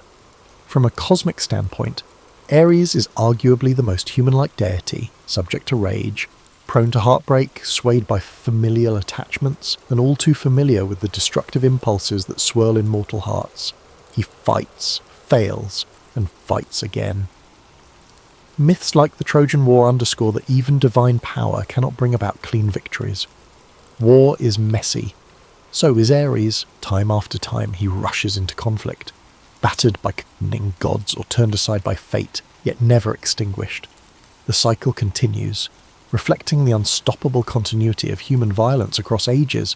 Yet amid the cruelty, traces of compassion surface. Myths telling of Ares avenging or protecting someone dear reveal a twisted sense of care. Perhaps the moral puzzle lies in the fact that war and love are not diametrically opposite, but rather two extremes of human passion. Ares' famous liaison with Aphrodite stands as a mythic testament to how destructive impulses can tangle with desires for union, each fueling the other. Far from being a cheap storyline of taboo romance, it exemplifies the contradictory ways passion manifests in our world. In examining Ares' modern legacy, one sees that we still wrestle with the same archetype. Soldiers sacrifice themselves out of fierce loyalty to country, tribe or cause. Leaders might vow peace, yet mobilize armies when threatened. People decry warfare's horrors, yet remain enthralled by the tales of valour and the adrenaline of conflict. Some even argue that competition, if not outright conflict, drives innovation and progress. Thus, the war god remains relevant, not because society idolizes mayhem, but because it struggles to escape it. Perhaps the true lesson Ares offers is about grappling with humanity's inner contradictions. We crave harmony, but prepare for battle. We condemn violence, yet permit it under certain rules. We honour heroes who defend the helpless, yet question the morality of conquest. Ares doesn't solve these contradictions, he illuminates them. By stepping into his realm, we confront the unstoppable surge that can erupt within any of us, individually or collectively, under fear, anger, or ambition. And that confrontation is neither gentle nor purely savage. It is human. Peace advocates might shudder at the thought of exalting a war deity, but ignoring him does little good. Recognizing Ares means recognizing that aggression is part of our lineage. Only through understanding that reality can we hope to channel it responsibly or mitigate its worst effects. In the end, Ares is not just the sword raised high or the shield clanging in defiance. He is the flicker of rage in the eye of someone cornered, the tremor of adrenaline before a decisive stand, the triumphant shout that echoes across a battlefield. War's form changes, from bronze spears to nuclear arsenals, but the core impulse remains. Ares stands eternal, no longer needing sacrifices in quiet shrines, yet thriving wherever conflict looms. Through him, we witness a facet of ourselves that is both awe-inspiring and terrifying, our capacity to wage war, and perhaps one day to master it. Alexander Graham Bell was born into a world of silence and sound on March 3rd, 1847, in Edinburgh, Scotland. While history remembers him primarily as the inventor of the telephone, Bell's relationship with sound began long before his famous invention, shaped by a family legacy that would set him on an unexpected path. His father, Alexander Melville Bell, was no ordinary man, a pioneer in elocution and speech correction. The elder Bell developed visible speech, a revolutionary system of phonetic symbols representing the position of the throat, tongue, and lips during speech. This ingenious method allowed the deaf to learn spoken language by mimicking these positions. The Bell household wasn't just a home, it was a laboratory of human expression, where conversations about vowel formations and consonant articulations were as common as discussions about the weather. What's rarely discussed is how young Alec, as he was called, didn't initially share his father's fascination with speech. His early passions centred on music and botany, spending hours collecting and classifying plants around Edinburgh. At 12, while wandering through the wheat fields near his grandparents' home, he invented a simple dehusking machine using rotating paddles. His first invention came not from sound, but from plants. Bell's mother, Eliza Grace Simons, was progressively deaf, yet she possessed remarkable musical talent. This paradox, a woman unable to fully hear who could still play piano beautifully, created Bell's first understanding that sound existed beyond the ears alone. He discovered he could communicate with her by speaking in low, clear tones close to her forehead, allowing her to feel the vibrations of his voice. An intimate form of communication that taught him sound was as much physical as auditory. The household's connection to deafness deepened when Bell's 2 brothers died of tuberculosis, leaving him the sole surviving son. Few historians acknowledge the shadow this tragedy cast. Bell developed an almost superstitious belief that his work with the deaf was somehow protective, believing that by dedicating himself to helping those without hearing, he might escape the fate that claimed his brothers. At 16, Bell began teaching music and elocution at Weston House Academy in Elgin, Scotland, trading lessons for board while continuing his education. Here, he encountered James Bell, no relation, who introduced him to electrical science. Their experiments with a homemade battery and telegraph sparked young Bell's interest in electricity, though he wouldn't connect it to sound for years to come. What's particularly fascinating is how Bell's early experiments weren't aimed at distance communication, but at something far more fanciful. He and his brother Melville created a speaking automaton, essentially attempting to build a machine that could produce human speech sounds. They managed to make their creation speak by using bellows for lungs, a crude larynx made from reed, and a flexible leather mouth with movable lips and tongue. Simple sounds and even utter phrases like mama. This forgotten experiment reveals Bell's initial fascination was not with transmitting human voices, but manufacturing them artificially. In 1863, Bell turned 16 and took a position as a pupil teacher of elocution and music at Weston House Academy in Elgin, Scotland. While there, Bell read the work of German physicist Hermann von Helmholtz, who had conducted experiments demonstrating that electrical currents could be used to simulate sound. Bell couldn't read German and misinterpreted Helmholtz's work, believing the scientist had successfully transmitted vowel sounds over wire using electricity. This productive misunderstanding planted a seed that would eventually grow into the telephone. After his brothers' deaths, Bell's parents sought healthier surroundings, eventually settling on Canada. In 1870, the family made the Atlantic crossing after Edward. His second brother died from tuberculosis. This transition period is rarely highlighted, yet it was pivotal. Bell was leaving behind not just a country, but an identity.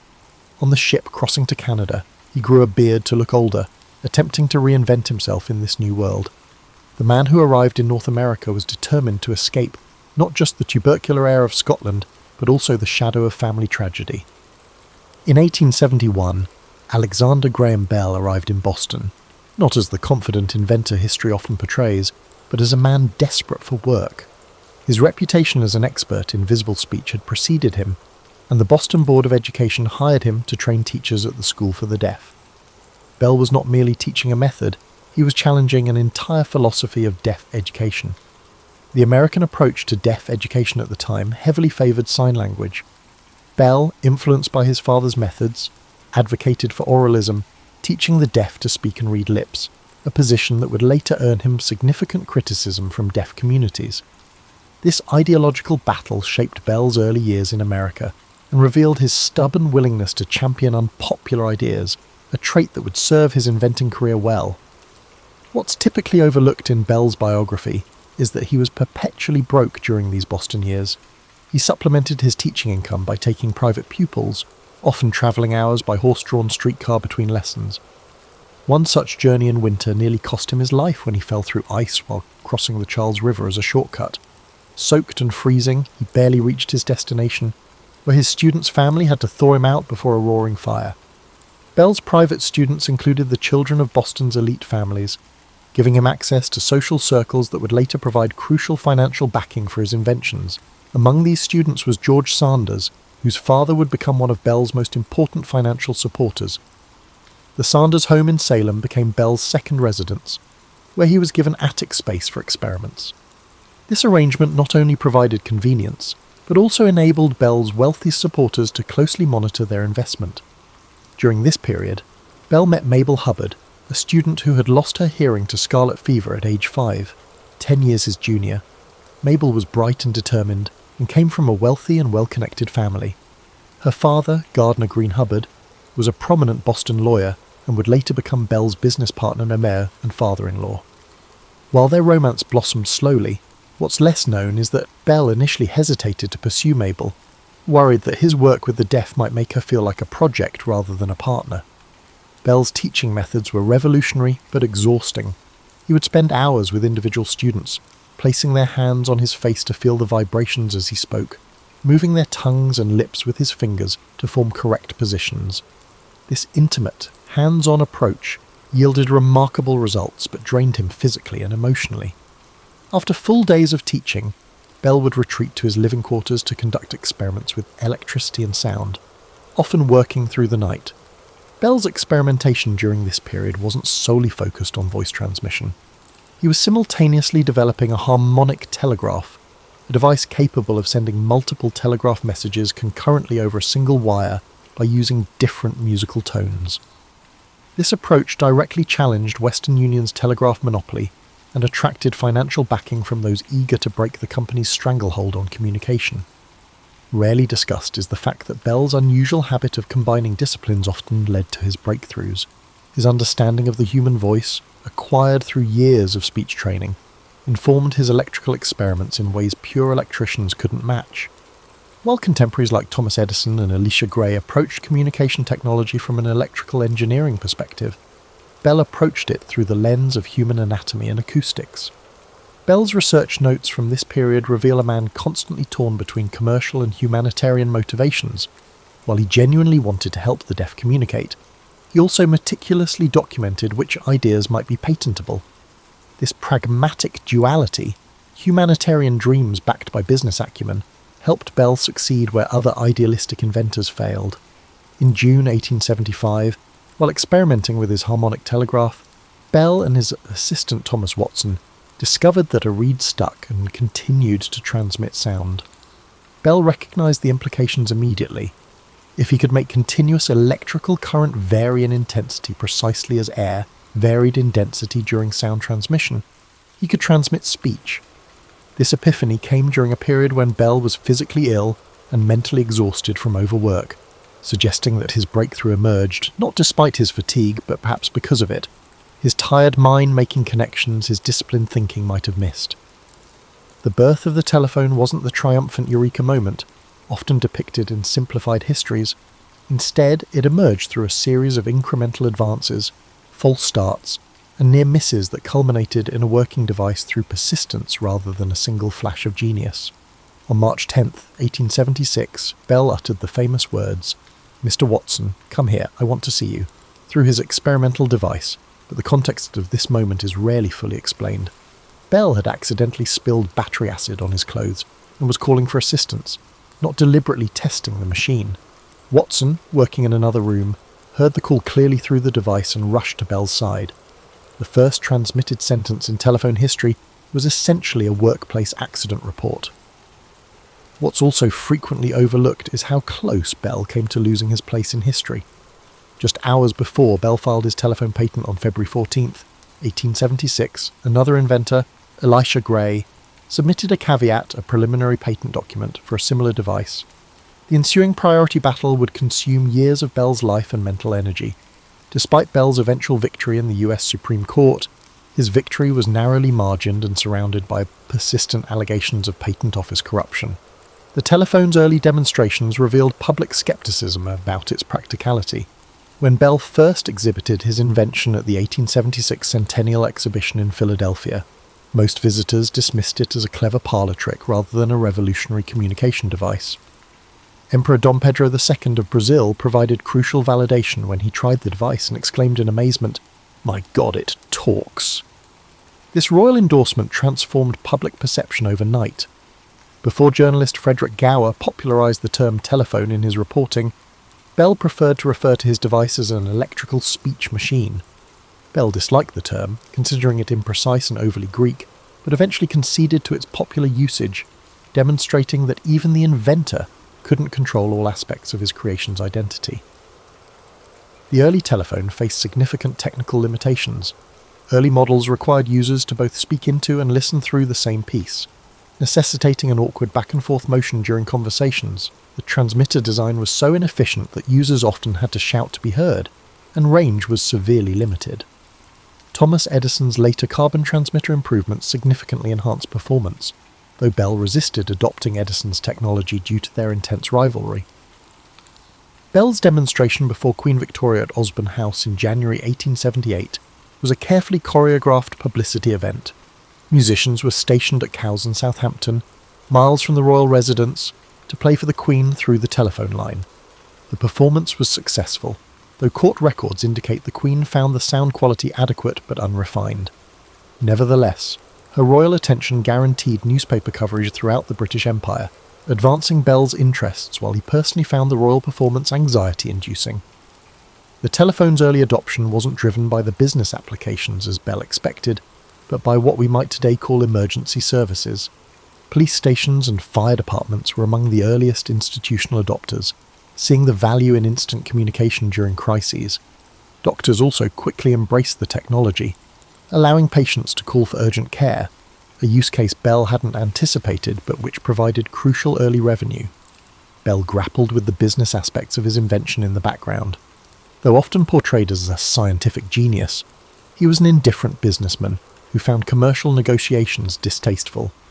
His father-in-law, Gardner Hubbard, managed most business affairs, often making decisions Bell disagreed with but felt powerless to oppose due to family dynamics. When the Bell Telephone Company was formed in July 1877, Alexander Graham Bell was given only a small portion of the shares, a financial arrangement he would later regret as the company's value skyrocketed. By 1878, Bell was already growing disillusioned with his creation's commercialization and the endless patent litigation surrounding it. In a rarely quoted letter to his parents, he confessed, "I have become rather tired of the telephone. Inventing something is so much more interesting than perfecting it.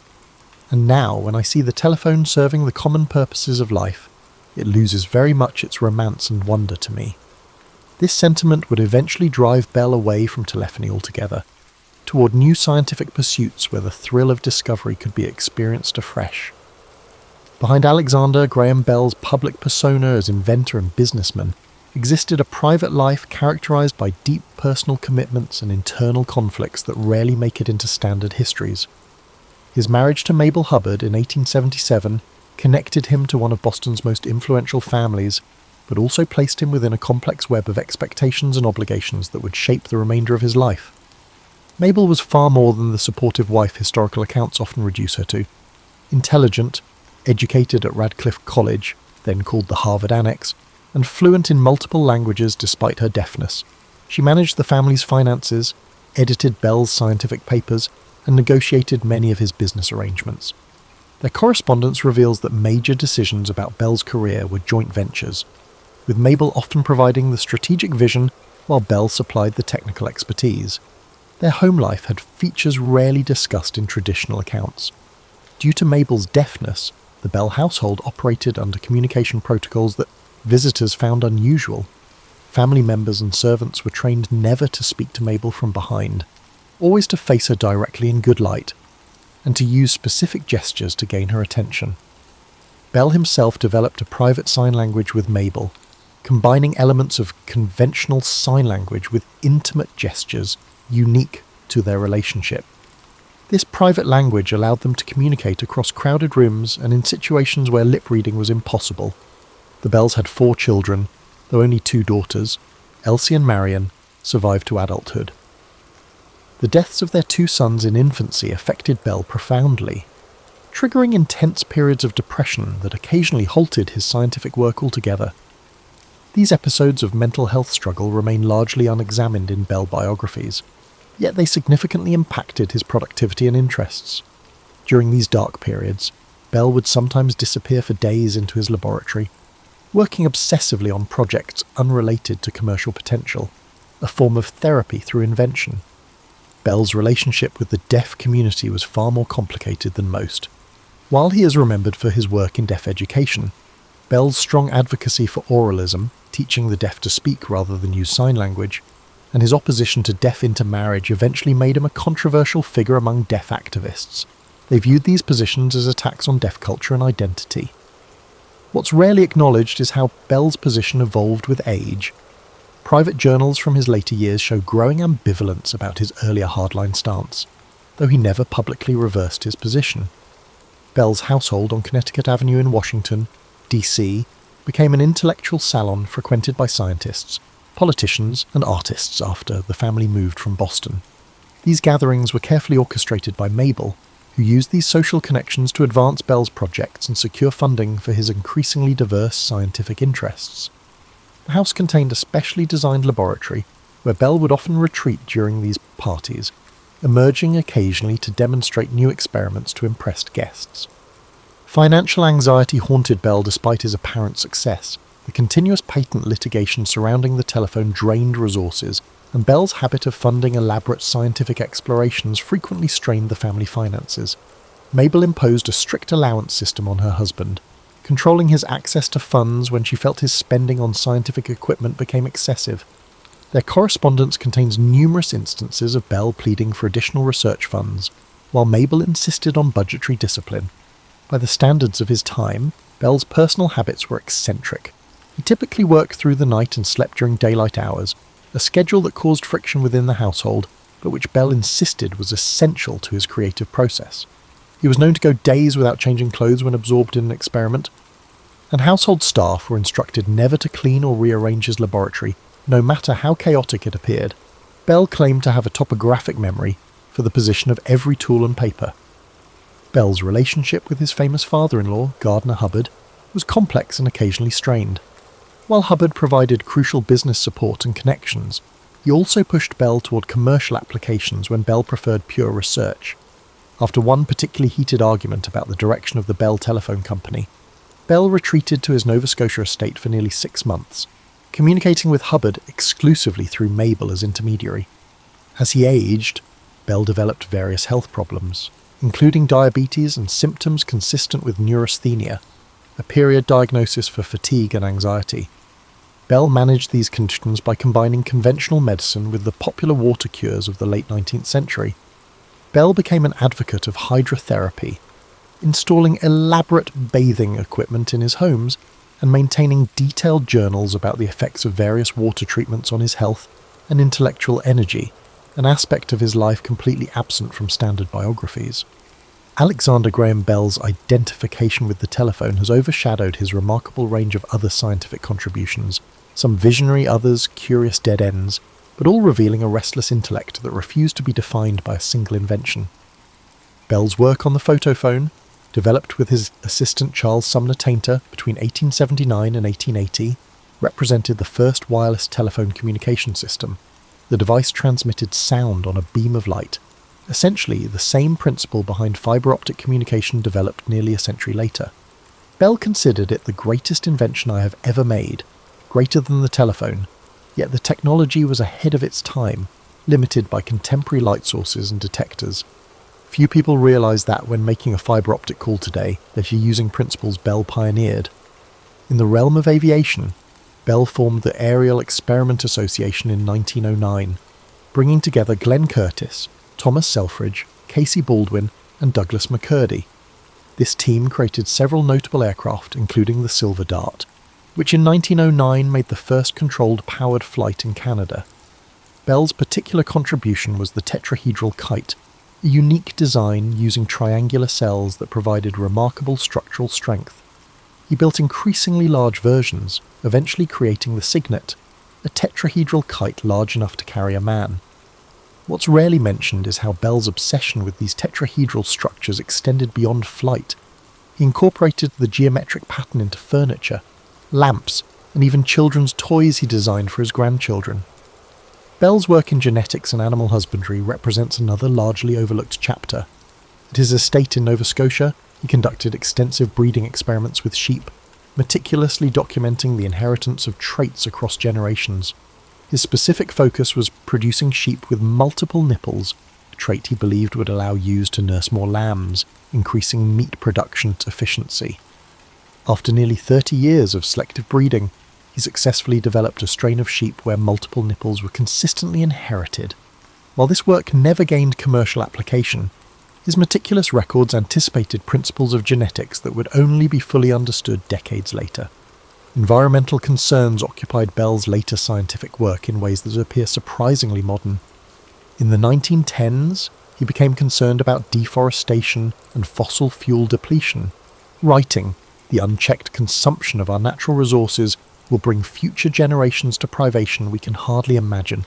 He experimented with alternative energy sources, including early solar collectors and alcohol-based fuels derived from plant materials. He even designed a distillation system that converted plant cellulose to ethanol for use in internal combustion engines, essentially an early biofuel program. Bell's work with the deaf led him to medical innovations that extended well beyond speech therapy. He developed an early metal detector specifically to locate the bullet lodged in President James Garfield after his 1881 assassination. While the device worked in laboratory tests, it failed in practice because the metal bed springs in the president's bed created interference, a factor the attending physicians hadn't disclosed to Bell. This experience sparked Bell's interest in medical instrumentation, which led to his development of a vacuum jacket for patients with respiratory problems, a predecessor to the iron lung that would be fully developed decades later. In his Nova Scotia laboratory, Bell conducted extensive hydrofoil experiments, culminating in the HD4 craft, which set a world marine speed record of 70.86 miles per hour in 1919, a record that stood for 2 decades. This work was conducted in close collaboration with Casey Baldwin, and the two men developed several innovative hull designs that influenced later naval architecture. Bell submitted designs for hydrofoil warships to the US Navy during World War I, but they never saw construction. Bell's interest in sound led him to acoustical experiments that extended well beyond telephony. He developed methods for recording sound vibrations visually, allowing detailed analysis of speech patterns. This work evolved into techniques for teaching the deaf to modulate their voices by watching these visual representations, a precursor to the speech visualization technology used in modern speech therapy. He also conducted extensive research on how different architectural materials and designs affected sound transmission, creating customized acoustic environments decades before acoustic engineering became a recognized discipline. Perhaps most surprisingly, Bell devoted considerable attention to desalination technology in his later years. Concerned about freshwater scarcity, he designed several solar distillation systems intended to provide drinking water in arid coastal regions. His vacuum distillation design was particularly innovative, using pressure differentials to reduce the energy required for water purification. Although it was never commercialized during his lifetime, versions of Bell's approach later became standard in desalination plants worldwide. Throughout these diverse projects, Bell maintained meticulous records, thousands of pages of laboratory notes, diagrams, and correspondence that reveal the day-to-day workings of his experimental process. These documents show Bell wasn't the solitary genius of popular imagination, but rather the central node in a network of collaborators, assistants, and correspondents who contributed significantly to his various projects. Bell freely acknowledged these contributions in his private papers, though public accounts often attributed innovation solely to him, a simplification that distorted the collaborative nature of his actual work. Among the most troubling yet least discussed aspects of the legacy of Alexander Graham Bell is his involvement with the eugenics movement, a connection that reveals the complex intersection of progressive scientific thinking and regressive social policies that characterized much intellectual thought of his era. Bell's interest in heredity began innocently through his work with the deaf. His statistical studies of deaf families documented patterns of deafness across generations, and were published in 1883 as Memoir upon the Formation of a Deaf Variety of the Human Race. While the research methodology was sound for its time, Bell's conclusions and policy recommendations have tarnished his legacy in deaf communities to this day. Bell became concerned that congenital deafness might lead to the formation of a deaf variety of humans if deaf people continue to marry other deaf people. A common practice as shared language and culture created natural social bonds. In what he viewed as humanitarian concern, Bell advocated for laws discouraging or prohibiting deaf people from marrying other deaf people. This position, rooted in his belief that deafness was a disability to be eliminated rather than a culture to be respected, placed him squarely within the eugenics movement gaining momentum in America and Europe. What's rarely examined is the profound conflict this created in Bell's personal life. His wife, Mabel, was deaf, though not congenitally so. She lost her hearing to scarlet fever, and many of their close social circle included deaf individuals whom Bell genuinely respected. Private letters reveal his struggle reconciling his scientific conclusions with his personal relationships, writing to a colleague, "I find myself in the uncomfortable position of advocating publicly what would have prevented my own marriage had it been law." Bell served on the board of scientific directors for the Eugenics Record Office from 1912 to 1918, alongside prominent eugenicists like Charles Davenport and Harry Laughlin. However, his participation was marked by increasing discomfort with the organisation's more extreme positions. Meeting minutes and correspondence show Bell repeatedly objecting to proposals for forced sterilisation and immigration restrictions based on pseudoscientific racial theories, though he rarely made these objections public. Bell's position within the eugenics movement was complicated. He endorsed the general principle that society should encourage breeding from the fit, while discouraging reproduction among those with hereditary conditions he considered detrimental.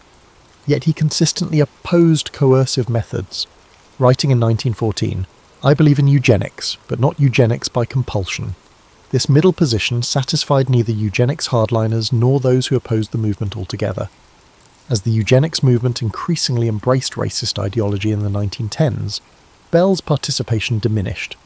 His resignation from the Eugenics Record Office in 1918 came after increasing disagreements with Davenport and Laughlin over proposed immigration restrictions targeting Southern and Eastern Europeans. Bell's objections were based partly on scientific. He questioned the methodology behind claims of racial differences in intelligence, partly based on his personal experience with immigrants as colleagues and employees. The evolution of Bell's thinking about heredity and human improvement is visible in his private papers but absent from his public statements. By the early 1920s, he had largely abandoned the terminology of eugenics in favour of human engineering, a concept he defined more broadly to include education, nutrition, and environmental factors alongside heredity. This shift reflected growing scientific understanding about the interaction between genetics and environment, though Bell never publicly repudiated his earlier eugenic positions. Bell's relationship with the deaf community remained complicated throughout his life. While he dedicated significant resources to deaf education and consistently advocated for the integration of deaf people into mainstream society, his opposition to deaf intermarriage and his promotion of oralism over sign language were viewed by many deaf people as attacks on their community and culture. The National Association of the Deaf passed resolutions opposing Bell's positions as early as 1880, creating a rift that has persisted long after his death. What's particularly notable is how Bell's eugenics views contradicted his otherwise progressive social positions. He supported women's suffrage, advocated for the education of Indigenous peoples when such education was primarily assimilationist, and opposed racial segregation in the organisations he led. These positions coexisted uneasily with his eugenics work, demonstrating how even forward-thinking individuals of the period could embrace what would later be recognised as profoundly discriminatory ideas. The complexity of Bell's engagement with eugenics serves as a cautionary tale about how scientific authority can be misapplied to social policy. Bell genuinely believed his positions were both scientifically sound and humanely motivated, a reminder that ethical failures often emerge not from malicious intent, but from incomplete understanding and unexamined assumptions. His legacy includes not just his inventions, but also these complicated moral positions, which reveal the dangers of applying scientific reasoning to human diversity without recognising its intrinsic value. Later in life, Alexander Graham Bell retired to Bay-in-Bragg in Baddeck on Cape Breton Island, Nova Scotia. Pronounced Ben-Vria, Bell became an American citizen in 1882, but his name, meaning beautiful mountain in Scottish Gaelic, showed his Scottish heritage. Bell used this 600-acre estate as his home, lab, and community centre, not just a summer vacation place. Bell's original design of Bay-in-Bragg for integrated living and working is rarely mentioned. The estate comprised collaborator housing, workshops for craftspeople making his experimental equipment, and sheep genetic research facilities in addition to the family residence and lab buildings. Beyond institutional constraints, Bell's community functioned practically as a self-contained research facility, believing scientific progress required both seclusion for concentration and community for cooperation. Few biographies described Bell's Bay and Bray schedule. He woke up late, generally midday, ate a lot and read letters and newspapers. His experiments began in the evening and lasted all night. Food was served at midnight and drinks were served all night by household staff.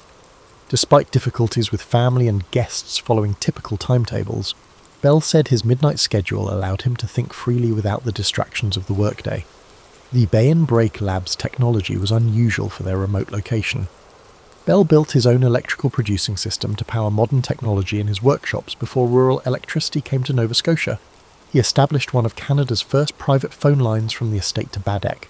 Most importantly, he created a darkroom and photographic studio with cutting-edge equipment, believing that rigorous visual documentation was essential for scientific progress.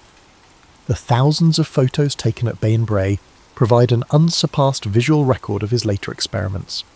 In these later years, Bell's connection with Bell Telephone became more distant. He remained a stakeholder but spoke privately about his dissatisfaction with the company's direction and had no operational role. Bell sometimes gave brief approval when phone officials visited Bay and Bray to discuss new projects but quickly switched to tetrahedral construction, hydrofoils or sheep farming. For the old inventor, his name-brand firm was almost irrelevant. In his final years, Bell became interested in cancer research after his daughter's diagnosis. Despite his lack of medical experience, he invented a cooling device to prevent cancer growth by lowering tissue temperature. Cancer cells reproduce faster than normal cells, making them more susceptible to temperature decline. This experiment failed, but his detailed notes show his systematic approach even in unrelated fields. Bell, 75, died at Bay and Bray on August 2nd, 1922 of diabetes complications, which he had fought for years with little success given medical knowledge at the time were the main cause. Insulin treatment became available only months before his death. He specified that his coffin be made from estate materials by his workshop staff, demonstrating his scientific approach to funeral arrangements.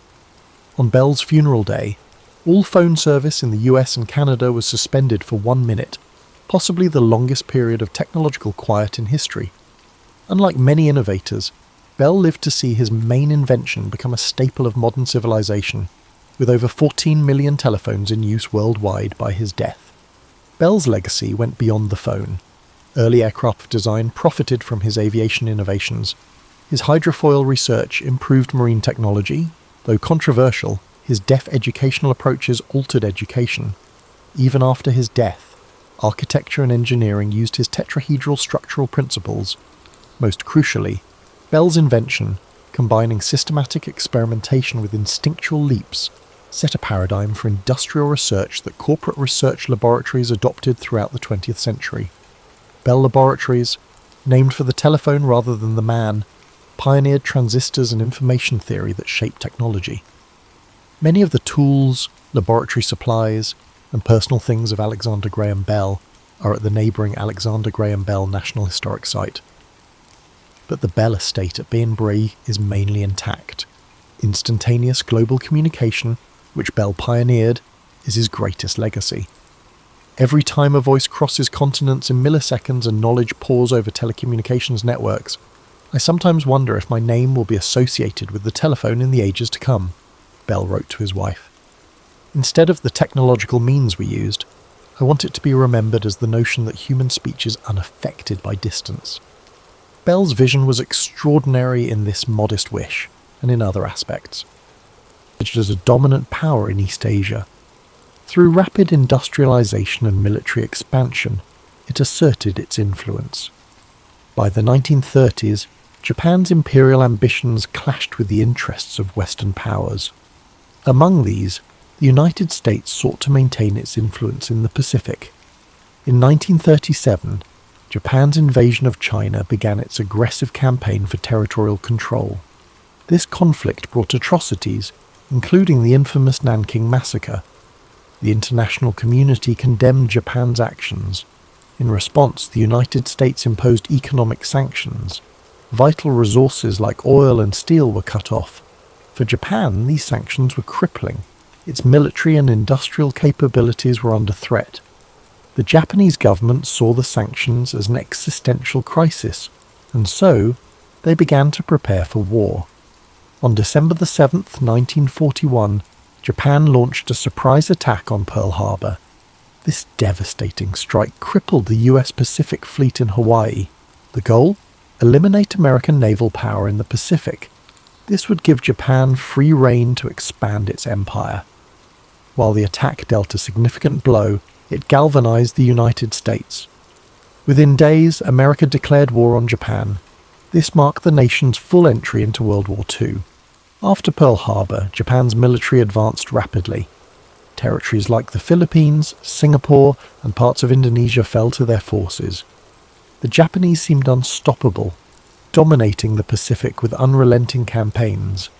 But in May 1942, cracks began to show. The Battle of the Coral Sea became a turning point. This costly engagement marked the first time Japan's expansion was checked. The United States stopped Japan from capturing Port Moresby in New Guinea. This preserved a critical Allied position. Despite this setback, Japan remained confident. Its military leaders, particularly Admiral Isoroku Yamamoto, planned a decisive battle. Yamamoto's strategy was ambitious. He aimed to lure the US fleet into a trap by attacking Midway Atoll. Midway was remote but strategically vital. Its proximity to Hawaii made it a key target. If captured, Midway would allow Japan to extend its defensive perimeter. It might even threaten the American mainland. Unbeknownst to the Japanese, the United States had a crucial advantage. American cryptographers, led by Lieutenant Commander Joseph Rochefort, had broken Japan's naval codes. Through intercepted communications, US intelligence uncovered the plan. The attack on Midway, codenamed Operation MI, was no longer a secret. Armed with this knowledge, Admiral Chester W. Nimitz took action. As commander of the US Pacific Fleet, he devised a bold counter-strategy. Rather than falling into Yamamoto's trap, Nimitz planned to ambush the Japanese fleet. In preparation, Nimitz assembled his forces. The US Navy had 3 carriers available: USS Enterprise, USS Hornet, and USS Yorktown. The Yorktown, damaged during the Battle of the Coral Sea, was a critical piece. Repaired in record time, it returned to action just in time for the fight. These carriers, along with their escorts and aircraft, represented America's best hope. This was their chance to turn the tide in the Pacific. On the morning of June 4th, 1942, the battle began. Japanese aircraft launched waves of attacks on Midway Atoll. Bombs rained down, targeting airstrips and defences. The defenders, though heavily outnumbered, fought valiantly. Anti-aircraft fire and fighter planes took a toll on the attackers. Yet Midway suffered significant damage. Even so, the Japanese failed to achieve their primary goal, neutralising Midway's air power. As the Japanese prepared for a second wave, the Americans struck back. Carrier-based aircraft launched a bold counterattack. The first waves of US torpedo bombers faced devastating losses. Their slow, outdated planes were no match for the agile Japanese Zero fighters. Many brave crews were lost, but their sacrifice distracted the Japanese defences. This left the enemy fleet vulnerable. At a critical moment, American dive bombers arrived. They found the Japanese carriers, Akagi, Kaga, and Soryu, completely exposed. The ships were refueling and rearming planes. Their decks were crowded with explosives. The American bombers struck with devastating precision. Direct hits ignited explosions and fires. Akagi, Kaga, and Soryu were consumed by flames. This was a catastrophic blow to Japan's naval power. The 4th Japanese carrier, Hiryu, launched a counterstrike. It managed to severely damage the USS Yorktown, but the Americans regrouped quickly. They launched a final attack, sinking Hiryu by the end of the day. All 4 Japanese carriers were destroyed. This marked a turning point, not just in the battle, but in the war itself. The fighting continued for several days. The Japanese attempted to regroup and retreat. By June 7th, it was over. The United States had achieved a decisive victory. Japan's primary carriers were sunk.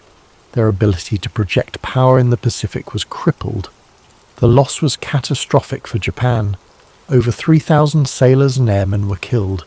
Their fleet suffered irreparable damage. The Battle of Midway marked a turning point. Japan, once seemingly invincible, was now on the defensive. The United States began a bold campaign of island hopping. Strategic locations were captured one by one. Step by step, they pushed closer to Japan. Midway reshaped the nature of naval warfare. The battle proved the central role of aircraft carriers. It signaled the end of the battleship era. Beyond its strategic significance, Midway is remembered for its human cost. The courage of American pilots was extraordinary. They faced overwhelming odds with determination. The resilience of sailors aboard the Yorktown and other ships was inspiring. Their sacrifices showed the strength of the human spirit, even in the face of adversity. Today, Midway Atoll is a wildlife refuge. Its calm waters and quiet shores stand in contrast to the chaos it once endured. This peaceful place is a testament to those sacrifices. It reminds us of the price paid for peace. The story of Midway teaches us many things: the power of strategy, the importance of intelligence, and the unity needed to overcome the greatest challenges. As you rest tonight, reflect on this story. Picture the vast Pacific Ocean. Imagine its waves, now peaceful and still. Think of the bravery of those who fought for a brighter future. Let their sacrifices bring you calm and hope. The impact of Midway did not end with the sinking of Japan's carriers. Its effects echoed across the Pacific and beyond. For Japan, the loss was a strategic disaster. 4 carriers were destroyed: Akagi, Kaga, Soryu, and Hiryu. These ships were the core of the Imperial Japanese Navy's striking force. Their destruction ended Japan's ability to conduct large-scale offensives. The loss of experienced pilots and aircrew was another blow. Unlike the United States, Japan struggled to replace its forces. Its industrial capacity and training programs were limited. The expertise of the aviators lost at Midway was irreplaceable. This left the Japanese fleet at a growing disadvantage in later battles. For the United States, Midway was a game-changer. Victory allowed the US to shift from defense to offense. The Pacific, once dominated by Japan, began to change. American morale soared. The victory proved Japan's expansion could be halted and reversed. For the first time, the Allies had a clear path forward. The island-hopping strategy followed soon after. Allied forces targeted key Japanese-held islands. They bypassed heavily fortified positions, choosing strategic locations instead. Each island captured brought the Allies closer to Japan's home islands. Japanese supply lines were cut off, isolating their forces. One of the first campaigns to build on Midway's success was the Battle for Guadalcanal, which began in August 1942. This grueling 6-month campaign saw the United States gain its first major foothold in the Pacific. It marked the beginning of Japan's long retreat. The lessons learned at Midway, particularly the importance of air superiority and carrier-based operations, were applied repeatedly in the battles that followed. The psychological impact of Midway was equally profound. For Japan, the defeat shattered the aura of invincibility that had surrounded its navy. The loss of the carriers that had spearheaded the attack on Pearl Harbor was a blow. It was a blow not only to Japan's military capabilities, but also to its national pride. The morale of Japanese troops and citizens began to waver. The realization set in: victory might not be achievable. For the United States and its allies, Midway was a source of inspiration and determination. The victory demonstrated that careful planning, intelligence, and courage could overcome even the most formidable adversaries. It strengthened the resolve of Allied forces and galvanized the American public, who now saw a path to ultimate victory in the Pacific. The Battle of Midway also highlighted the evolving nature of naval warfare. The era of the battleship, long considered the dominant force in naval strategy, was over. Midway confirmed that aircraft carriers and their air groups were the new kings of the sea. Control of the skies became the determining factor in naval engagements. This shift would influence military doctrine for decades to come. The role of intelligence in the battle cannot be overstated. The work of American codebreakers, who deciphered Japan's naval plans, provided a critical advantage. This allowed the United States to prepare and execute its ambush. This achievement underscored the importance of information and communication in modern warfare. It set the stage for the development of sophisticated intelligence operations in future conflicts. As the war progressed, the impact of Midway became increasingly evident. The Japanese Navy, once a dominant force, found itself unable to mount large-scale operations. Meanwhile, the United States, with its unmatched industrial capacity, continued to build and deploy new carriers, planes, and ships. By 1944, the balance of power in the Pacific had shifted decisively in favor of the Allies. Today, the story of Midway is remembered not just as a battle. It is a testament to the resilience, ingenuity, and bravery of those who fought there. It serves as a reminder of the sacrifices made by the greatest generation, and the lessons of courage, strategy, and unity that shaped the outcome of the war. The site of the battle, Midway Atoll, is now a place of peace and reflection. Designated as a national wildlife refuge, it is home to a rich diversity of marine and bird life. A far cry from the chaos of war that once engulfed its waters, the atoll stands as a symbol of renewal and a tribute to the resilience of nature and humanity alike.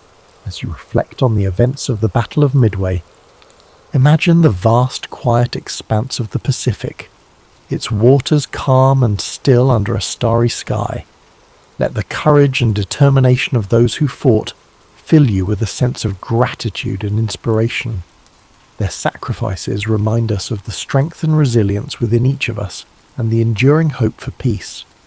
After the decisive American victory at Midway, the Imperial Japanese Navy found itself in a precarious position.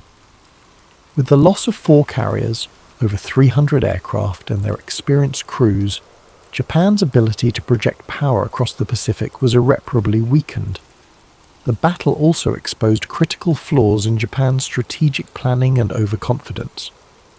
Despite early successes in the war, the Japanese High Command underestimated the United States' industrial capacity, intelligence capabilities, and the sheer determination of its forces. Midway was a psychological blow to Japan. The once dominant Japanese Navy now faced a growing and increasingly confident American fleet. This loss of momentum had a cascading effect on Japanese strategy. Without the naval supremacy they had relied upon, Japan was forced into a defensive posture, scrambling to protect its remaining territories and resources. Meanwhile, the United States capitalized on its victory to push forward with its island-hopping campaign. This strategy involved bypassing heavily fortified Japanese strongholds in favor of capturing strategically significant islands. Each island seized became a stepping stone toward Japan itself, providing bases for air operations, supply lines, and staging areas for future assaults. One of the first major campaigns following Midway was the Battle for Guadalcanal, which began in August 1942. Guadalcanal was a grueling and protracted campaign, lasting 6 months and testing the endurance of both American and Japanese forces. The lessons learned at Midway played a crucial role in this battle, particularly the importance of air superiority and naval coordination. Guadalcanal marked the first significant offensive by Allied forces in the Pacific and further demonstrated Japan's inability to sustain its initial advances. The importance of logistics and industrial capacity, highlighted by Midway, became even more apparent as the war progressed. The United States, with its vast industrial resources, was able to replace ships, aircraft, and personnel at a pace that Japan could not match. For every carrier Japan lost at Midway, the US was building multiple new carriers, along with the planes and crews needed to operate them. This overwhelming production capacity allowed the Allies to maintain pressure on Japan across multiple fronts. The Battle of Midway also influenced the development of naval warfare tactics and technology. The battle demonstrated the importance of aircraft carriers as the centerpiece of naval strategy, relegating battleships to a secondary role. The lessons learned at Midway shaped the way future naval engagements were fought, with an emphasis on air power, intelligence, and mobility. Intelligence gathering, which had played such a pivotal role at Midway, continued to be a critical factor in the Allied war effort. The success of American cryptographers in breaking Japanese codes allowed the US to anticipate and counter Japanese moves throughout the war. This advantage helped secure victories in battles such as the Philippine Sea and Leyte Gulf, further eroding Japan's ability to wage war. As the war drew closer to Japan's home islands, the effects of Midway became even more pronounced. The loss of carriers and pilots at Midway created a gap in Japan's naval and air capabilities that it could never fully close. By the time of the Battle of the Philippine Sea in 1944, often referred to as the Great Marianas Turkey Shoot, Japanese pilots were so inexperienced that American forces decimated them with relative ease. This imbalance in skill and resources can be traced back to the setbacks Japan suffered at Midway. The legacy of Midway extends beyond its military and strategic implications. It became a symbol of resilience, ingenuity, and the importance of unity in the face of adversity. For the United States, the victory at Midway represented a turning point in a war that had begun with the devastating losses at Pearl Harbor. It demonstrated that the American spirit, coupled with innovation and strategy, could overcome even the most formidable challenges.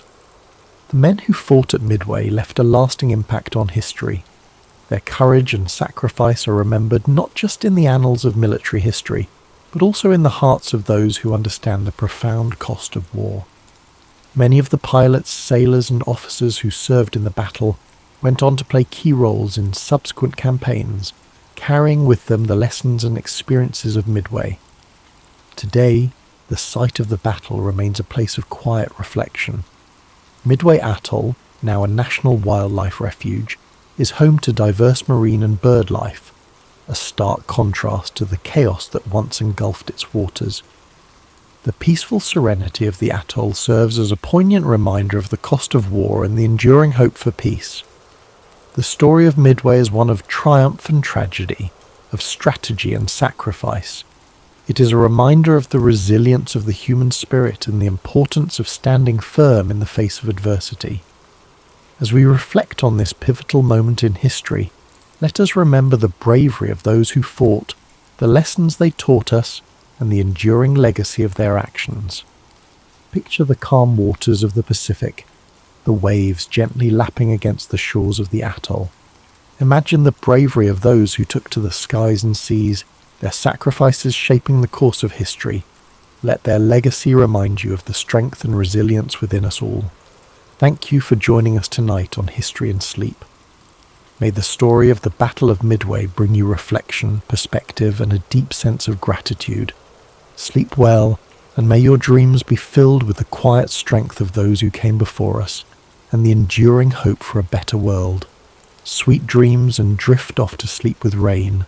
In the early 19th century, the United States was still refining its identity, grappling with international pressures. Chief among them was the persistent clash with Great Britain, which never fully receded even after the Revolutionary War. By the year 1812, tensions had once again escalated. British warships roamed the Atlantic, seizing American merchant vessels and impressing sailors into the Royal Navy. Britain justified these actions by citing its endless struggle with Napoleonic France, but Americans saw them as blatant infringements on neutral rights. Politicians in Washington, D.C., argued that national honour demanded a resolute stance. Yet not all Americans agreed.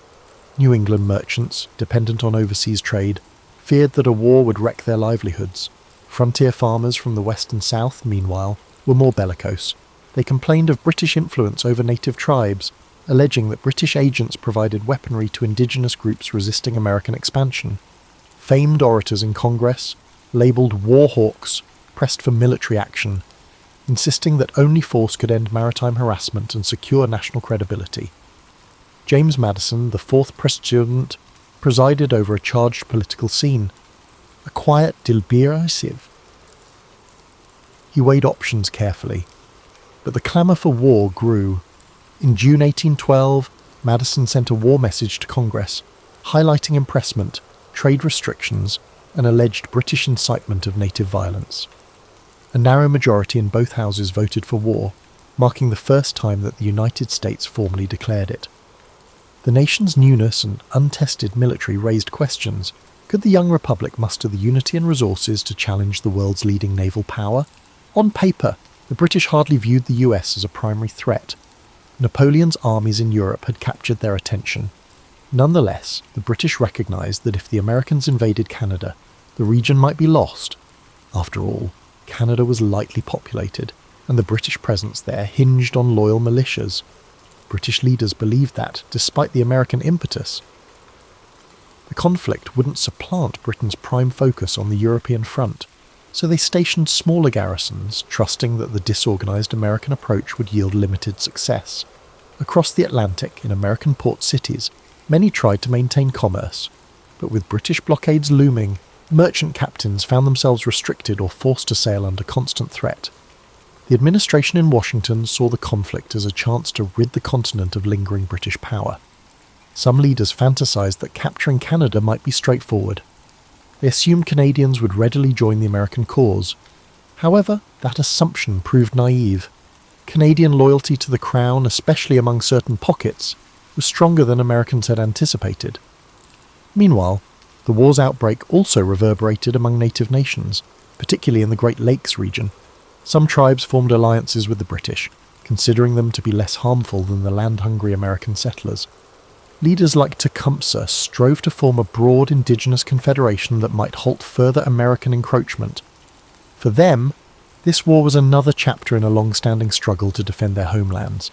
The British, short on manpower, readily welcomed indigenous allies, albeit with uncertain commitments once the war ended. Public opinion within the United States remained uneven. Southern and western states tended to favour hostilities. In contrast, many New Englanders, reliant on Atlantic trade, found the conflict ruinous. Some states half-heartedly contributed militia. Political friction within the US threatened to hamper effective prosecution of the war. Nevertheless, the formal declaration spurred initial bursts of patriotism in certain regions.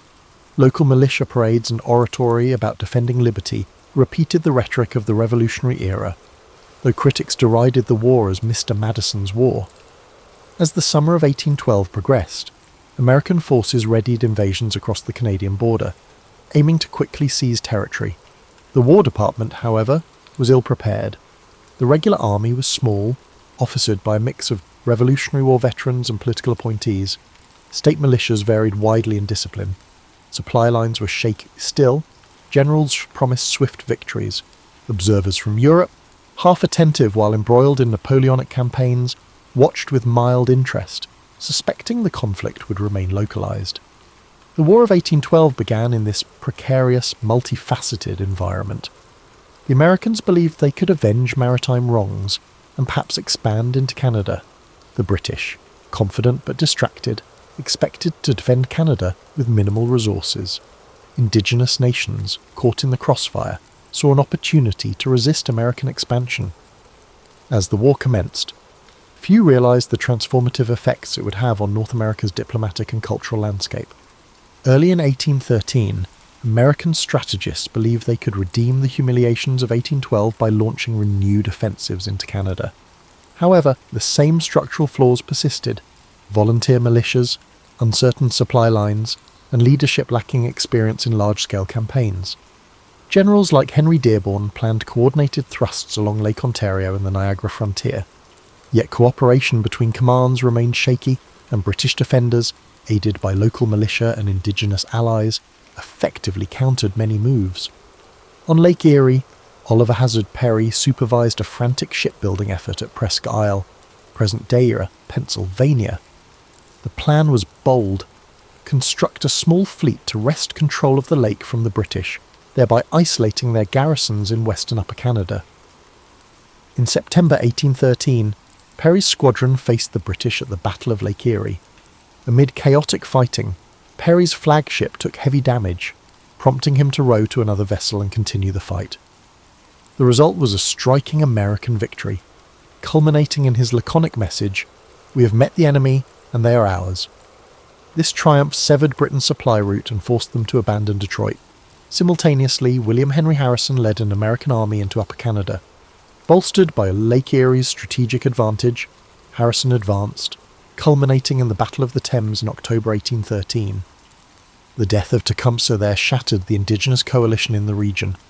Although some tribes would continue resistance, the unified front Tecumseh championed is dissipated. American morale soared at these regional successes, mitigating memories of the prior year's catastrophes. Yet not all fronts prospered. Along Lake Ontario, the Americans captured and burned York, future Toronto, angering Canadian locals but failing to achieve a decisive hold. Furthermore, the attempt to hold or take the Niagara region vacillated as leadership changed. The incompetent or quarrelsome interplay among American generals let opportunities slip away. British regulars, though outnumbered, capitalised on interior lines and local knowledge. They also enjoyed better coordination with indigenous forces. On the Atlantic side, the US Navy's larger warships occasionally triumphed in single-ship duels, but Britain's blockade grew tighter. American merchant vessels found it perilous to venture out. Privateers operating from smaller ports tried to slip through, capturing British merchant ships for bounty. Despite being a significant threat to Britain, these privateers were unable to lift the blockade. Coastal towns faced hardship as imported goods became scarce, fueling discontent. In New England, especially, anti-war sentiment solidified. Some Federalists saw the conflict as a Southern war, suspecting expansions in territory only benefited southwestern agrarian interests. Amid these realities, 1814 brought a watershed shift in the global context. Napoleon's defeat in Europe freed British resources to pivot to North America. The British planned major offensives. One, a southern thrust aiming to capture New Orleans. Another, a mid-Atlantic invasion to strike the Chesapeake. They also stepped up attempts to secure control of Lake Champlain, a route to New York's interior. The intensification alarmed the Madison administration, which realised that if these drives succeeded, major US cities could fall or states might bolt from the Union. Also, central in 1814 was a series of negotiations that began in Ghent. Belgium, American delegates, including John Quincy Adams and Henry Clay, faced British counterparts. These talks progressed slowly, shaped by events on the battlefield. Initially, Britain demanded concessions like a recognised indigenous buffer state in the Old Northwest, while the Americans insisted on status quo ante bellum. Each side hoped for a military advantage that would improve bargaining. Throughout the summer, the negotiations seesawed, overshadowed by intensifying hostilities. An overlooked aspect was the southwestern frontier, where Andrew Jackson confronted Creek warriors allied with or influenced by the British. Jackson's Tennessee volunteers waged fierce campaigns in the Creek War, culminating in a decisive victory at Horseshoe Bend. The resulting treaty forced vast land cessions from the Creeks, revealing how the War of 1812 also served American expansion at an indigenous expense. Jackson's reputation soared, positioning him for greater national prominence after the conflict. Thus, by mid-1814, the war was nearing a pivotal moment. The British planned to unleash their superior fleets and veteran troops now freed from European entanglements. The Americans, battered and divided, pinned hopes on local successes and the resilience of militia. Diplomatic channels flickered, but no one was sure how soon or on what terms peace would arrive. The stage was set for dramatic clashes that would shape not just the immediate fortunes of the two countries, but the future map of North America. Observers recognized that the war's outcome might finally clarify whether the United States, after 3 decades of independence, could fully stand among global powers or remain overshadowed by older empires. Late 1814 saw Britain escalate. One prong targeted the Chesapeake. Its success at capturing and burning Washington, D.C. in August shocked Americans.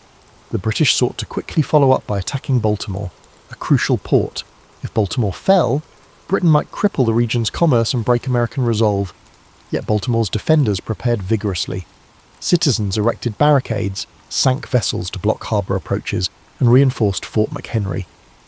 British warships commenced bombardment on the night of September 13th, unleashing salvo after salvo into the fort. Despite the onslaught, the fort held. When dawn arrived, the American flag still billowed, witnessed by Francis Scott Key, who penned the Star-Spangled Banner. This morale-boosting outcome forced the British to withdraw, neutralising their Chesapeake campaign. Another British thrust aimed at Lake Champlain. An army advanced from Canada, hoping to slice into upstate New York and isolate New England. On September 11th, 1814, American naval forces under Thomas MacDonough won the pivotal Battle of Plattsburgh Bay, outmanoeuvring the British squadron. With their naval support lost, the British land invasion faltered, forcing a hasty retreat. This second repulse, alongside Baltimore's defence, shattered British hopes for a swift resolution by capturing major towns. Meanwhile, the southwestern frontier remained a separate theatre. Andrew Jackson's victory over the Creeks had freed him to concentrate on potential British moves along the Gulf Coast. British strategists planned a grand assault on New Orleans, imagining that controlling the Mississippi's mouth would hamper American expansion. Jackson, aware of the vital importance of the city, assembled a force of militia, volunteers, freedmen, and even a group of Barataria pirates under Jean Lafitte, forging a makeshift but spirited army. But that confrontation awaited final culmination early the next year. In the midst of these unfolding battles, negotiations in Ghent progressed. Sensing that neither side would gain from prolonged conflict, British diplomats seized earlier demands for territory or indigenous buffer states, while Americans, stung by the burning of their capital, recognised that an indefinite war threatened ruin. By December, a draft treaty emerged, endorsing the principle of status quo ante bellum. Both nations would revert to pre-war boundaries. Outstanding issues like impressment or maritime rights were not addressed, rendering the war's original triggers unsolved. Nonetheless, the desperate weariness on both sides pressed them to sign the Treaty of Ghent on December 24th, 1814. However, word of the treaty needed weeks to traverse the Atlantic. None of the signatories realised a major confrontation loomed on the Mississippi. British forces landed near New Orleans in mid-December 1814. Jackson rushed to fortify the city's approaches, digging entrenchments along the Rodriguez Canal.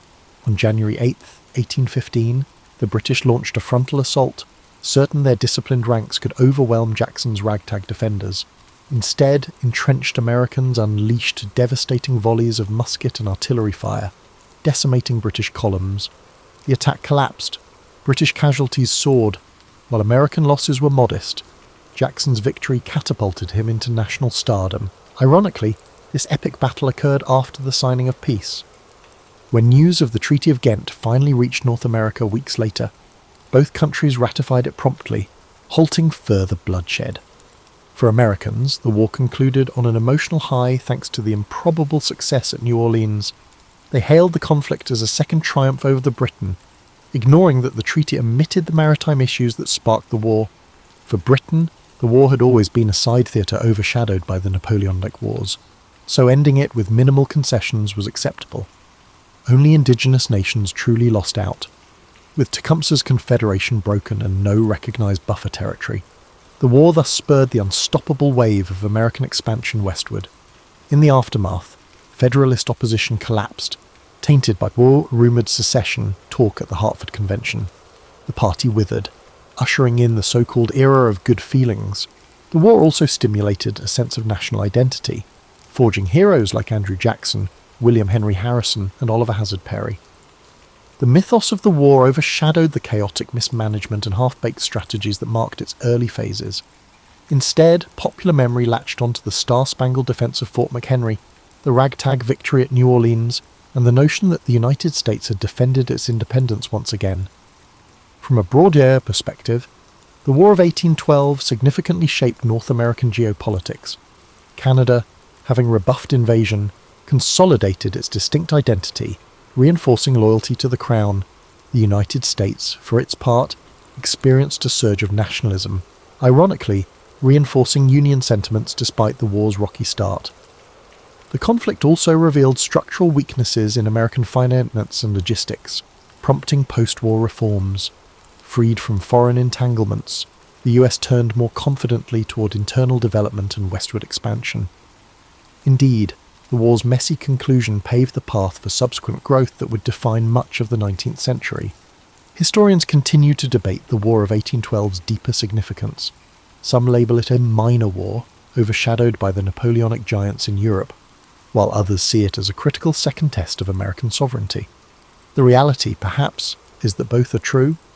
On the grand scale, Britain was more consumed with Napoleon, but for the young United States, the conflict marked a crucial juncture. Did the new republic have the cohesion to withstand external assault, or would it fragment under pressure?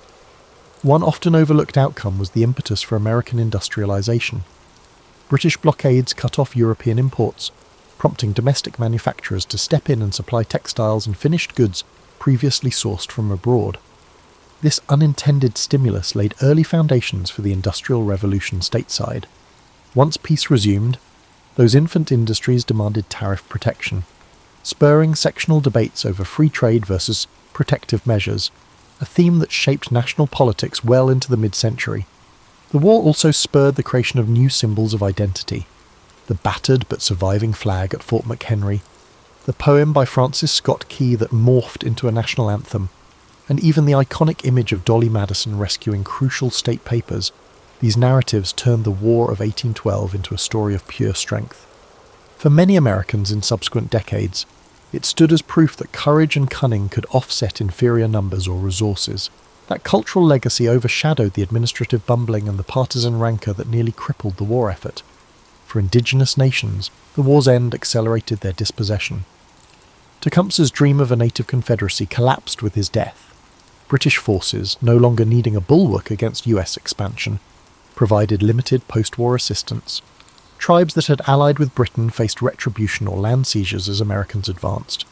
In the South, Andrew Jackson's post-war ascendancy led to further treaties pushing native groups west. Thus, the War of 1812 served as a key moment, paving the way for widespread white settlement throughout the Mississippi region and beyond. As for Canada, it developed a sense of shared heritage by resisting American invasions. French and English-speaking Canadians united under the Crown to repel the foreign threat, sowing seeds for a budding national identity distinct from Britain and the US. Figures like Laura Secord, who carried warning of an American raid, or the dead General Isaac Brock, became local heroes. The war's memory underscored that Canada would not be simply swallowed by the larger republic to the south, a dynamic that remains a point of cultural pride. Meanwhile, the returning US soldiers found themselves in varied conditions. Many frontier militias simply melted back into civilian life.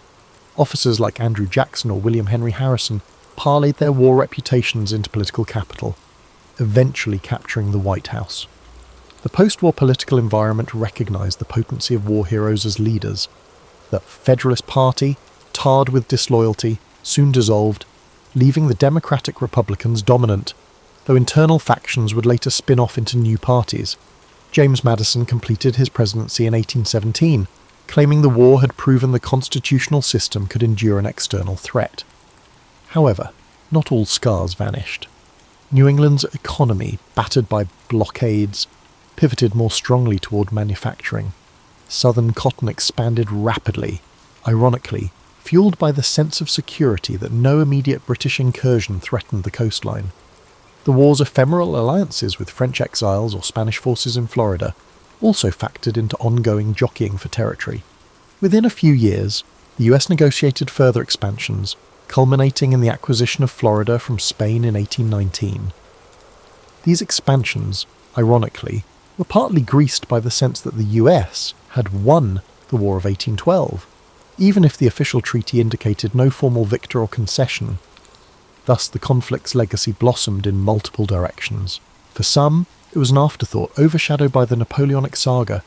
For others, especially Americans, it was a second war of independence that validated the constitutional experiment.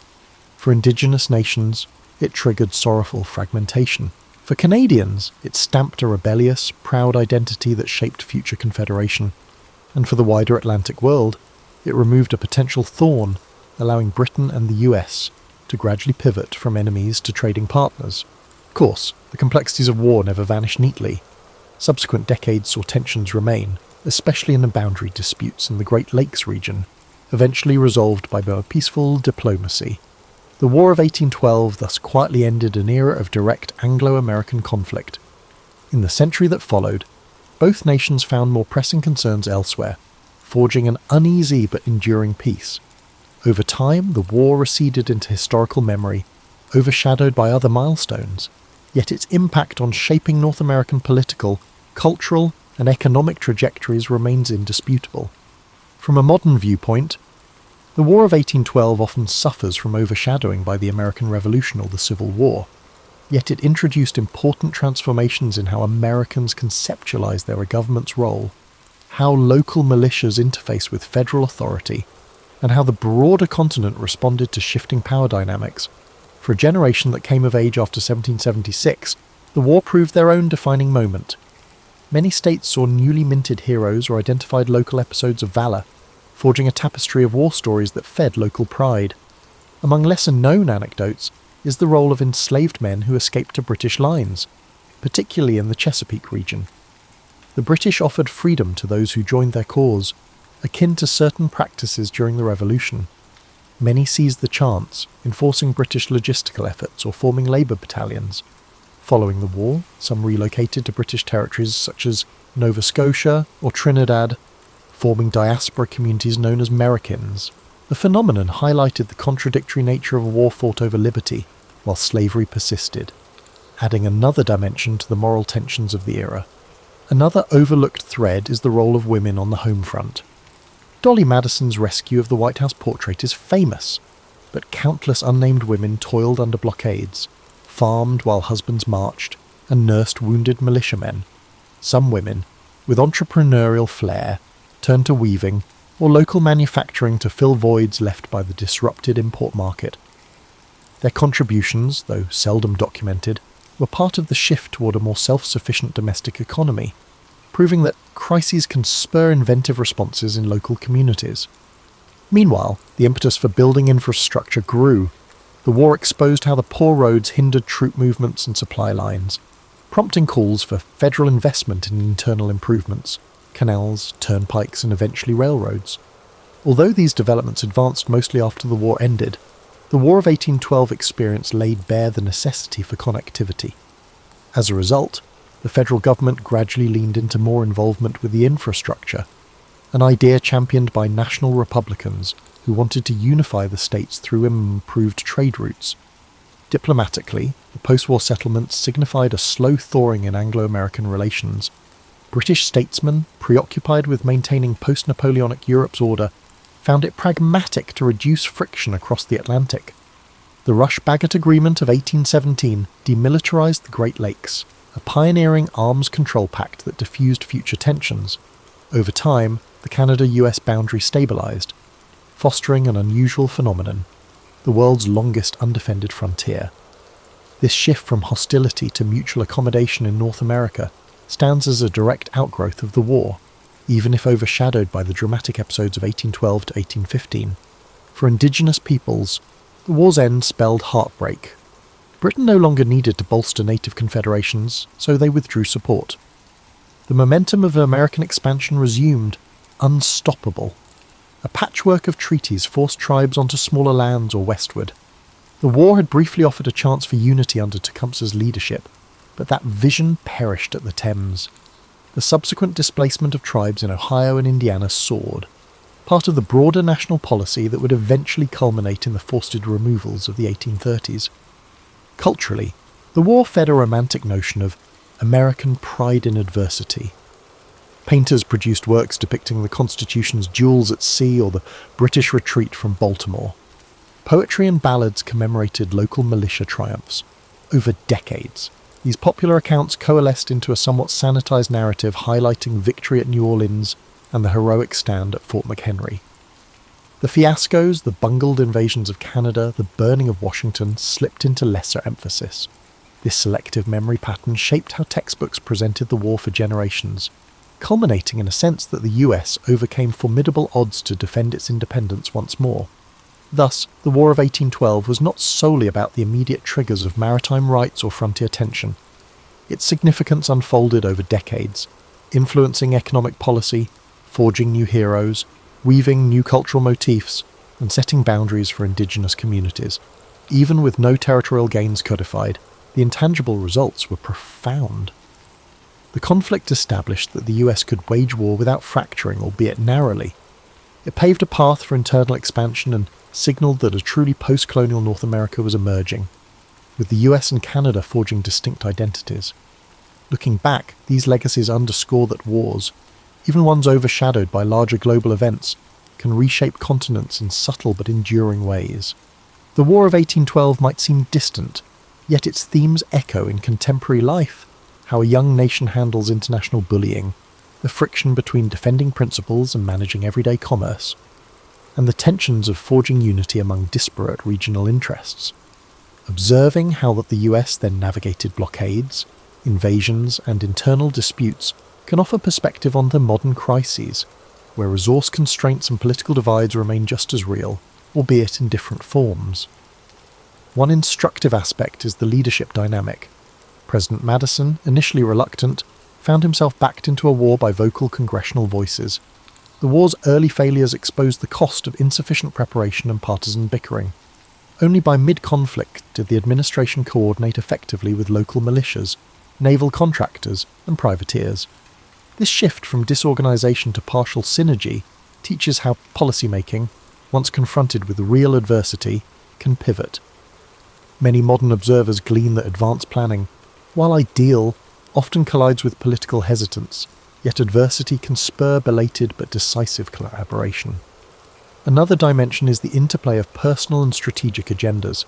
Ambitious generals, such as William Hull or later Jacob Brown, had their reputations at stake. Politicians in Congress angled for local advantage or re-election. The war's path was shaped by these individual aims, sometimes to the detriment of cohesive national strategy. Similarly, in today's environment, personal ambition can sabotage or realign collective efforts, showing that cohesive leadership must harness personal drives rather than deny them.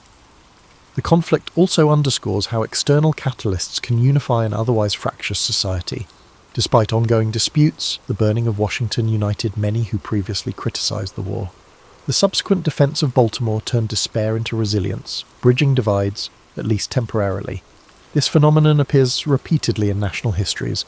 A tangible external threat can galvanize unity, overshadowing internal differences. However, sustaining that unity after the crisis abates is another matter, a lesson well illustrated by the meltdown of Federalist support post-war and the ephemeral era of good feelings. From a moral vantage, the war showcased how indigenous alliances can be manipulated by great powers. British promises to protect native lands or the American pledge to incorporate friendly tribes often found little fulfillment once strategic ends were met. The ephemeral nature of these alliances led to tragic outcomes for indigenous communities. Modern discussions about the rights of marginalised groups caught in geopolitical crossfires resonate with the story of these nations' exploitation as pawns. While times differ, the principle that real autonomy seldom emerges from foreign patrons remains relevant. In the realm of memory, the War of 1812 reveals how selective retelling can overshadow complexities. Francis Scott Key's rocket's red glare soared in the national consciousness, overshadowing episodes where US invasions failed or inflicted harm on civilians. Today, educational curricula often reduce the war to a handful of famous vignettes: burning of Washington, the Star-Spangled Banner, Andrew Jackson at New Orleans, neglecting the messy intricacies. This phenomenon, common in historical narratives, underscores the importance of seeking more profound perspectives beyond iconic highlights. Another parallel to modern times is the war's reflection on global commerce. Then, as now, major powers tried to control trade routes, imposing blockades or sanctions. The US had to navigate a dual challenge, sustaining internal unity while resisting external economic pressure. The war's outcome hinted that a nation with robust internal markets and flexible production can endure even when cut off from usual trade. This resilience dynamic remains at the core of contemporary discourse around self-sufficiency and global supply chains. Ultimately, the War of 1812's legacy remains multifaceted. It united Americans around a renewed sense of identity, advanced some individuals politically, and inflicted irreparable damage on indigenous confederacies. It highlighted that the young republic, though battered, could stand as an independent entity, shaping a distinct brand of national pride that propelled expansions west and cultural evolutions at home. Yet the moral questions, particularly regarding indigenous and enslaved populations, reveal deeper costs. For midlife readers who are balancing personal ideals with real-world complexities, the War of 1812 emphasises that every grand enterprise, from commercial policy to warfare, hinges on negotiations of principle, ambition, and compromise. During this delicate balance, societies often uncover their potential for harmony as well as the potential for future strife. When the final guns fell silent and the Treaty of Ghent was ratified, the War of 1812's immediate outcome could be summarised as a military stalemate but a psychological victory for the US. The impetus behind the war, ending British impressment and maritime restrictions, remained largely unresolved in the text of peace, but global shifts, including the final defeat of Napoleon, rendered those maritime issues moot. Britain no longer felt the same compulsion to detain American sailors. Gradually, normal trade resumed. Domestically, the war left behind a changed political and economic landscape. The Federalist Party collapsed, tainted by its near-treasonous Hartford Convention. The Democratic Republicans established a single-party dominance despite the emergence of internal factions. James Monroe succeeded Madison and ushered in the so-called era of good feelings, where partisan bickering lulled temporarily. Simultaneously, the war stoked calls for a more robust national infrastructure, roads, canals, a better banking system to prevent future logistic nightmares. Many of the same states that had balked at federal authority during the war now grudgingly admitted the necessity of coordinated planning. Of the war's personalities, Andrew Jackson emerged as the archetypal hero. His triumph at New Orleans overshadowed earlier fiascos. Popular ballads hailed him as the unstoppable Old Hickory. This catapulted Jackson toward the presidency in the following decade, shaping a new wave of populist politics that departed from the more patrician style of Jefferson or Madison. Another figure, Dolly Madison, remained a cultural icon for her bravery during the White House evacuation, exemplifying how smaller personal acts can become legendary in a war overshadowed by battles and sieges. Meanwhile, the war's end did not bring peace to indigenous nations. With Tecumseh's coalition shattered, American expansion surged west, leading to treaties that often forced tribes off ancestral lands. The war's ephemeral alliances, wherein the British used tribal forces to hamper US invasions, vanished once the conflict concluded, leaving tribes vulnerable. This pattern repeated throughout the 19th century, culminating in a systematic push across the continent that overshadowed earlier illusions of Indigenous-led confederations. For Britain, the war was a minor chapter. Most British historical accounts mention it as a side conflict overshadowed by the Napoleonic Wars. The eventual forging of an amicable British-American relationship in the 19th century meant that the War of 1812 quietly retreated into the background of British consciousness. The Joint Rush-Bagot Agreement of 1817 prevented future naval build-ups on the Great Lakes and fostered the concept of a demilitarised boundary that remains remarkable in global terms. For Canada, defending against American invasions underlined a budding sense of distinct identity. Residents of Upper and Lower Canada had, to many Americans' surprise, not welcomed the idea of annexation. This loyalty to the British Crown found fresh impetus after repelling repeated US attacks. Over time, Canadian historians pointed to the War of 1812 as a foundational moment. The volunteer militias, the alliances with Indigenous fighters, and the persevering local leadership formed the nucleus of later Canadian unity. Commemorations throughout the 19th century celebrated heroes like Isaac Brock, forging national myths that shaped the country's future. In the broader context of US military tradition, the war highlighted weaknesses that spurred professionalization. The humiliating collapses of militias taught that raw volunteer forces needed better training and discipline. Naval successes, on the other hand, proved the potential of a well-crafted professional navy. Post-war, the Navy's leadership gradually expanded, adopting new ship designs and forging a tradition that would eventually propel the US to maritime prominence in the next century. The Army, though overshadowed, also instituted reforms in leadership selection and supply management. As the decades passed, the war's memory nestled into national lore. The Star-Spangled Banner, originally penned as a poem, eventually became the national anthem by the early 20th century, immortalising that moment at Fort McHenry. Veterans of the war, overshadowed by the larger generation of Revolutionary War patriots, formed their associations, though their recollections were less frequently lionized. It wasn't until the war's centennial in 1912 that a wave of commemorative events revived interest.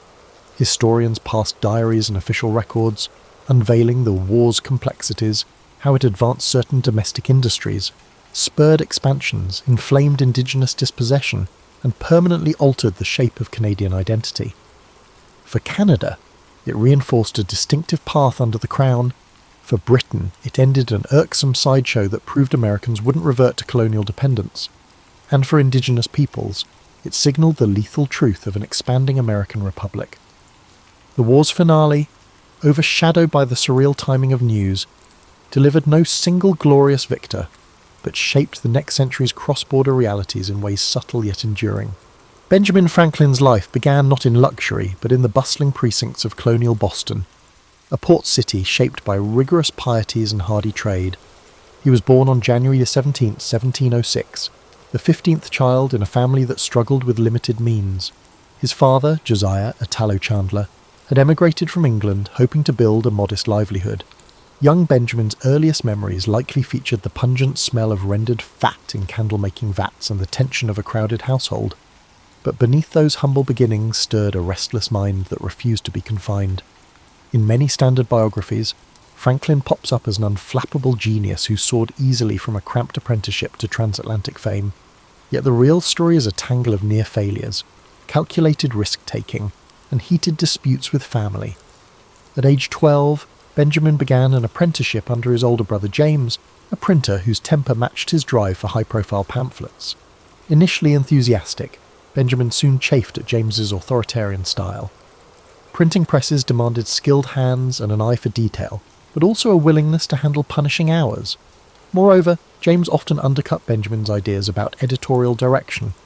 Tension built behind shop doors until Benjamin clandestinely penned letters to the local newspaper under the pseudonym Silence Dogood.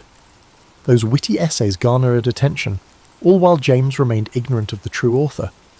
That escapade, half mischief and half aspiration, sparked Franklin's lifelong devotion to shaping public opinion.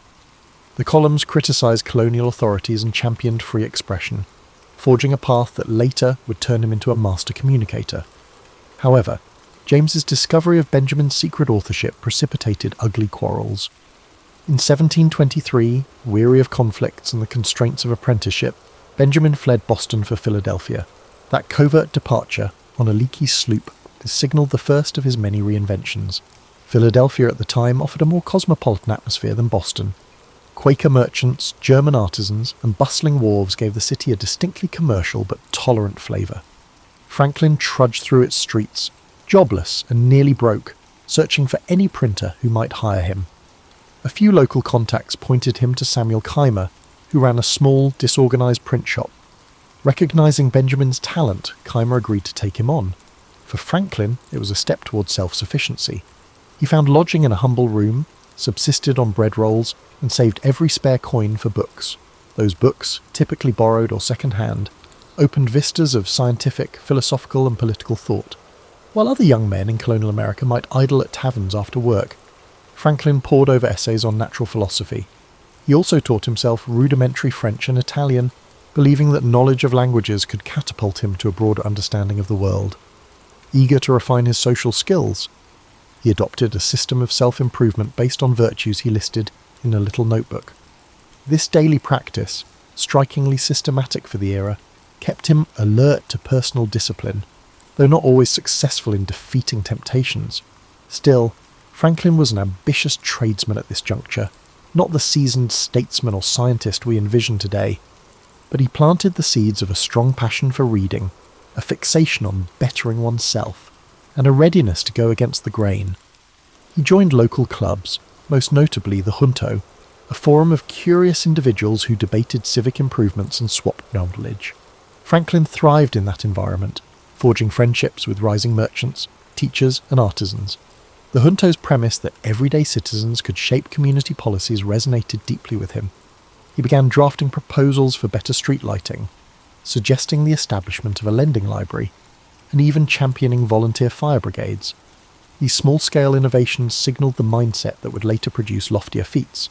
Thus, by his mid-20s, Franklin was already a figure to watch in Philadelphia, a young printer with an entrepreneurial streak, a pamphleteer unafraid of challenging norms, and a network skilled at binding like-minded souls together. However, financial security was still elusive. His personal life was complicated, and his religious skepticism set him apart in an era of strict orthodoxy. The next years would see him expand these early experiments, slowly weaving the persona that would one day grace the global stage. Early in the 17th century, Franklin's printing shop gained stability due to its growing reputation for punctual deliveries and sharp content. His production ranged from political leaflets to visiting cards, yet almanacs proved to be his most profitable venture. In 1732 he introduced Poor Richard's Almanac, a cheeky, insightful publication under the pseudonym of Richard Saunders. Unlike staid almanacs that listed only lunar cycles and harvest tips, Franklin's version featured witty maxims, satirical commentary, and personal jabs that made each edition an eagerly awaited staple in households across the colonies. Yet while Poor Richard minted his reputation, Franklin's day-to-day life was more complex. He navigated a personal relationship with Deborah Reed, who had once been a neighbour's daughter. Their common-law marriage, not formally solemnised for various reasons, gave Franklin a semblance of domestic stability. Though the arrangement lacked the official aura of conventional unions, they raised children together. But the demands of his printing press and swirl of civic projects often kept him away from extended familial devotion. Franklin's thirst for civic improvement seemed boundless. In 1731, he formed the Library Company of Philadelphia, an idea born from the junto's discussions. Subscribing members pooled funds to buy books, establishing one of America's first lending libraries. This approach crystallized Franklin's method: harness collective contributions to uplift public life. Where others saw financial hurdles, Franklin leveraged group effort. The concept proved so successful that it sparked similar ventures elsewhere, bolstering literacy in an era when many colonists had limited access to texts. As a publisher, he also became a de facto influencer in shaping public sentiment. He printed currency for Pennsylvania, bolstering trust in local finances. He took up the cause of paper money, arguing that a stable local currency could invigorate commerce. Through editorials under assumed names, he debated with political rivals, championing a pragmatic outlook. If a policy boosted trade and enriched community resources, it merited consideration, irrespective of dogmatic leanings. This flexibility would later mark his diplomatic engagements, yet it sometimes riled staunch partisans. Beyond the printing realm, Franklin dabbled in volunteer projects like establishing Philadelphia's Union Fire Company in 1736. Fire disasters had plagued the city, wiping out blocks of wooden structures. Franklin's brigade, staffed by volunteers, offered a semblance of organised response where previously chaos reigned. This forward-thinking approach spread, birthing additional fire companies that cooperated instead of competing. Ever the organiser, Franklin helped shape guidelines for equipment sharing and mutual aid, forging a model admired in other colonies. Yet successes alone didn't insulate him from adversity. The colonial landscape could be unforgiving to those who ventured unpopular opinions. Franklin sometimes rankled conservative church leaders by printing texts that veered too secular or criticised certain dogmas. He also faced tension with other printers, who resented his rapid ascension and willingness to mock rivals. Still, his knack for bridging differences often prevailed. When rumours of a severe smallpox outbreak loomed, he used his press to advocate for inoculation, though he personally endured heartbreak when one of his sons died of the disease. The tragedy deepened Franklin's resolve to promote evidence-based solutions over superstition or fear. Simultaneously, Franklin's scientific curiosity blossomed. He embarked on rudimentary experiments observing local weather patterns, speculating that storms and winds might follow distinct trajectories across the colonies. At dinner gatherings, he speculated about electricity, an obscure phenomenon rarely studied in depth outside Europe's learned societies. While his main energies still lay in publishing and civic activism, that spark of interest hinted at future breakthroughs. He collected glass tubes and rods from ships arriving from England, quietly testing ways to generate static charges. It was uncharted territory in the North American context. Through these endeavours, Franklin cultivated an image as a problem solver unafraid of multiple hats: publisher, social entrepreneur, proto-scientist. His approach remained anchored in practicality. He believed knowledge mattered chiefly when applied to real-life challenges, whether refining printing techniques or organising communities to fight fires. Meanwhile, Poor Richard's almanac soared in popularity, its aphorisms turning into everyday proverbs. Phrases like early to bed and early to rise makes a man healthy, wealthy, and wise laced casual speech, shaping the moral tenor of the day. Many readers had no idea that Franklin, behind the comedic mask of Richard Saunders, orchestrated each aphorism with a shrewd sense of what the public would embrace. By the mid-1730s, he was no longer just a scrappy printer. He was emerging as a civic figure recognised for bridging the divides of a fractious colonial society. His illusions of grandeur were subdued, though.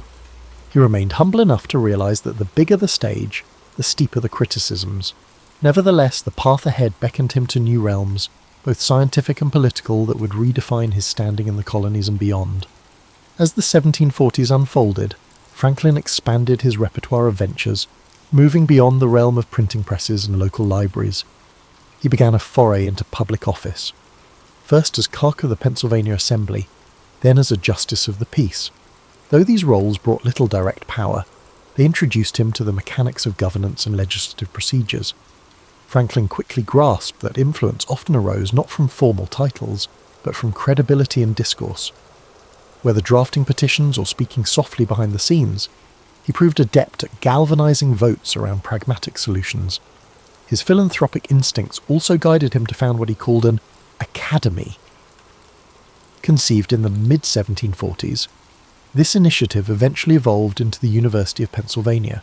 Dissatisfied with narrow classical curricula, Franklin yearned for an institution that melded theoretical knowledge with practical arts.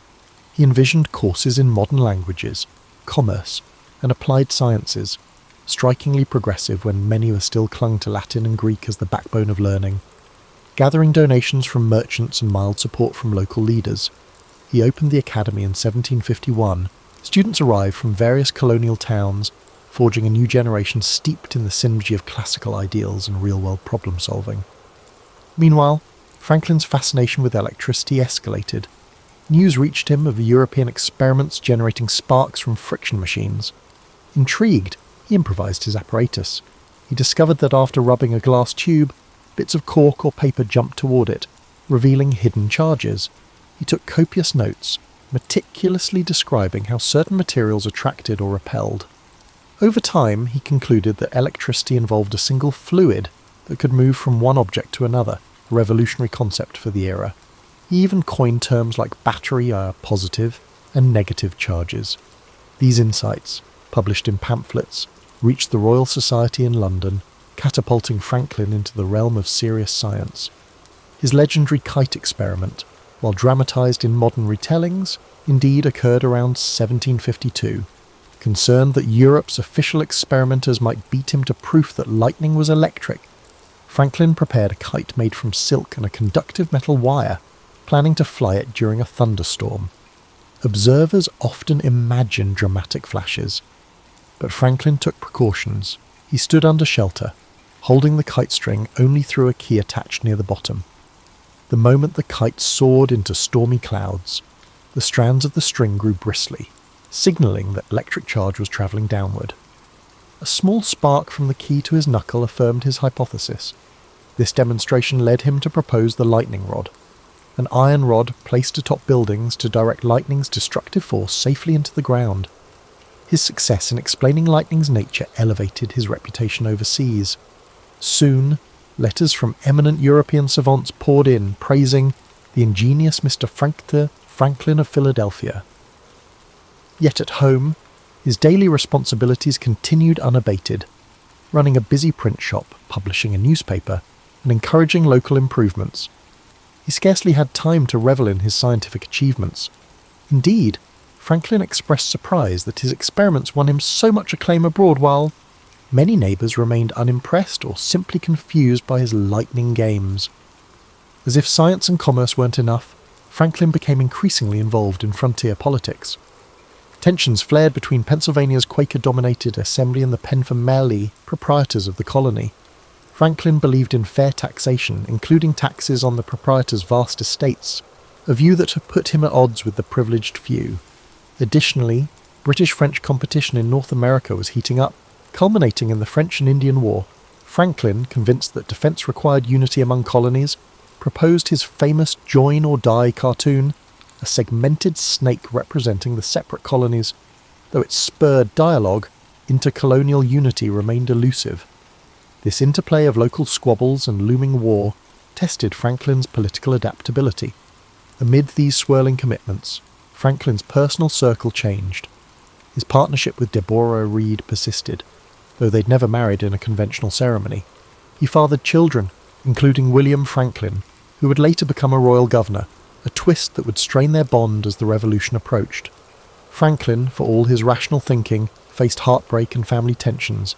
He also enjoyed comedic relief, hosting gatherings where brandy-laced conversation turned to improbable ideas like controlling storms or forging alliances with Iroquois confederacies. Those evenings captured the spirit of a man at once playful and profoundly serious about shaping a better society. By 1755, Franklin's name carried weight across multiple spheres: inventor, publisher, civic organizer, and budding political presence. The complexities of colonial life demanded more from him, especially as war clouds loomed on the horizon. He read these omens, suspecting that events in Europe would soon ripple through the colonies in forceful ways. His intellectual curiosity, sharpened by successes in science, prepared him to tackle these challenges. Yet even Franklin couldn't foresee how drastically the next decade would alter his path. The mid-1750s ushered in the French and Indian War, pitting British colonists and their native allies against French forces for control of North American frontiers. Suddenly, Franklin's calls for coordinated defence took on new urgency. Pennsylvania, traditionally pacifist under Quaker influence, hesitated to fund a militia. Franklin intervened by rallying the public to support the fortification of the colony's western borders. He even trekked to the Lehigh Valley, supervising the construction of simple stockades and negotiating provisions with frontier settlers. This experience deepened his conviction that decentralized colonial governance invited peril in times of crisis.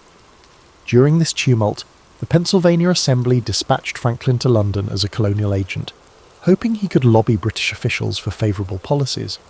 Arriving in 1757, he was struck by London's vastness. Teeming commerce, ornate architecture, and a lively intellectual scene. No mere tourist, Franklin got into the city's coffeehouse culture, mingling with writers, scientists, and members of Parliament. He soon realised that British politicians often held the colonies in low regard, seeing them as sources of revenue or strategic buffers rather than partners. Nevertheless, Franklin's wit and scientific reputation eased his entry into elite circles. He garnered invitations to lecture on electricity, demonstration in hand, wowing aristocrats who marvelled at the American electrician. Some found his plain, Quaker-like dress refreshing in a world of powdered wigs and ruffled cuffs. Shrewdly, Franklin leveraged these social encounters to address colonial concerns. He lobbied for fairer trade regulations and tried to persuade the Penn family to shoulder their share of taxes in Pennsylvania. Though the mission advanced in small increments, Franklin chafed at the slow pace of British bureaucracy. Over time, he witnessed the seeds of paternalistic attitudes that would later spark full-blown colonial resentment. He wrote letters back to Philadelphia, warning that British officials seemed oblivious to colonial capacities. He also recognised that entrenched aristocrats in Parliament viewed colonial assemblies as subservient. In subtle ways, these experiences eroded Franklin's loyalty to the empire's status quo. Franklin spent 5 years in London, returning home in 1762. Reunited with Deborah and his family, he found that Philadelphia had grown in population and ambition. Despite success in resolving some Pennsylvania disputes, new controversies loomed.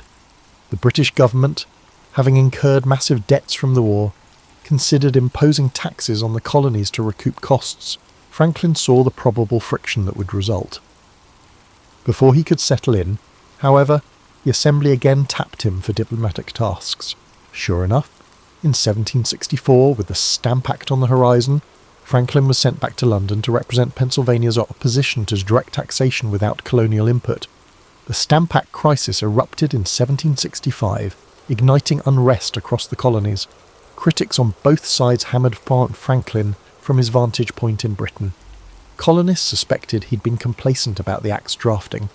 Londoners accused him of stirring rebellious sentiments. He testified before the House of Commons in 1766, offering a measured but firm explanation of why the colonies believed they should not be taxed by a parliament where they had no elected representatives.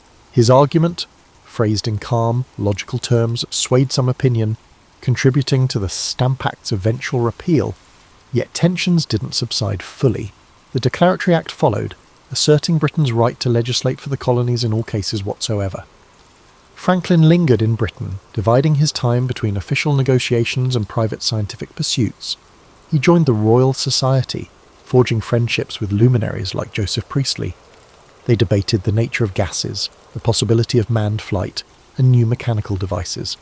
Franklin's adept mind roved freely in these circles, producing incremental contributions to fields like meteorology and oceanography. He mapped the Gulf Stream after hearing whaling captains discuss warm Atlantic currents, guiding ships to exploit faster routes across the ocean. Yet personal heartbreak struck. Deborah passed away in 1774. Franklin, who'd been abroad for years, felt deep regret at not seeing her in her final days. Meanwhile, political storms at home intensified. The Boston Tea Party erupted, prompting harsh British retaliation. Franklin found himself once more the target of criticism, even singled out by the British Privy Council for public censure in 1774 over leaked letters, slandered and humiliated in a humiliating hearing. He sensed that reconciliation might be doomed. In that humiliating moment, the cracks in his hope for a peaceful resolution to the imperial crisis widened into a chasm. When he finally sailed back to America in 1775, war seemed likely. Franklin had left the colonies as a patient mediator seeking compromise. He returned an embittered observer convinced that Britain's ministry would never treat the colonies fairly. This pivot would chart the next phase of his life, transforming him from loyal colonial agent into a champion of independence, a role that, ironically, few might have predicted a decade earlier. Franklin landed in Philadelphia into May 1775, greeted by an unfolding revolution. Lexington and Concord battles had already erupted, mobilizing militias across the colonies. The Second Continental Congress convened, grappling with whether to seek reconciliation or assert independence. Franklin's arrival injected a seasoned perspective. He had been at the heart of negotiations with Britain and felt the monarchy's intransigence firsthand. He saw little choice but to prepare for armed conflict. Nonetheless, he did not rush to declare separation. Like many delegates, Franklin believed that a unified approach was imperative. The Congress formed the Continental Army, naming George Washington as Commander-in-Chief. Meanwhile, Franklin chaired committees on postal service, leading in him becoming America's first Postmaster General, and on forging alliances with native groups. His pragmatic style, listening intently, forging consensus, helped nudge the Congress forward. He also made time to communicate with friends in Britain, who supported colonial rights, regretting the delay in reaching a consensus. Crucially, Franklin joined a committee tasked with drafting a Declaration of Independence in mid-1776. That small group included Thomas Jefferson, John Adams, Roger Sherman, and Robert Livingston. Jefferson, known for his eloquent pen, took the primary writing role. Yet Franklin's edits shaped the final text. He proposed changes to some of Jefferson's more florid passages, seeking crisp directness. When the Declaration was ratified on July 4, 1776, Franklin's signature joined others at the bottom, marking him as one of the founding signers. He quipped afterward, "We must all hang together, or most assuredly we shall all hang separately," capturing the precarious unity of the moment. The next challenge was international support. Diplomatic ties, especially with France, were critical for the rebel cause. Having spent ample time in Europe and possessing a flair for interpersonal charm, Franklin was the natural envoy. In late 1776, he crossed the Atlantic again, braving winter seas to reach Paris. There he took up residence in Passy, near the city's outskirts, clad in a fur cap instead of a wig. Franklin cut an arresting figure at French salons. Aristocrats found him both amusing and wise, enthralled by the notion of a plain-spoken philosopher from the New World. Franklin's mission transcended mere socializing. He needed French backing, money, arms, possibly direct military intervention, yet the French court, while sympathetic to humiliating Britain, moved cautiously. Franklin leveraged his scientific renown, intellectual banter, and a subtle sense of theatre. He regaled guests with experiments on static electricity, offered witty aphorisms, and praised French art. Over dinners, he described the quest for liberty, painting it as a global struggle pitting autocracy against enlightenment. Over time, Franklin became a sensation in prison circles. Political alliances blossomed behind the scenes, culminating in the 1778 Franco-American Treaty of Alliance. This partnership, significant the triumph for the nascent United States, fundamentally altered the course of events. French naval and military support hammered British positions. Franklin continued to refine the arrangement, pressing for loans and supplies. Letters from American generals describing dire needs arrived weekly. Franklin juggled these pleas with the intricacies of French court politics. While some younger French officers, like Lafayette, romanticised the revolution, King Louis XVI weighed the risk of bankrupting his treasury.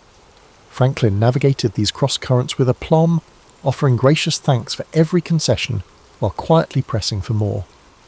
Amid these negotiations, Franklin also displayed his renowned sense of humour. One anecdote recounts a dinner at which a French noble expressed doubt that a new republic could succeed. Franklin allegedly responded with a whimsical analogy about a rising balloon that might wobble but ultimately float, leaving doubters behind. He understood that small symbolic gestures, combined with rational argument, often wielded outsized influence in diplomatic circles. The synergy of warmth, intelligence, and subtle persuasion proved invaluable. By 1781, the Franco-American alliance had turned the war's momentum. Victory at Yorktown, aided by French forces, ended major hostilities, yet formal peace took time. Franklin joined the American Peace Commission with John Adams and John Jay, forging the 1783 Treaty of Paris. The negotiations tested Franklin's patience as British officials jockeyed for favourable terms. In the end, the treaty recognised US independence and set boundaries that shaped the young nation's prospects. Franklin found satisfaction in receiving British diplomats at the same city where the monarchy had once scorned him. Yet he did not gloat. The end of war demanded reconciliation. He believed that forging stable commerce between Britain and America would benefit both. Having secured independence, Franklin lingered in France as an unofficial cultural ambassador, relishing the city's intellectual ferment. His final years in Europe were busy with banquets, scientific forums, and visits from luminaries. Yet Philadelphia beckoned.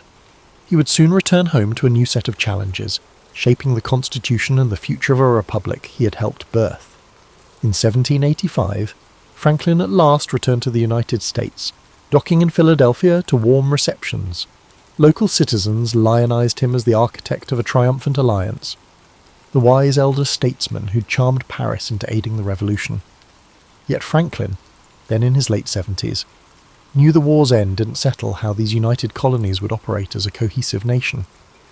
A shaky confederation still governed, lacking the power to regulate commerce or unify states. Disputes roiled over boundaries, tariffs, and war debts. Despite his age, Franklin accepted election as president-governor of Pennsylvania, stepping into a largely ceremonial but symbolically important post. He wielded the role to champion policies for civic improvement, roads, firefighting expansions, and education. However, an even more pressing matter loomed, forging a stronger federal framework. In 1785-1787, delegates convened in Philadelphia for what became the Constitutional Convention. Franklin, physically frail, arrived each day in a sedan chair carried by prisoners from the local jail. They were assigned to him as a courtesy. Nevertheless, his presence galvanized participants. Although James Madison and others led the drafting, Franklin's influence often smoothed bitter disputes. During the sweltering debates, tempers flared. Small states feared dominance by large states, while others demanded checks on federal authority. Franklin rarely took the floor for extended speeches. His hearing was poor, and he tired easily. But when he did speak, he used wry anecdotes to diffuse tension. He urged compromise, cautioning that no perfect constitution could be formed by flawed humans. One famed instance saw him propose daily prayers, not out of strict religiosity, but to remind delegates of shared humility.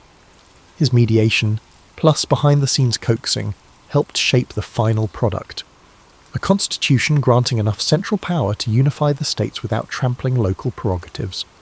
At the convention's close, a bystander asked Franklin what form of government had emerged. He famously replied, "A republic, if you can keep it." That quip summarized his outlook.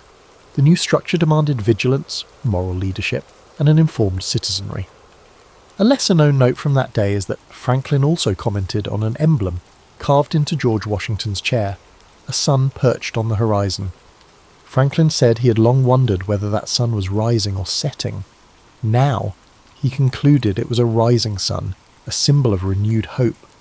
Once the Constitution was ratified, Franklin's health deteriorated further. Gout plagued him, confining him to bed for stretches, yet he remained cognitively sharp, continuing to correspond with scientists abroad, exploring everything from ocean currents to refrigeration theories. He also engaged in philanthropic efforts, donating funds to local charities and urging the city to create better public sanitation. Slavery weighed on his conscience. Having once owned a couple of household slaves in earlier decades, a practice he eventually came to deplore, Franklin in his final years served as president of the Pennsylvania Society for Promoting the Abolition of Slavery. He petitioned the first Congress under the Constitution to halt the trade, a bold stance that provoked anger from Southern representatives. But Franklin was resolute, believing that moral consistency required confronting America's hypocrisy on liberty. In 1789, the Constitution took effect. Franklin witnessed the inauguration of George Washington as the first president under the new government, reaffirming that the experiment he helped launch would be led by a figure he respected. That same year, the elderly statesman penned a famous letter to a friend about life's certainties, concluding that, in this world nothing can be said to be certain except death and taxes. The phrase, typically repeated in jest, captured Franklin's blend of realism and wit. By April 1790, Franklin's health had reached a terminal stage. On his deathbed, he asked visitors about the new Congress, expressed hope that reason might eventually end slavery, and, in a final flourish of humour, reportedly teased that living longer might upset immortality's grand plan. He died on April 17, 1790, at age 84. Mourners flocked to his funeral, filling Philadelphia's streets. Eulogies came from Paris, where he was still adored, and from London, acknowledging the loss of a man who, though pivotal in severing British rule, had also sought peaceable relations. His will reflected a strategic mind even in death. Besides bequests to family and charities, Franklin left money in trust for Boston and Philadelphia, to be invested over centuries. The funds supported public works, such as scholarships and building improvements. That final philanthropic gesture mirrored his life's ethos. Sow seeds that future generations might harvest. He left behind a blueprint for how curiosity, practical invention, civic collaboration, and diplomacy could fuse into a single, expansive life. Benjamin Franklin's legacy has often been condensed into tidy vignettes. The bespectacled founder with a kite in a storm, the sly diplomat at Versailles, the venerable signatory of key documents. However, these brief portrayals run the risk of reducing the complexity of a man who embodied contradiction and experimentation in every aspect of his life. In the centuries since his passing, scholars and admirers have uncovered layers of nuance, a contradictory figure balancing skepticism with moral ambition, vanity with genuine altruism, and personal failings with public triumph. In some respects, Franklin was a champion of the Enlightenment's ideals, believing that human progress hinged on reason, science, and ethical collaboration. He organised scientific societies, teased out electric laws, and improved everyday items like stoves. Yet he could also indulge in self-promotion, spinning anecdotes to burnish his folksy persona. He was cunning in political manoeuvring, employing pseudonyms to nudge public debates.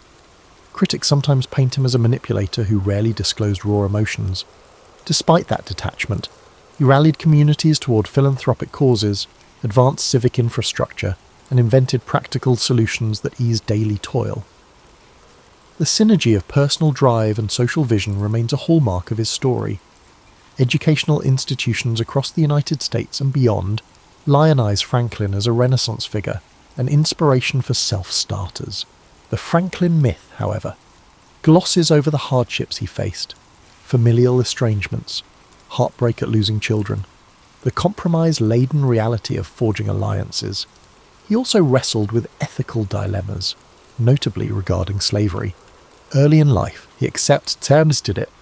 Only in later years did he vocally oppose the institution. That evolution typifies Franklin's journey. He rarely arrived at moral stances instantly, but advanced through observation, dialogue, and reflection.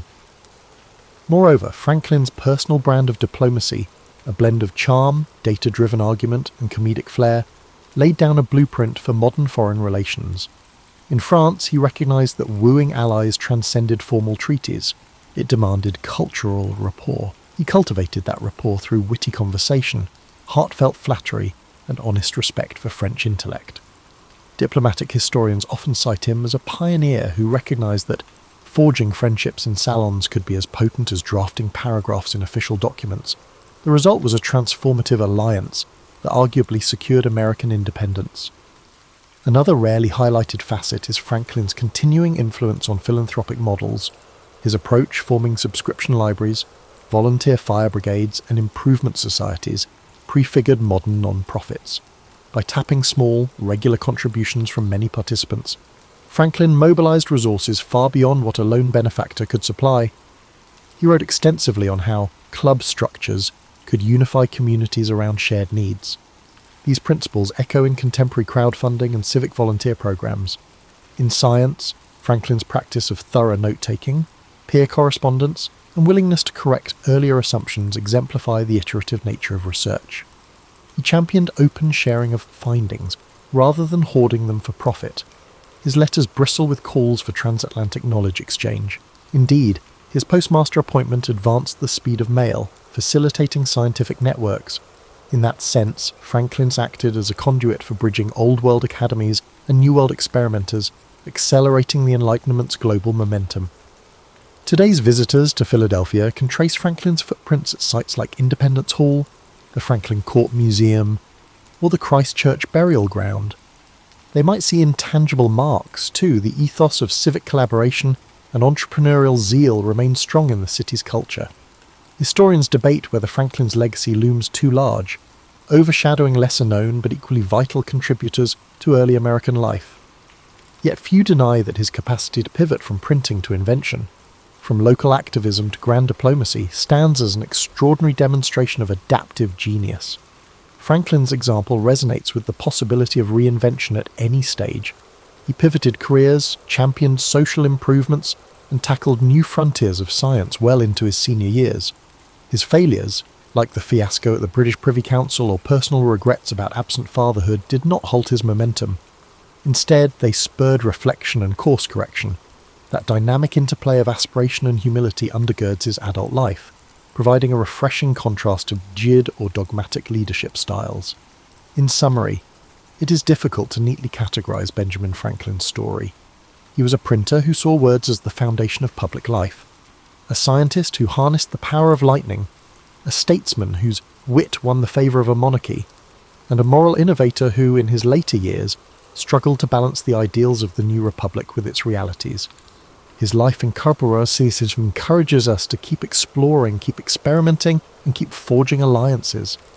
By harnessing curiosity and civic-mindedness, Franklin believed society could inch closer to enlightenment. That belief still pulses in the tale of a pragmatic dreamer whose footprints crossed oceans, courtyards, and the imagination of generations to come. Earliest narratives. These formative centuries shaped the cultural, spiritual, and political DNA of the nation. The balance between divine legitimacy and earthly rule became a defining feature of Japan's rulers, a theme that would persist through centuries of samurai governance, shogunate control, and imperial restoration. The echoes of these ancient times still resonate in modern Japan, where traditions, shrines, and rituals continue to honour the distant past, maintaining a tangible link to the country's mythological and historical roots.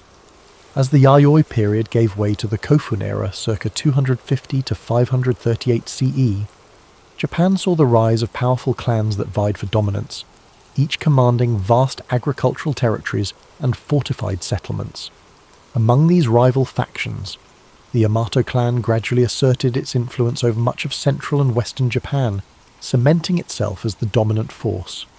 Unlike the decentralized power structures of earlier centuries, the Yamato rulers established a centralized authority, one that derived legitimacy from both military strength and divine ancestry.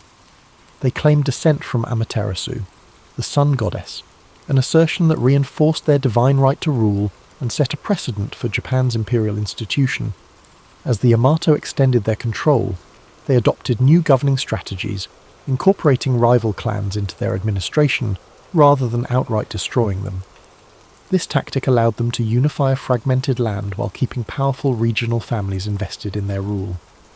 Large keyhole-shaped burial mounds, known as coffin, began dotting the landscape, serving as massive tombs for Yamato rulers and symbolizing their growing authority. These colossal structures, some stretching over 400 meters, contained elaborate grave goods, including bronze mirrors, iron weapons, and Chinese-style artifacts, signaling Japan's increasing interaction with the continent. Diplomacy and warfare both played critical roles in the Yamato's consolidation of power. They maintained close ties with the Korean Peninsula's three kingdoms, Baekje, Silla, and Goguryeo, exchanging military assistance and cultural knowledge. This relationship introduced advanced ironworking, Buddhism, and Chinese writing, innovations that would profoundly shape Japan's social and political evolution. By the 6th century, the Yamato rulers had firmly established themselves as the sovereign power of the land, transitioning from mere chieftains to imperial monarchs. This period also saw the emergence of the term Tenno, meaning heavenly sovereign, which became the official title of the emperor, reinforcing the dynasty's divine mandate. However, true centralized rule was still in its infancy, and the emperor's power often depended on alliances with influential aristocratic families, particularly the Soga clan. Buddhism's arrival from Korea further accelerated political and ideological shifts, as different factions debated whether to embrace or resist the foreign faith. Ultimately, the Soga championed Buddhism, securing its place in Japanese society and aligning themselves with the imperial family.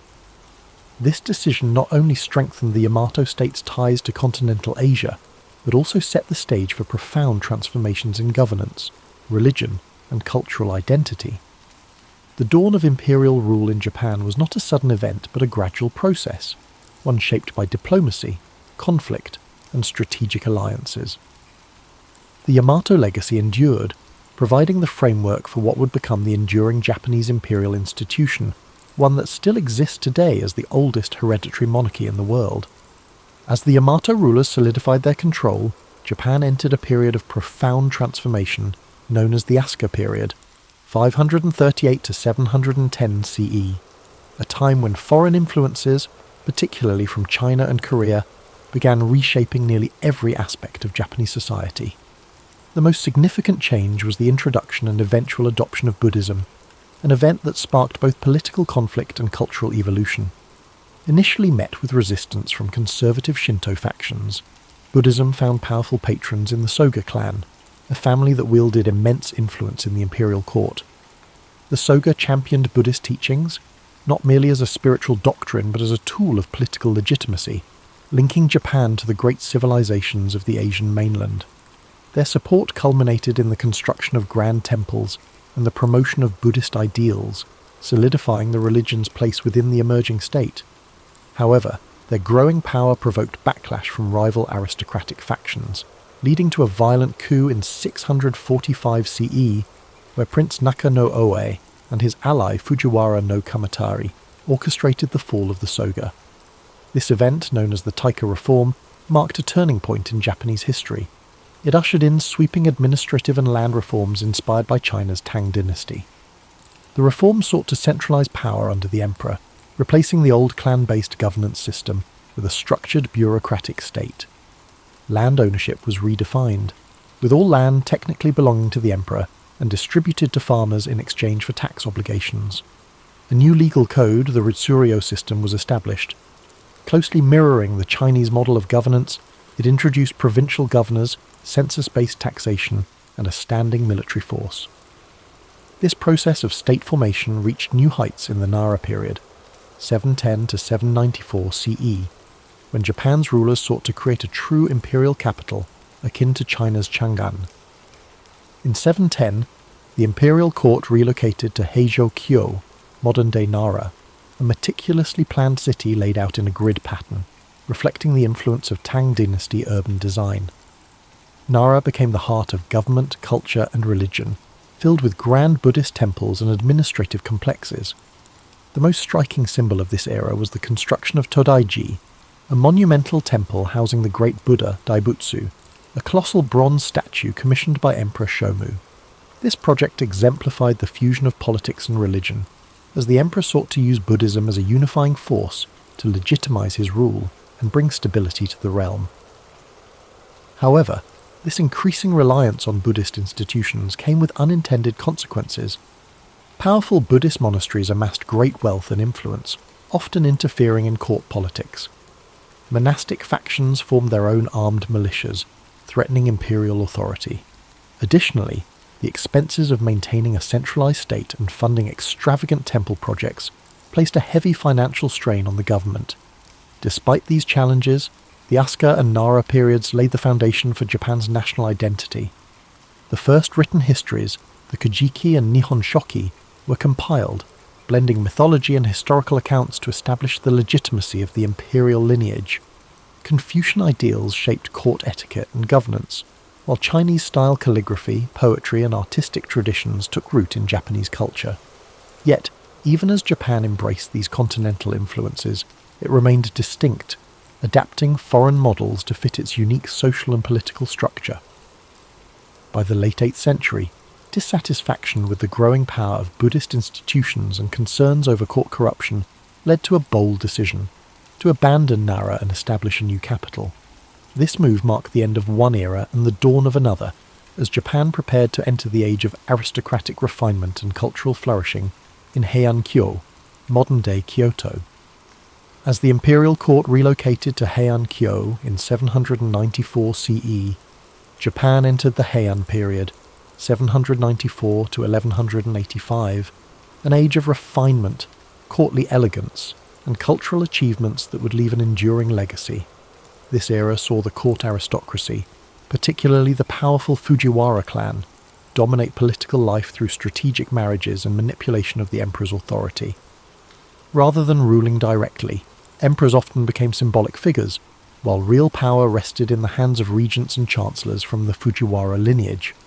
This aristocratic elite revelled in a life of aesthetic pursuits, developing sophisticated literary traditions, art, and fashion.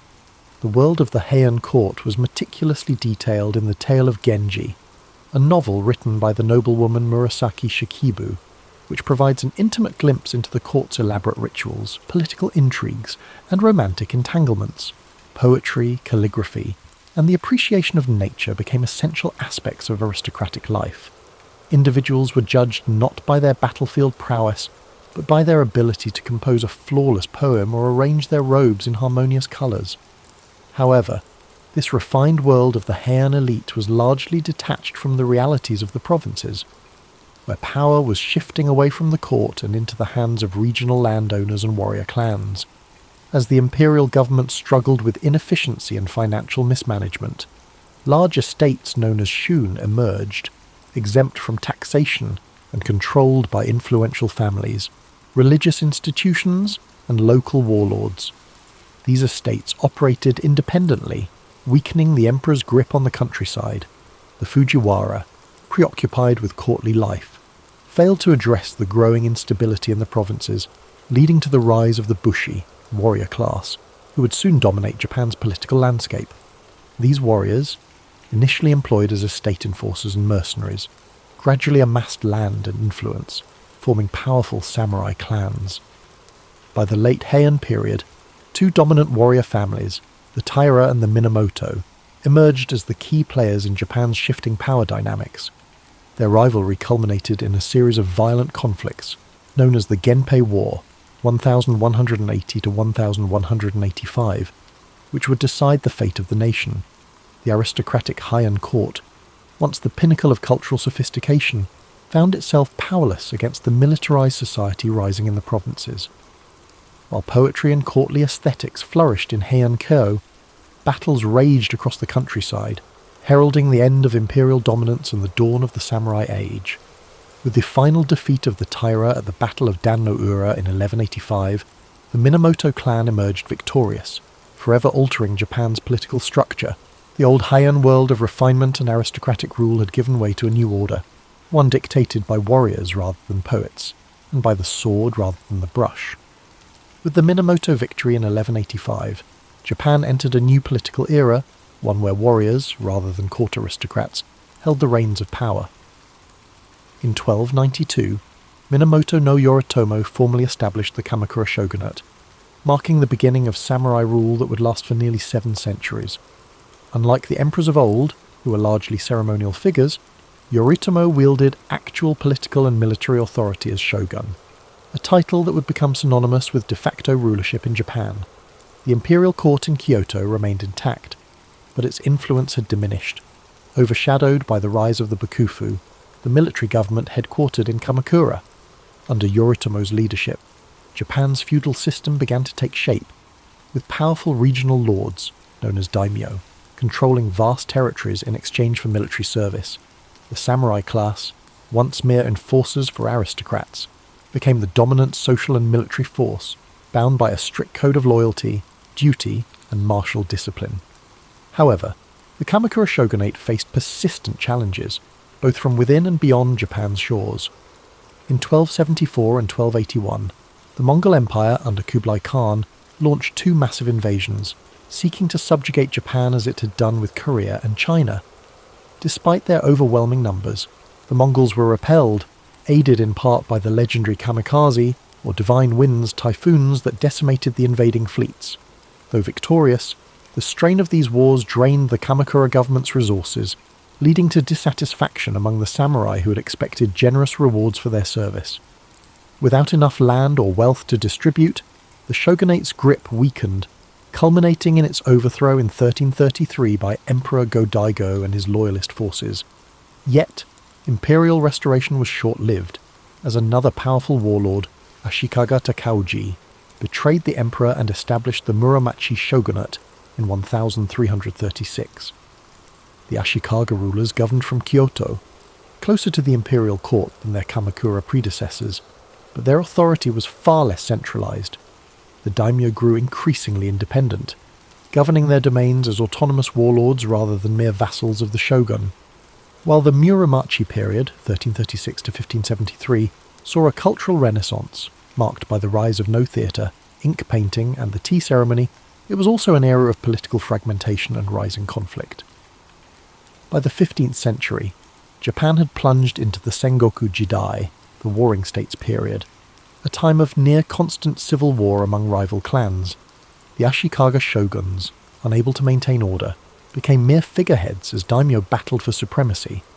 This period set the stage for the dramatic rise of 3 of Japan's most famous warlords, Oda Nobunaga, Toyotomi Hideyoshi, and Tokugawa Ieyasu, who would ultimately unify the fractured nation. The age of the samurai had reached its apex, but the chaos of civil war had proven that Japan needed a stronger, more centralized government. The centuries of warrior rule had reshaped the country's political landscape, replacing the old aristocratic order with a new hierarchy built on military might, land control, and unwavering feudal loyalty. Yet, even as samurai lords waged war, the seeds of a more unified Japan were already being sown, setting the stage for the final transformation of the feudal era. As Japan descended into chaos, during the Sengoku Jidai, the Warring States period, 3 formidable warlords emerged to bring an end to the long era of civil strife. The first was Oda Nobunaga, a brilliant but ruthless strategist who launched a campaign to unify Japan in the late 16th century. He revolutionized warfare by adopting Western firearms, implementing innovative battlefield tactics, and crushing rival daimyo with brutal efficiency. By the 1570s, Nobunaga had seized Kyoto and dismantled the remnants of the Ashikaga shogunate. However, his rule was cut short in 1582 when he was betrayed by one of his own generals, Akechi Mitsuhide, and forced to commit seppuku. His unfinished mission was taken up by Toyotomi Hideyoshi, a former peasant-turned-general who proved himself as one of history's greatest tacticians. Hideyoshi completed the unification of Japan, eliminating remaining rivals and establishing control over the entire archipelago by 1590. He enacted sweeping reforms, disarming the peasantry, restricting samurai to castle towns, and reorganizing the feudal hierarchy to ensure loyalty. However, his ambitions stretched beyond Japan. In 1592 and 1597, he launched massive invasions of Korea in a bid to conquer China. These campaigns ended in disaster, draining Japan's resources and costing thousands of lives. When Hideyoshi died in 1598, his generals vied for control, leading to the decisive Battle of Sekigahara in 1600. It was Tokugawa Ieyasu, a cunning and patient strategist, who emerged victorious. In 1603, he established the Tokugawa shogunate, ushering in the Edo period, 1603 to 1868, a time of unprecedented peace, stability, and isolation. Unlike his predecessors, Ieyasu prioritized long-term control over immediate conquest. He moved the seat of power to Iedo, modern-day Tokyo, where he constructed an intricate system of governance to prevent future uprisings. The Bakuhan system divided authority between the shogunate and regional daimyo, ensuring that local lords remained powerful but ultimately subservient to the Tokugawa family. To maintain control, Ieyasu implemented the Sankin-kotai policy, which required daimyo to alternate living in Edo and their home provinces, draining their wealth and keeping them under close watch.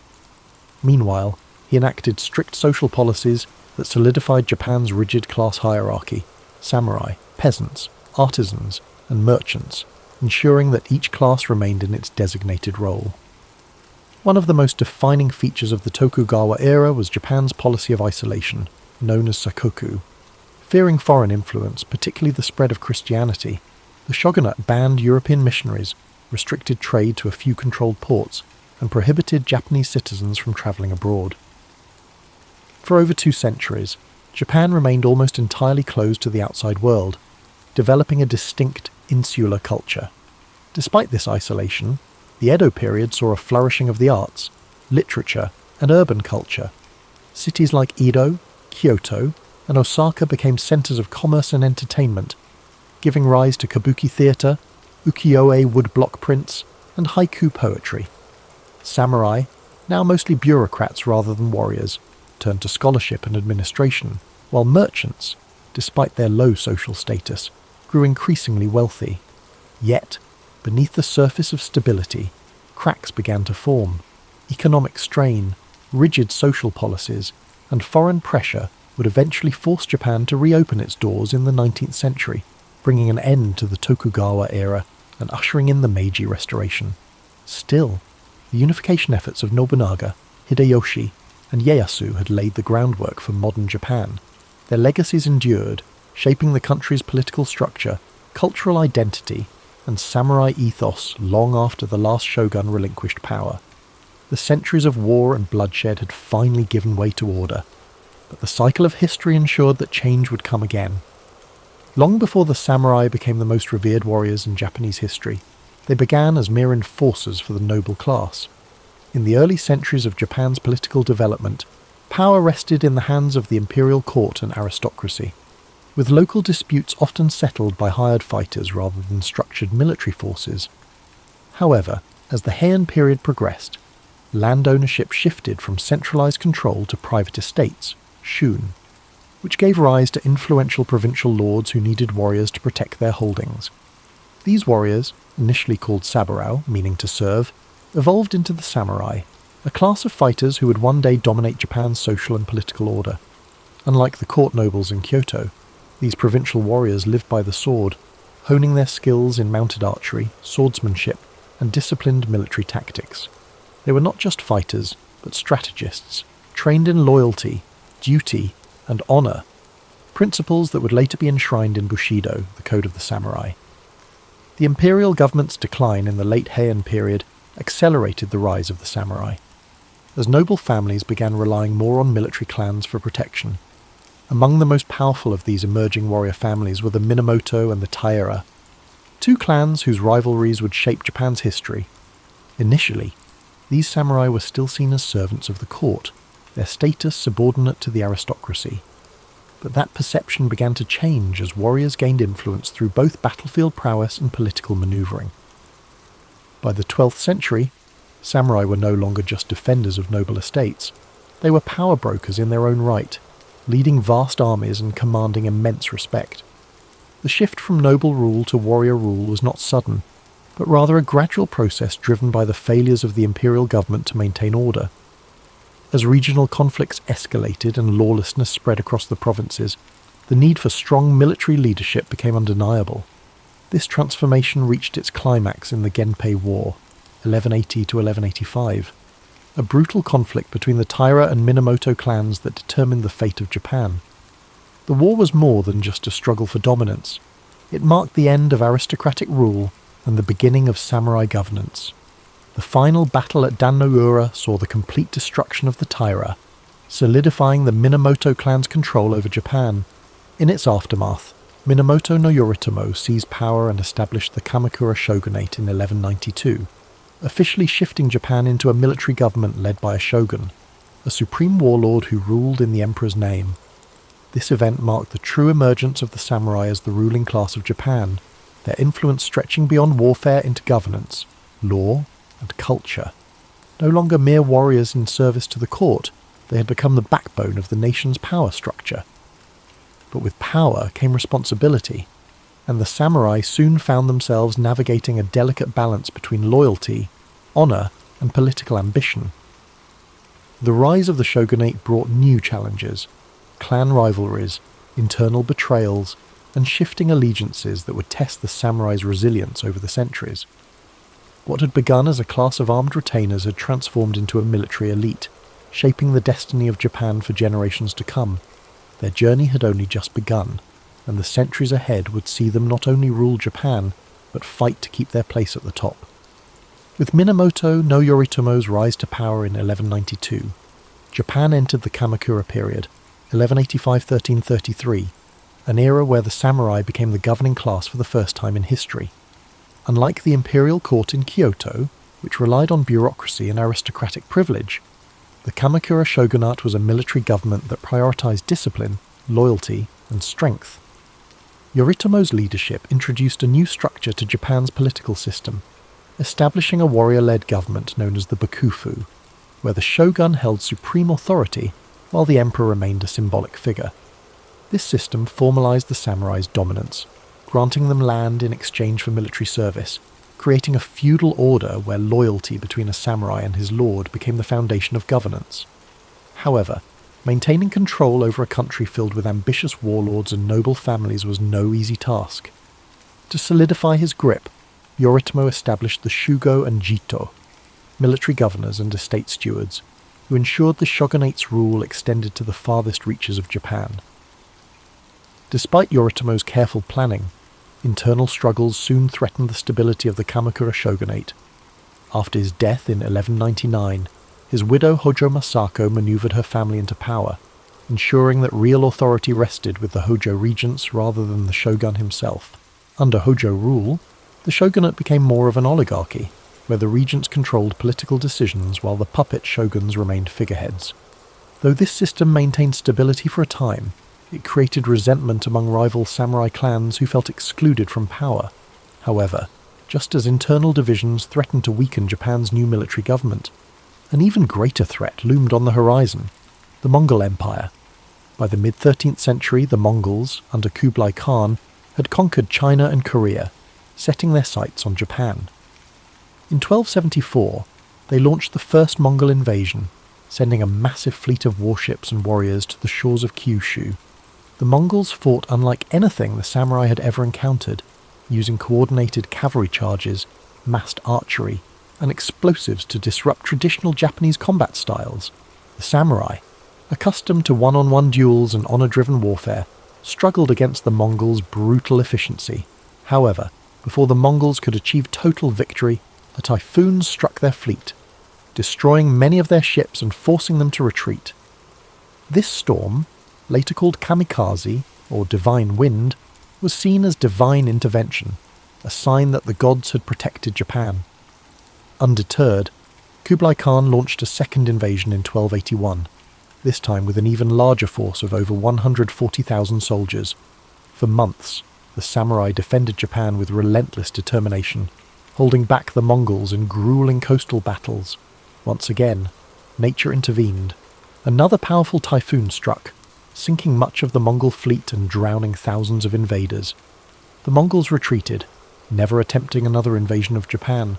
These events solidified Japan's belief in divine protection, reinforcing the idea that the samurai were not only warriors, but guardians of a sacred land. However, the victory came at a cost. Defending against the Mongols had drained the shogunate's resources, and unlike traditional wars between samurai clans, there was no land to reward the warriors who had fought so bravely. Discontent spread among the samurai, many of whom felt their service had gone unrewarded. The financial strain and growing unrest began to unravel the Kamakura shogunate. Samurai clans, once loyal to the Hojo regents, turned against them, culminating in Emperor Go-Daigo's rebellion in 1331. With the help of powerful warriors like Ashikaga Takauji, the imperial forces overthrew the Kamakura government in 1333, bringing an end to the first shogunate. However, this was not a return to imperial rule. Instead, it paved the way for a new warrior dynasty, the Ashikaga shogunate, which would rule Japan in an even more fragmented and chaotic age. The samurai had proven they were the undisputed rulers of Japan, but the battle for supremacy among them was far from over. As the Kamakura shogunate crumbled, Japan drifted into a period of uncertainty, much like a restless night where stability fades into shadow. In 1336, Ashikaga Takauji, once a loyal general of Emperor Go-Daigo, turned against the imperial forces and seized control, establishing the Ashikaga shogunate. Unlike the Kamakura government, which had ruled with a firm military grip, the Ashikaga sought to balance power between the shogunate and the imperial court. At first, this seemed like a gentle transition, a lull before the next storm. Kyoto became the political and cultural heart of Japan once more, and the capital's refined atmosphere encouraged the flourishing of art, poetry, and Zen Buddhism. The Muromachi period, 1336 to 1573, saw the rise of No theatre, elegant ink paintings, and the tea ceremony, a practice designed to bring a sense of serenity and mindfulness to those who participated. Yet, beneath this tranquil facade, Japan remained in turmoil, much like an unsettled dream where nothing is truly at peace. The Ashikaga rulers, unlike the tightly controlled Kamakura regime, struggled to maintain unity among the daimyo, the powerful warlords who controlled vast territories across the country.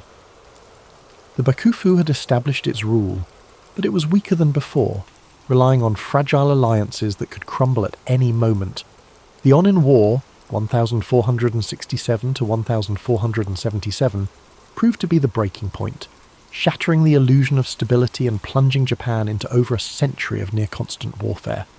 The once orderly world of feudal loyalty began to dissolve as samurai lords turned on one another in an unending battle for dominance.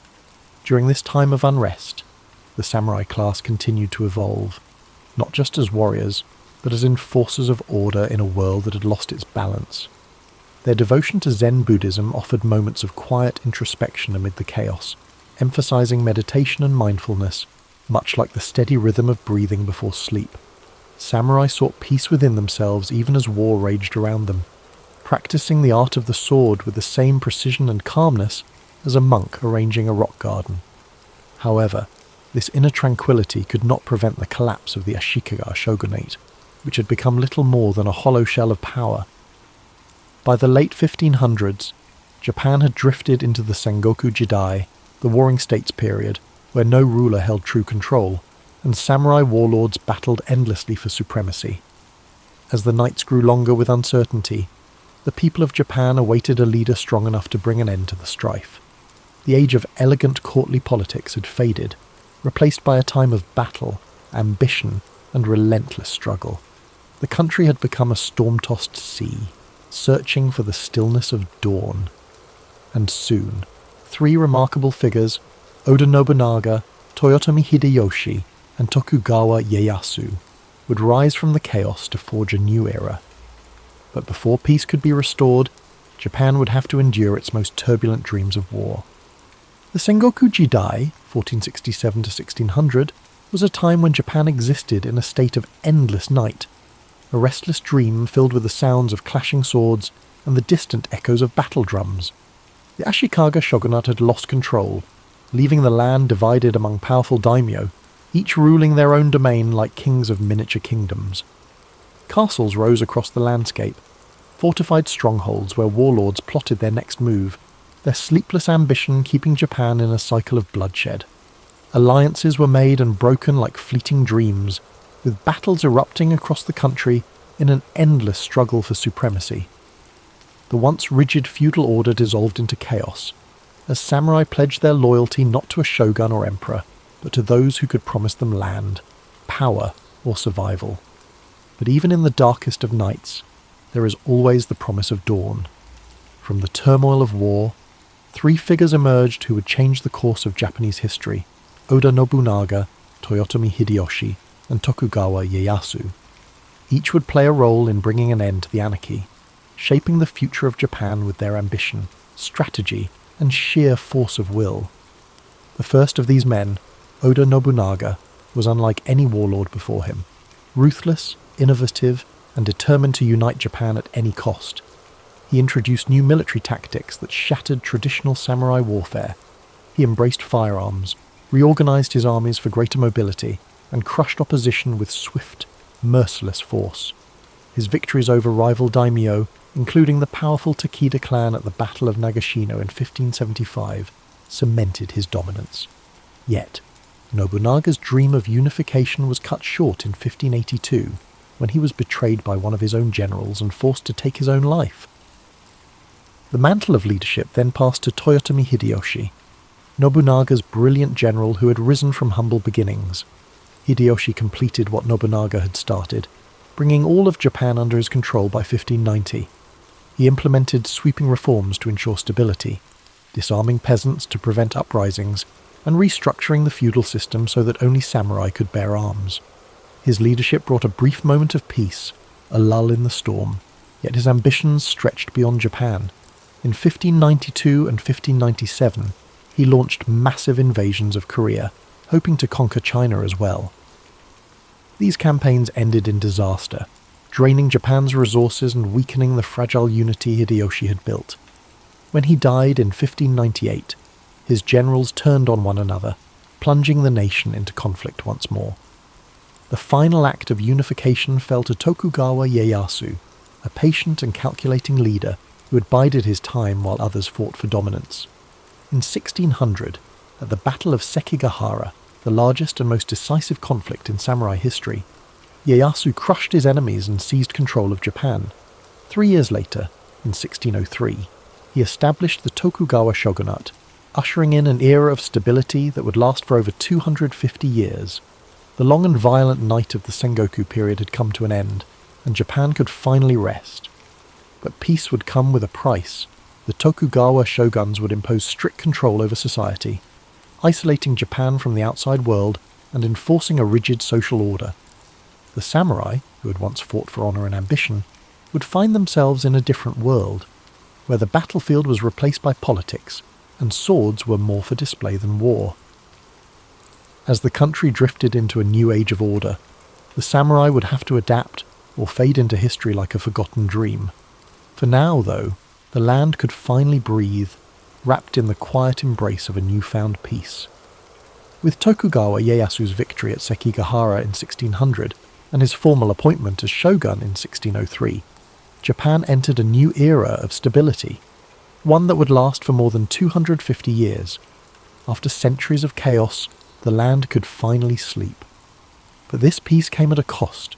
The Tokugawa shogunate established a system so controlled, so rigid, that it locked the entire country into a state of stillness, like a dream where time no longer moved forward. Ieyasu and his descendants implemented strict policies to prevent any future wars, ensuring that power remained in the hands of the Tokugawa family. The Bakuhan system divided governance between the central shogunate and the regional daimyo, but all power ultimately rested in Edo, modern-day Tokyo, where the shogunate ruled with an iron grip. To prevent rebellions, the shogunate imposed sankin-kotai, a policy that forced all daimyo to spend every other year in Edo, while their families remained there as hostages. This ensured that no warlord could gather enough strength to challenge Tokugawa rule. Samurai, once fierce warriors who had lived and died by the sword, found themselves trapped in an existence of bureaucratic duty, their blades more symbols of rank than tools of war. The class system was strictly enforced. At the top were the samurai, followed by peasants, artisans, and merchants at the bottom. No one could change their place in society. The structure was unshakable, like the walls of Edo Castle itself. One of the most defining aspects of the Tokugawa era was sakoku, Japan's policy of complete isolation. In 1639, the shogunate banned nearly all foreign contact, allowing trade only through the Dutch and Chinese at the artificial island of Dejima in Nagasaki. Christianity was outlawed, Western books were burned, and any Japanese caught trying to leave the country faced execution. This isolation sealed Japan in a world of its own, a self-contained dream where time seemed frozen. Yet, within these constraints, a unique culture flourished. Cities like Edo, Kyoto, and Osaka became centres of art, literature, and entertainment. The rise of kabuki theatre and ukiyo-e woodblock prints captured the spirit of the era, depicting scenes of pleasure districts, bustling markets, and legendary warriors of the past. The tea ceremony, once a samurai ritual, became a refined art form, offering a rare moment of stillness in an increasingly structured world. Despite this cultural blossoming, the cracks in the system slowly began to show. The samurai class, once noble warriors, struggled under economic strain, as their stipends remained fixed while merchant wealth grew. The once lowly merchants, despite their social status, accumulated great fortunes, funding theatres, art, and literature. With no wars to fight, many samurai fell into debt, forced to marry into merchant families or take up menial bureaucratic work to survive. Meanwhile, the peasantry, burdened with heavy taxes, faced famine and unrest. Though the Tokugawa rule was firm, beneath its surface, dissatisfaction simmered, like a restless sleeper waiting to wake. By the mid-19th century, foreign ships began appearing on Japan's shores, their presence an omen of change. The stillness of the Edo period could not last forever. Like the dawn breaking after a long and dream-filled night, the new era was approaching, one that would shake Japan from its slumber and thrust it into the modern world. For more than 250 years, Japan existed in a state of carefully maintained stillness, as if wrapped in an unbroken dream. The Tokugawa shogunate had built a fortress of peace, isolating the country from foreign influence and keeping strict order within its borders. But no dream lasts forever. By the mid-19th century, change loomed on the horizon as black ships appeared in Japanese waters, ominous and foreign, like shadows breaking through the quiet of night. These were the vessels of Commodore Matthew Perry, an American naval officer who arrived in 1853 with demands that Japan open its ports to trade. The shogunate, so accustomed to control, found itself powerless against the superior firepower and technology of the Western world. The illusion of stability began to crack. In 1854, under pressure from Perry's fleet, the shogunate signed the Treaty of Kanagawa, officially ending Japan's policy of sakoku. For the first time in over 2 centuries, foreign influence poured in, bringing modern weapons, new technologies, and unfamiliar ideas. Japan's people, once lulled into the predictability of Tokugawa rule, suddenly found themselves in an unfamiliar landscape. Western-style clothing and steamships appeared in the harbours, telegraphs and railways disrupted the old rhythms of life. The samurai, once the unquestioned rulers of the land, now found themselves staring into an uncertain future, their way of life becoming obsolete. The cracks turned into fractures as discontent spread across the nation. The shogunate's inability to resist foreign pressure angered many, including powerful daimyo and young samurai who longed for a return to Japan's former strength. 2 factions emerged, those who wished to reform the shogunate and those who sought to restore the emperor as the true ruler. The conflict escalated into the Boshin War, 1868 to 1869, a final struggle between the forces of the Tokugawa and the imperial loyalists. At the Battle of Toba-Fushimi, the modernized imperial army, armed with rifles and Western artillery, overwhelmed the traditional samurai warriors, proving that the age of the sword had come to an end. In 1868, the victorious imperial forces declared the Meiji Restoration, and with it, the fall of the Tokugawa shogunate. The emperor was reinstated as the central figure of government, but this was no return to the past. Japan rapidly modernized, adopting Western-style governance, industry, and military tactics. In 1876, one of the final blows came, a law banning samurai from carrying swords in public, a symbol of their fading status. Many warriors, unable to accept a life without battle, joined uprisings against the government, the most famous being the Satsuma Rebellion of 1877, led by Saigo Takamori, one of the last true samurai. But the rebellion was crushed by the imperial army, armed with Gatling guns and modern rifles, and with it the last flicker of the samurai era was extinguished. Though the samurai as a warrior class had disappeared, their spirit remained woven into Japan's identity. Bushido, the samurai code of honor and discipline, influenced Japan's military and cultural values well into the 20th century. Their legacy lived on in literature, cinema and philosophy, a reminder of a time when honor was currency and the sword was law. The great warriors who once shaped Japan had become legends, their names whispered in history, much like distant echoes of a dream that fades with the morning light. This concludes tonight's journey through the rise and fall of the samurai, but there are more stories to come. The mythological birth of Japan, from the gods to the first emperors. Before the first samurai drew their blades, and before the great shoguns ruled from their castles, Japan was a land of mystery, its origins veiled in legend. The story of Japan's creation begins not with humans but with gods, the kami, divine spirits who shaped the very essence of the islands. According to the Kojiki and Nihon Shoki, the oldest chronicles of Japan, two celestial beings, Izanagi and Izanami, stood upon the floating bridge of heaven, gazing down at a formless world. They dipped a jewelled spear into the sea, and as the droplets fell, they solidified into land. Thus, the Japanese archipelago was born.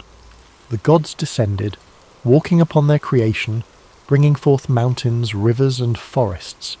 Yet their divine union was not without sorrow. In giving birth to the fire god, Izanami perished, descending into the underworld, leaving Izanagi stricken with grief. His journey to reclaim her ended in horror, as he fled from the decayed form of his beloved, purifying himself in a sacred river. From this act of purification emerged three powerful deities: Amaterasu, the sun goddess, Tsukuyomi, the moon god, and Susanoo, the storm god, the very forces that would shape Japan's destiny. Amaterasu, radiant and benevolent, was entrusted with the heavens, while her brother Susanoo, wild and uncontrollable, was cast down to earth. In a fateful moment, their rivalry erupted into chaos. Susanoo, in a fit of rage, stormed through the celestial plains, destroying Amaterasu's rice fields, hurling filth into her palace, and causing devastation wherever he walked. Unable to bear the destruction, Amaterasu retreated into a cave, plunging the world into darkness. The other gods, desperate to restore light, devised a clever plan. They placed a mirror outside the cave, and as Amaterasu peeked out, drawn by curiosity, they pulled her into the open, bringing light back to the world. This event would forever symbolize the divine right of the Yamato rulers, who traced their lineage directly to the sun goddess herself. From the union of gods and mortals came Ninigi no Mikoto, Amaterasu's grandson, who was sent to rule the land of Japan. He descended from the heavens, carrying the three sacred treasures, the mirror, the sword, and the jewel, symbols of imperial authority that would be passed down through generations.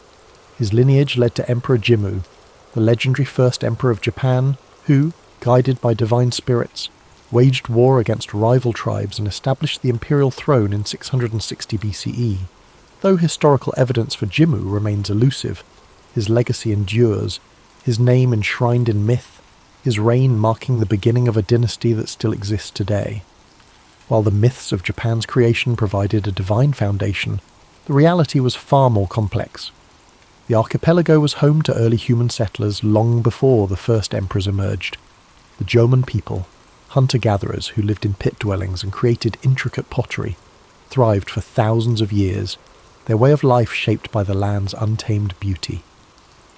But as the centuries passed, a new wave of migrants arrived, the Yayoi people, bringing agriculture, metalworking, and social hierarchy. Their arrival marked a turning point, as small tribal groups evolved into structured communities, laying the groundwork for the powerful clans that would one day shape Japan's destiny. Thus, the origins of Japan exist in two worlds, the realm of gods and the realm of men. One speaks of divine will, celestial battles, and the blessings of Amaterasu. The other tells of migration, adaptation, and the forging of society. Both intertwine to form the foundation of Japan's history, where mythology and reality stand side by side, their echoes still felt in the rituals, shrines, and traditions of the modern nation. the role of Shinto and the worship of the kami. In the earliest days of Japan's history, long before the samurai and shoguns, the land was shaped not just by rulers, but by the unseen forces of the kami, the spirits and deities that resided in every aspect of nature. Shinto, Japan's indigenous belief system, was not a structured religion with sacred texts and doctrines. Rather, it was an intricate tapestry of myths, rituals, and spiritual connections between the people and the natural world. Unlike the faiths of the West, Shinto had no singular founder or strict commandments.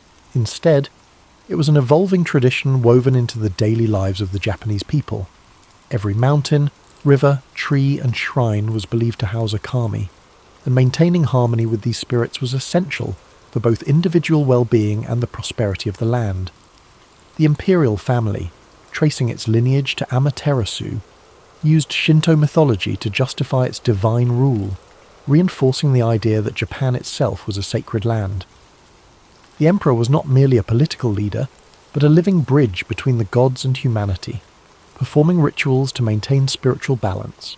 Throughout the Yamato period and beyond, elaborate ceremonies were held at the Izgrand Shrine, the most sacred site dedicated to Amaterasu, where only the highest members of the imperial line could serve as priestesses.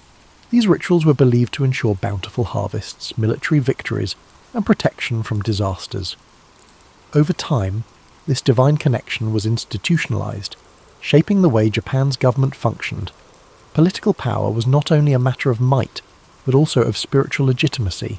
Shinto beliefs also influenced the structure of Japan's early legal and moral codes.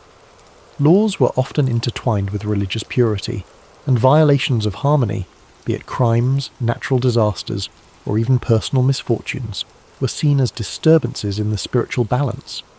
Priests and shrine maidens played an essential role in cleansing individuals of misfortune through purification rites known as misugi. Ritual washing in rivers or at sacred waterfalls meant to purify both body and spirit. Festivals called matsuri were held throughout the year to honour the kami, ensuring their continued favour and protection. These festivals, filled with music, dance, and processions, were not just religious gatherings but also central social events that united communities under shared spiritual traditions. Beyond the imperial court, local clans and villages had their own kami, unique to their land and lineage. These local deities were believed to protect the crops, guide warriors into battle, and watch over the homes of their followers.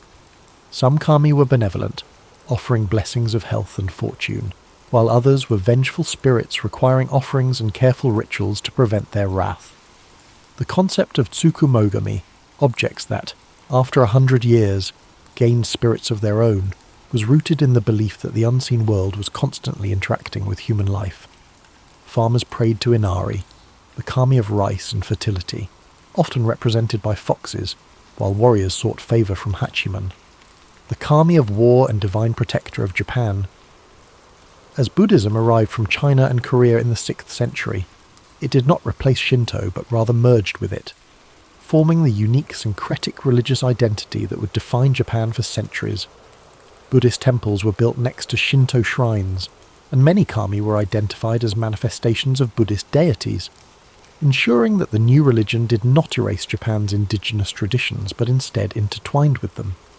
This seamless blending of spiritual practices reflected the deep-rooted belief that all forces, gods, spirits, ancestors, and natural elements were interconnected in an ever-flowing cycle. Shinto was not merely a religion, it was a way of life, shaping everything from governance to warfare, from agriculture to art.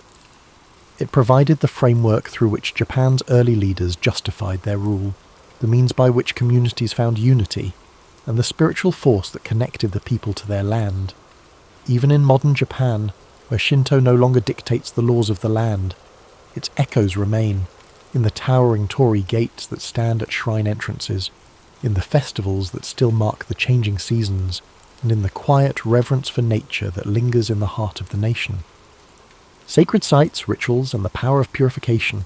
In ancient Japan, where the natural world and the spiritual world intertwined, sacred sites were more than places of worship. They were living connections between humans and the kami.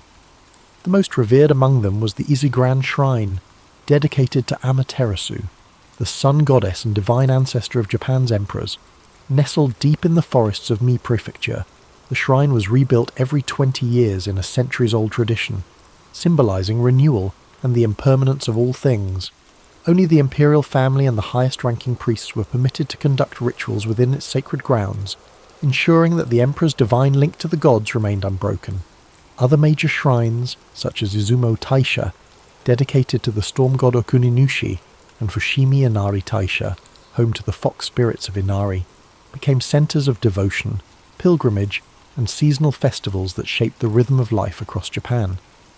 At the heart of Shinto practice was the idea of purification, the belief that humans accumulated spiritual impurities through daily life and interaction with the physical world.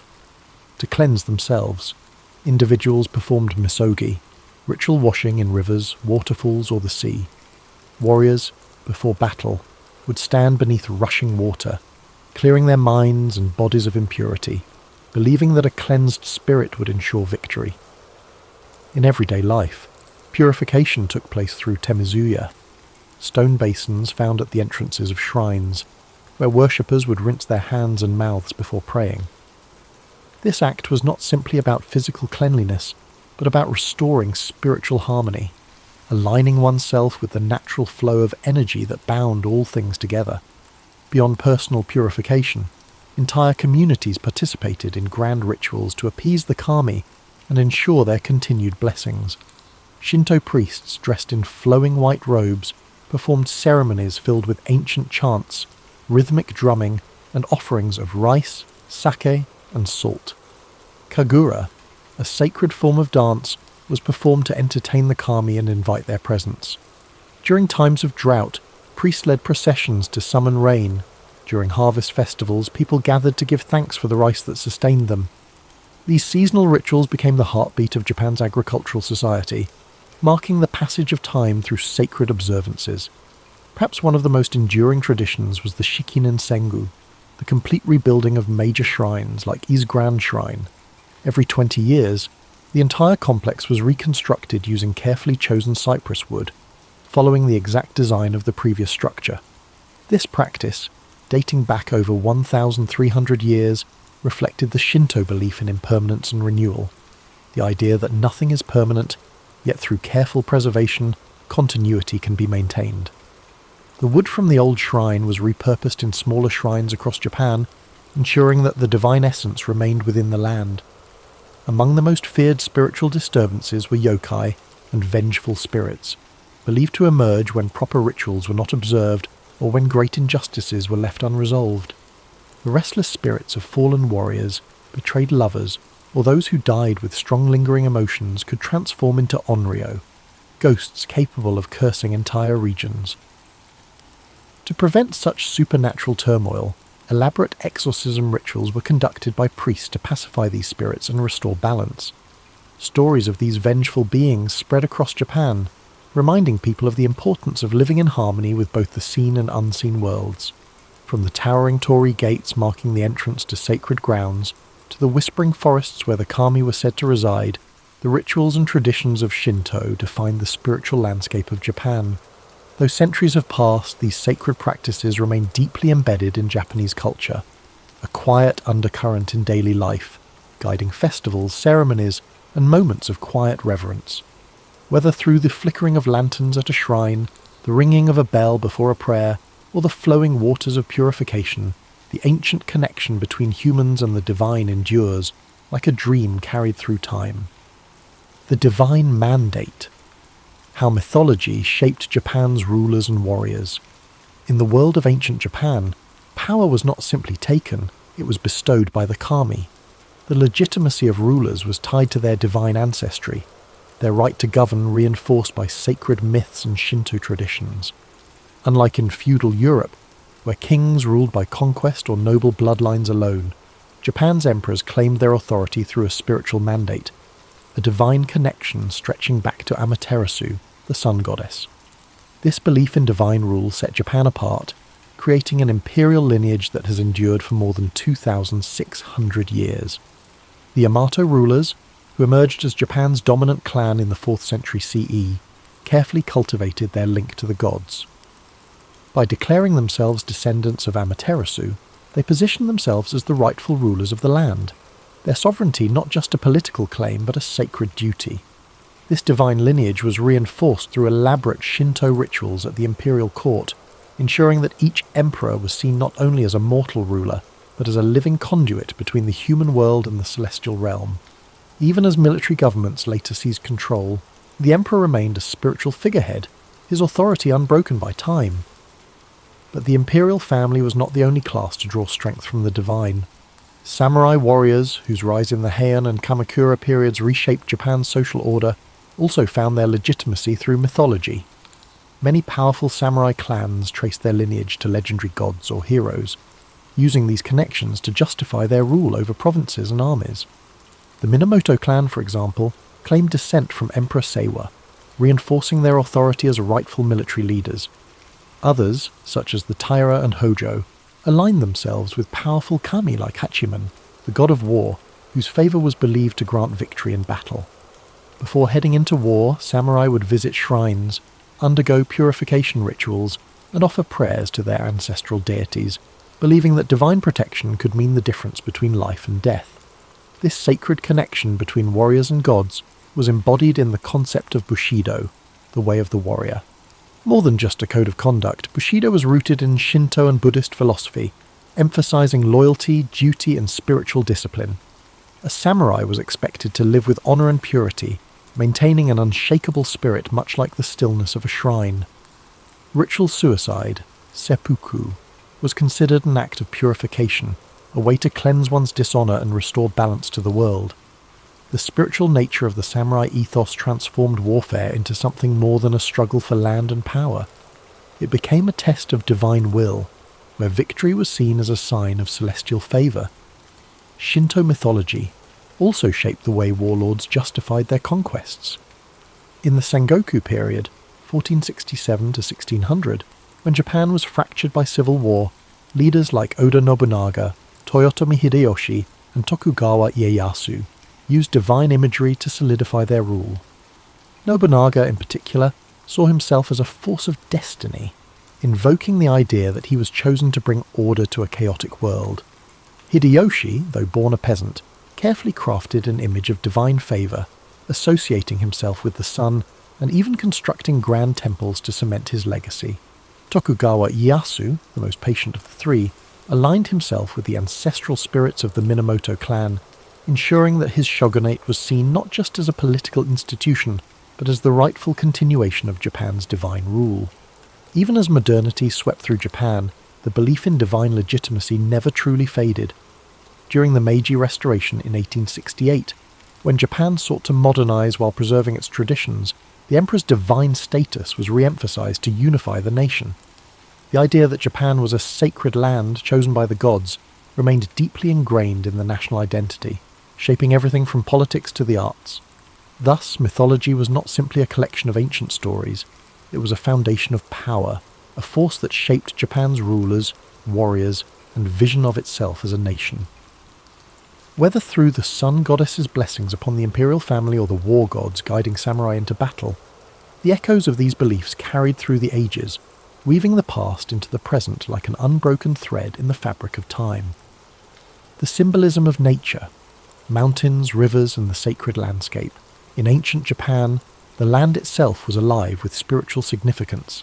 Every mountain peak, flowing river, and dense forest was believed to house the spirits of the kami, divine forces that shaped the world and guided human destiny. Unlike in other civilizations where deities ruled from distant heavens, Japan's gods lived within the earth, woven into the very fabric of the natural landscape. To the people of early Japan, the land was not just a resource, it was sacred, a place where the divine and mortal worlds intertwined. Among the most revered places in Japan were its mountains. Towering above the land, they were seen as bridges between the heavens and the human world, where gods descended and spirits dwelled. None was more sacred than Mount Fuji, the iconic volcano that became a symbol of purity, beauty, and spiritual enlightenment. Legends tell of Fuji as the dwelling place of Konohana Sakuya Hem, the goddess of blossoming trees, whose fleeting beauty mirrored the delicate and transient nature of life. For centuries, monks and pilgrims ascended its slopes in search of divine wisdom, believing that reaching its summit brought them closer to the gods. Other mountains, such as Mount He and Mount Koya, became centres of religious devotion, home to Buddhist temples and Shinto shrines that further deepened their spiritual aura. Rivers and waterfalls also held profound spiritual importance. Flowing water was seen as a force of purification, a means of washing away physical and spiritual impurities. Ancient purification rituals known as misogi were often performed in cold rivers or beneath waterfalls, where monks, warriors, and common people alike cleansed themselves before engaging in religious ceremonies or battle. One of the most famous sacred waterfalls was Nachi Falls, where Shinto priests conducted elaborate rituals to honour the water spirits. The belief in the purifying power of water remains embedded in Japanese culture to this day, reflected in the practice of temazuya at shrine entrances, where visitors rinse their hands and mouths before offering prayers. Forests were considered the hidden sanctuaries of the kami, dense and untouched groves where spirits roamed freely. Certain trees were believed to be yorishiro, objects capable of housing deities, marked with sacred ropes known as shimenawa to signify their divine presence. The ancient cryptomeria trees of Togakushi Shrine in Nagano, some standing for over 1,000 years, were said to be infused with the spirits of the past. These sacred forests were not places to be disturbed, and even today, Japan maintains a deep respect for nature, preserving these ancient woodlands as places of spiritual retreat and meditation. Beyond individual landmarks, the natural cycles of the seasons were deeply tied to religious observances. The blooming of cherry blossoms in spring was celebrated with Hanami, a festival that honoured the fleeting beauty of life, while the arrival of autumn brought solemn reflections on impermanence. Rice, Japan's most sacred crop, was planted and harvested in accordance with seasonal rituals dedicated to Inari, the kami of agriculture. The connection between people and the land was not just practical, but deeply spiritual, as every shift in the natural world was seen as an expression of the god's will. Even the wind was believed to carry divine influence.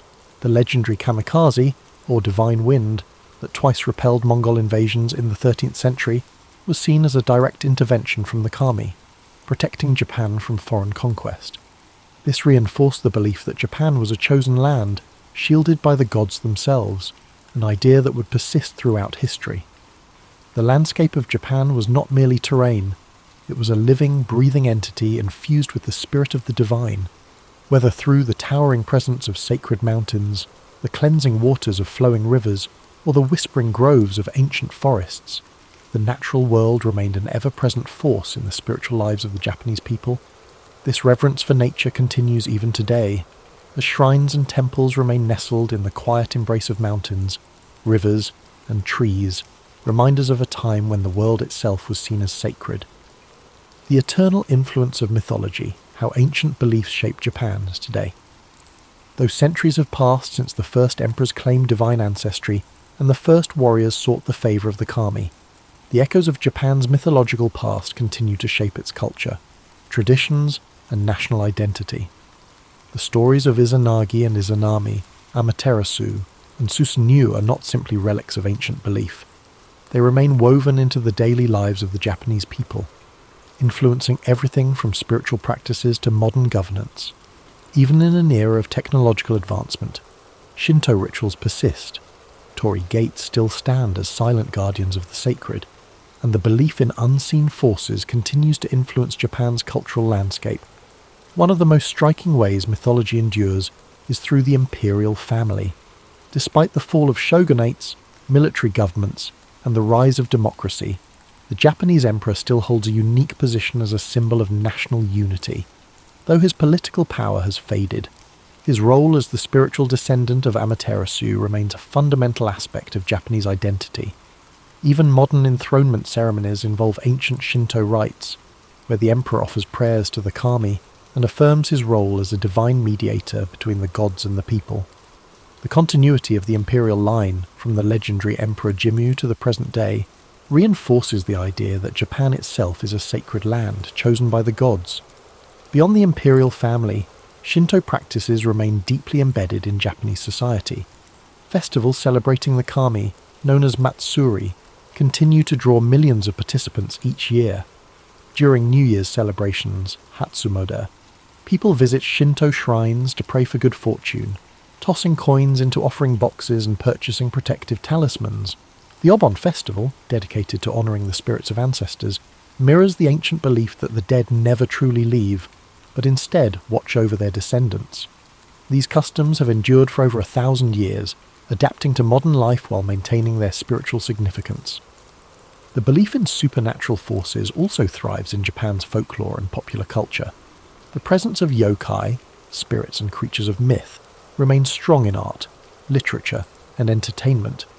From the mischievous kitsune, fox spirits, to the vengeful onryo, ghosts, these beings still inspire countless films, novels, and anime. Even technological advancements have not diminished the influence of mythology.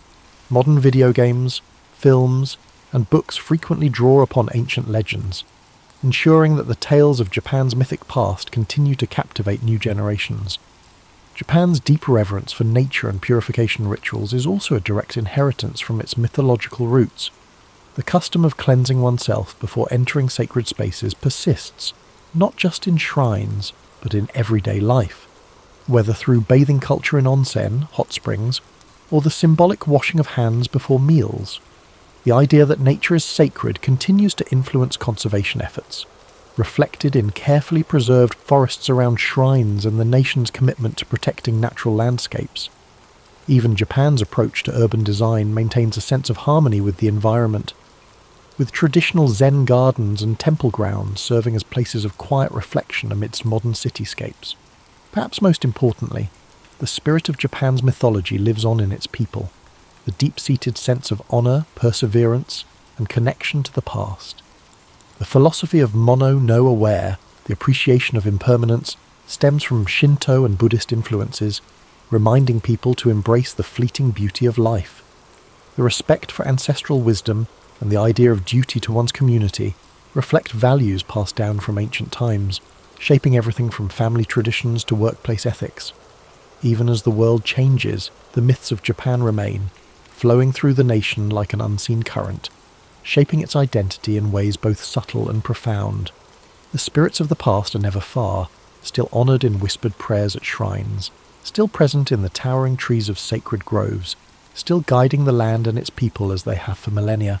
This concludes tonight's journey into Japan's divine origins.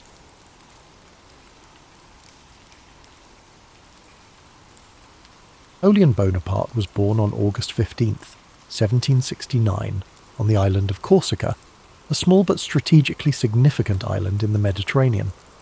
His family was of minor nobility, with his father, Carlo Buonaparte, serving as a lawyer and political representative for Corsica. Despite their noble status, the Bonaparte family was not wealthy, and young Napoleon grew up in a modest household. Napoleon's childhood was shaped by the unique blend of Corsican pride and French influence that surrounded him. Corsica had been acquired by France shortly before his birth, and the island's culture reflected a mix of independence and French authority. From an early age, Napoleon displayed a keen intellect and a fiery determination. He excelled in his studies, particularly in mathematics and history, which would later serve him well in his military career. At the age of 9, Napoleon left Corsica to attend school in mainland France.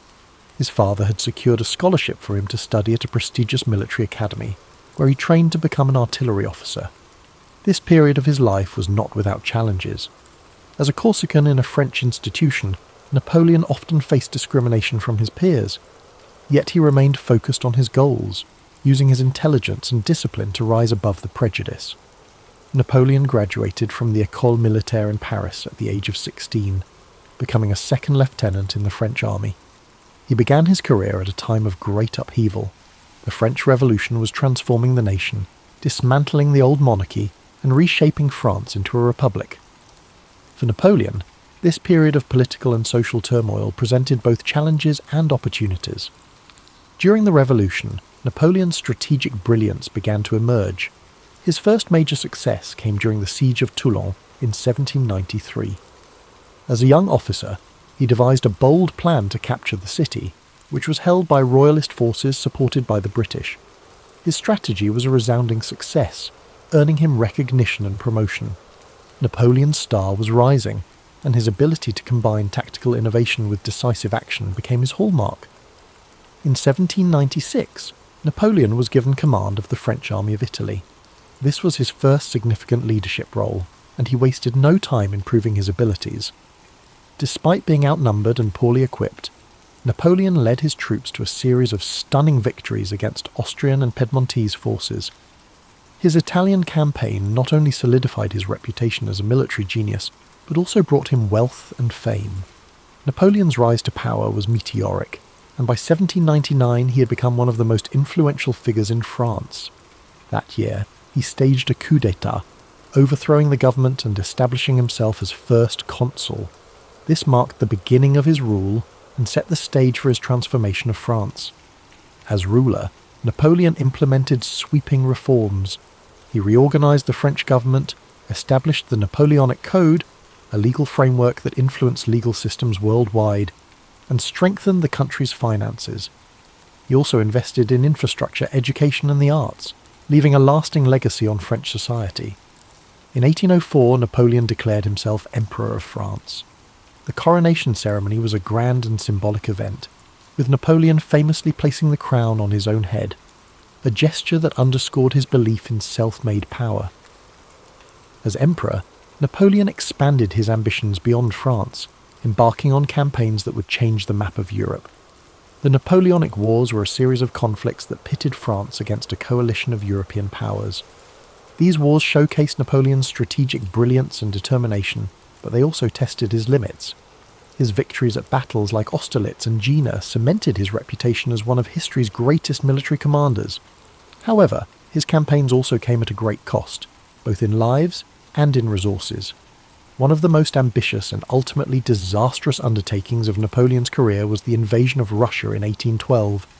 Initially, he achieved some success, but the campaign turned into a nightmare as his army faced harsh winter conditions, dwindling supplies, and fierce resistance from Russian forces.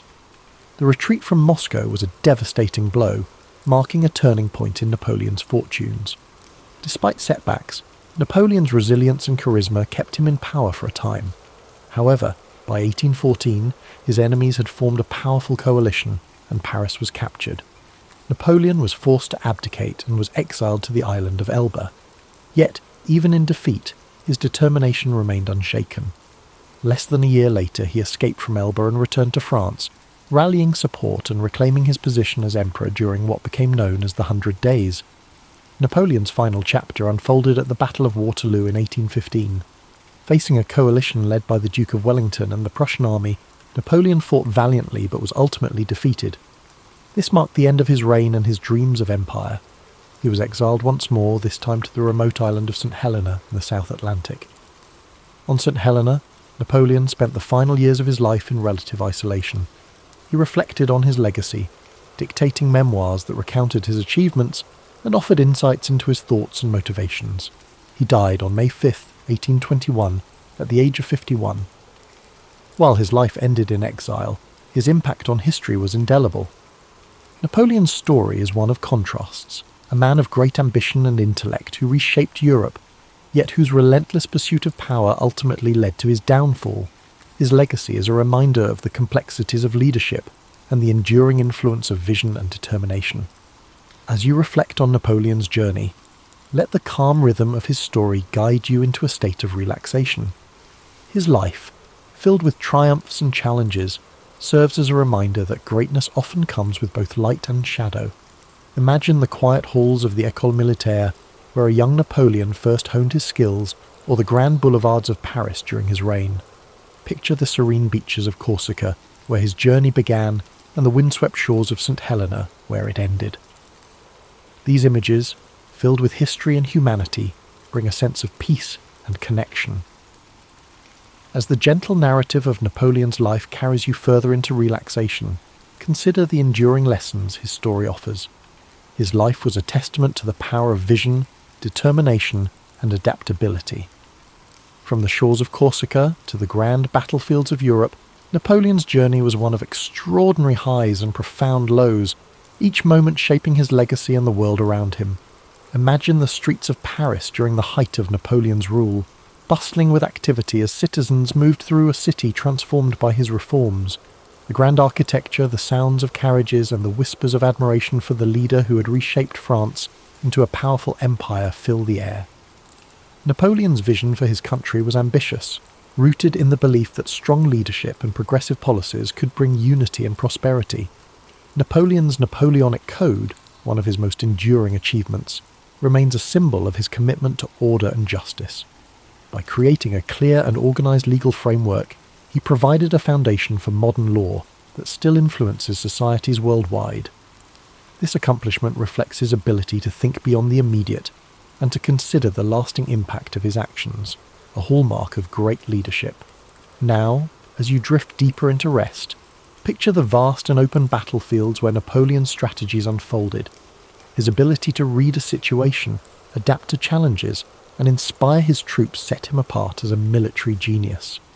Yet these victories came with sacrifices, reminding us that even the greatest achievements carry weight and consequence.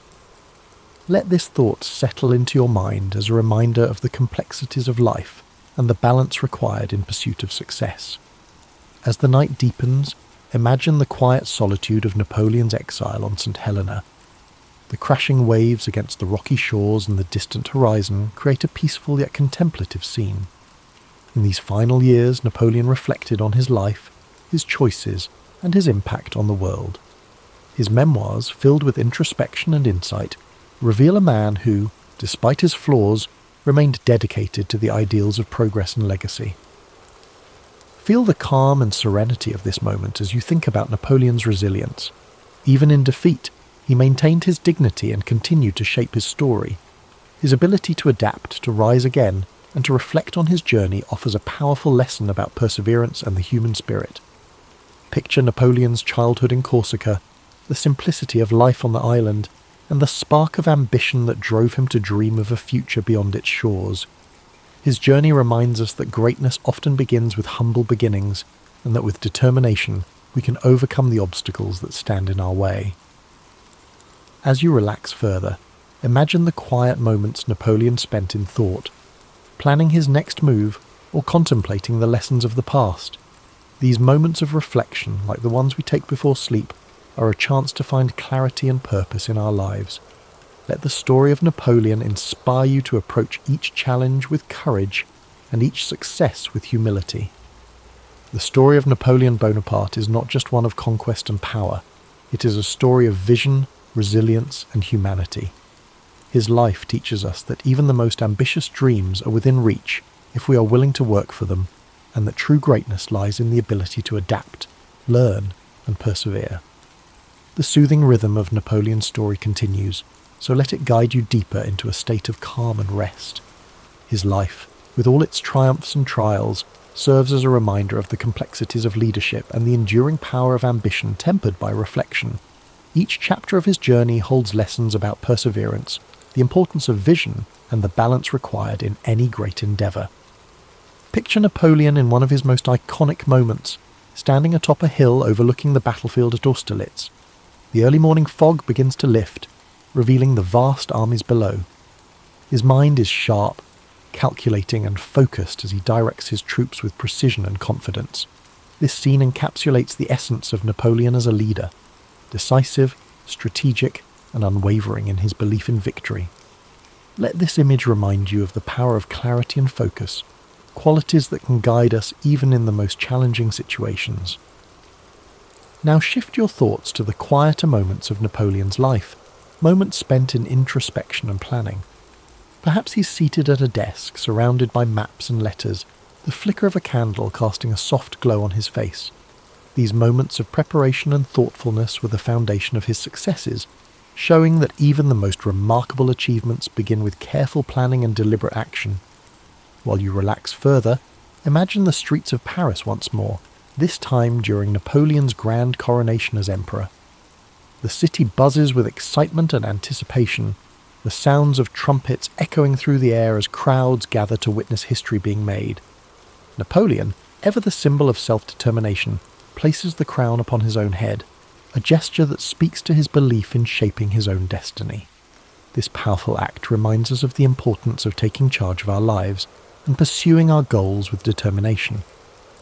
From the grandeur of Paris to the stark solitude of St. Helena, Napoleon's life was filled with contrasts. His journey teaches us to embrace both the victories and the setbacks, to find strength in our resilience, and to learn from every experience. The quiet reflection of his later years offers a poignant reminder that even in solitude, there is value in contemplating our legacy and the impact we leave behind. Imagine Napoleon walking along the shores of St. Helena, the waves gently lapping at the rocky coastline.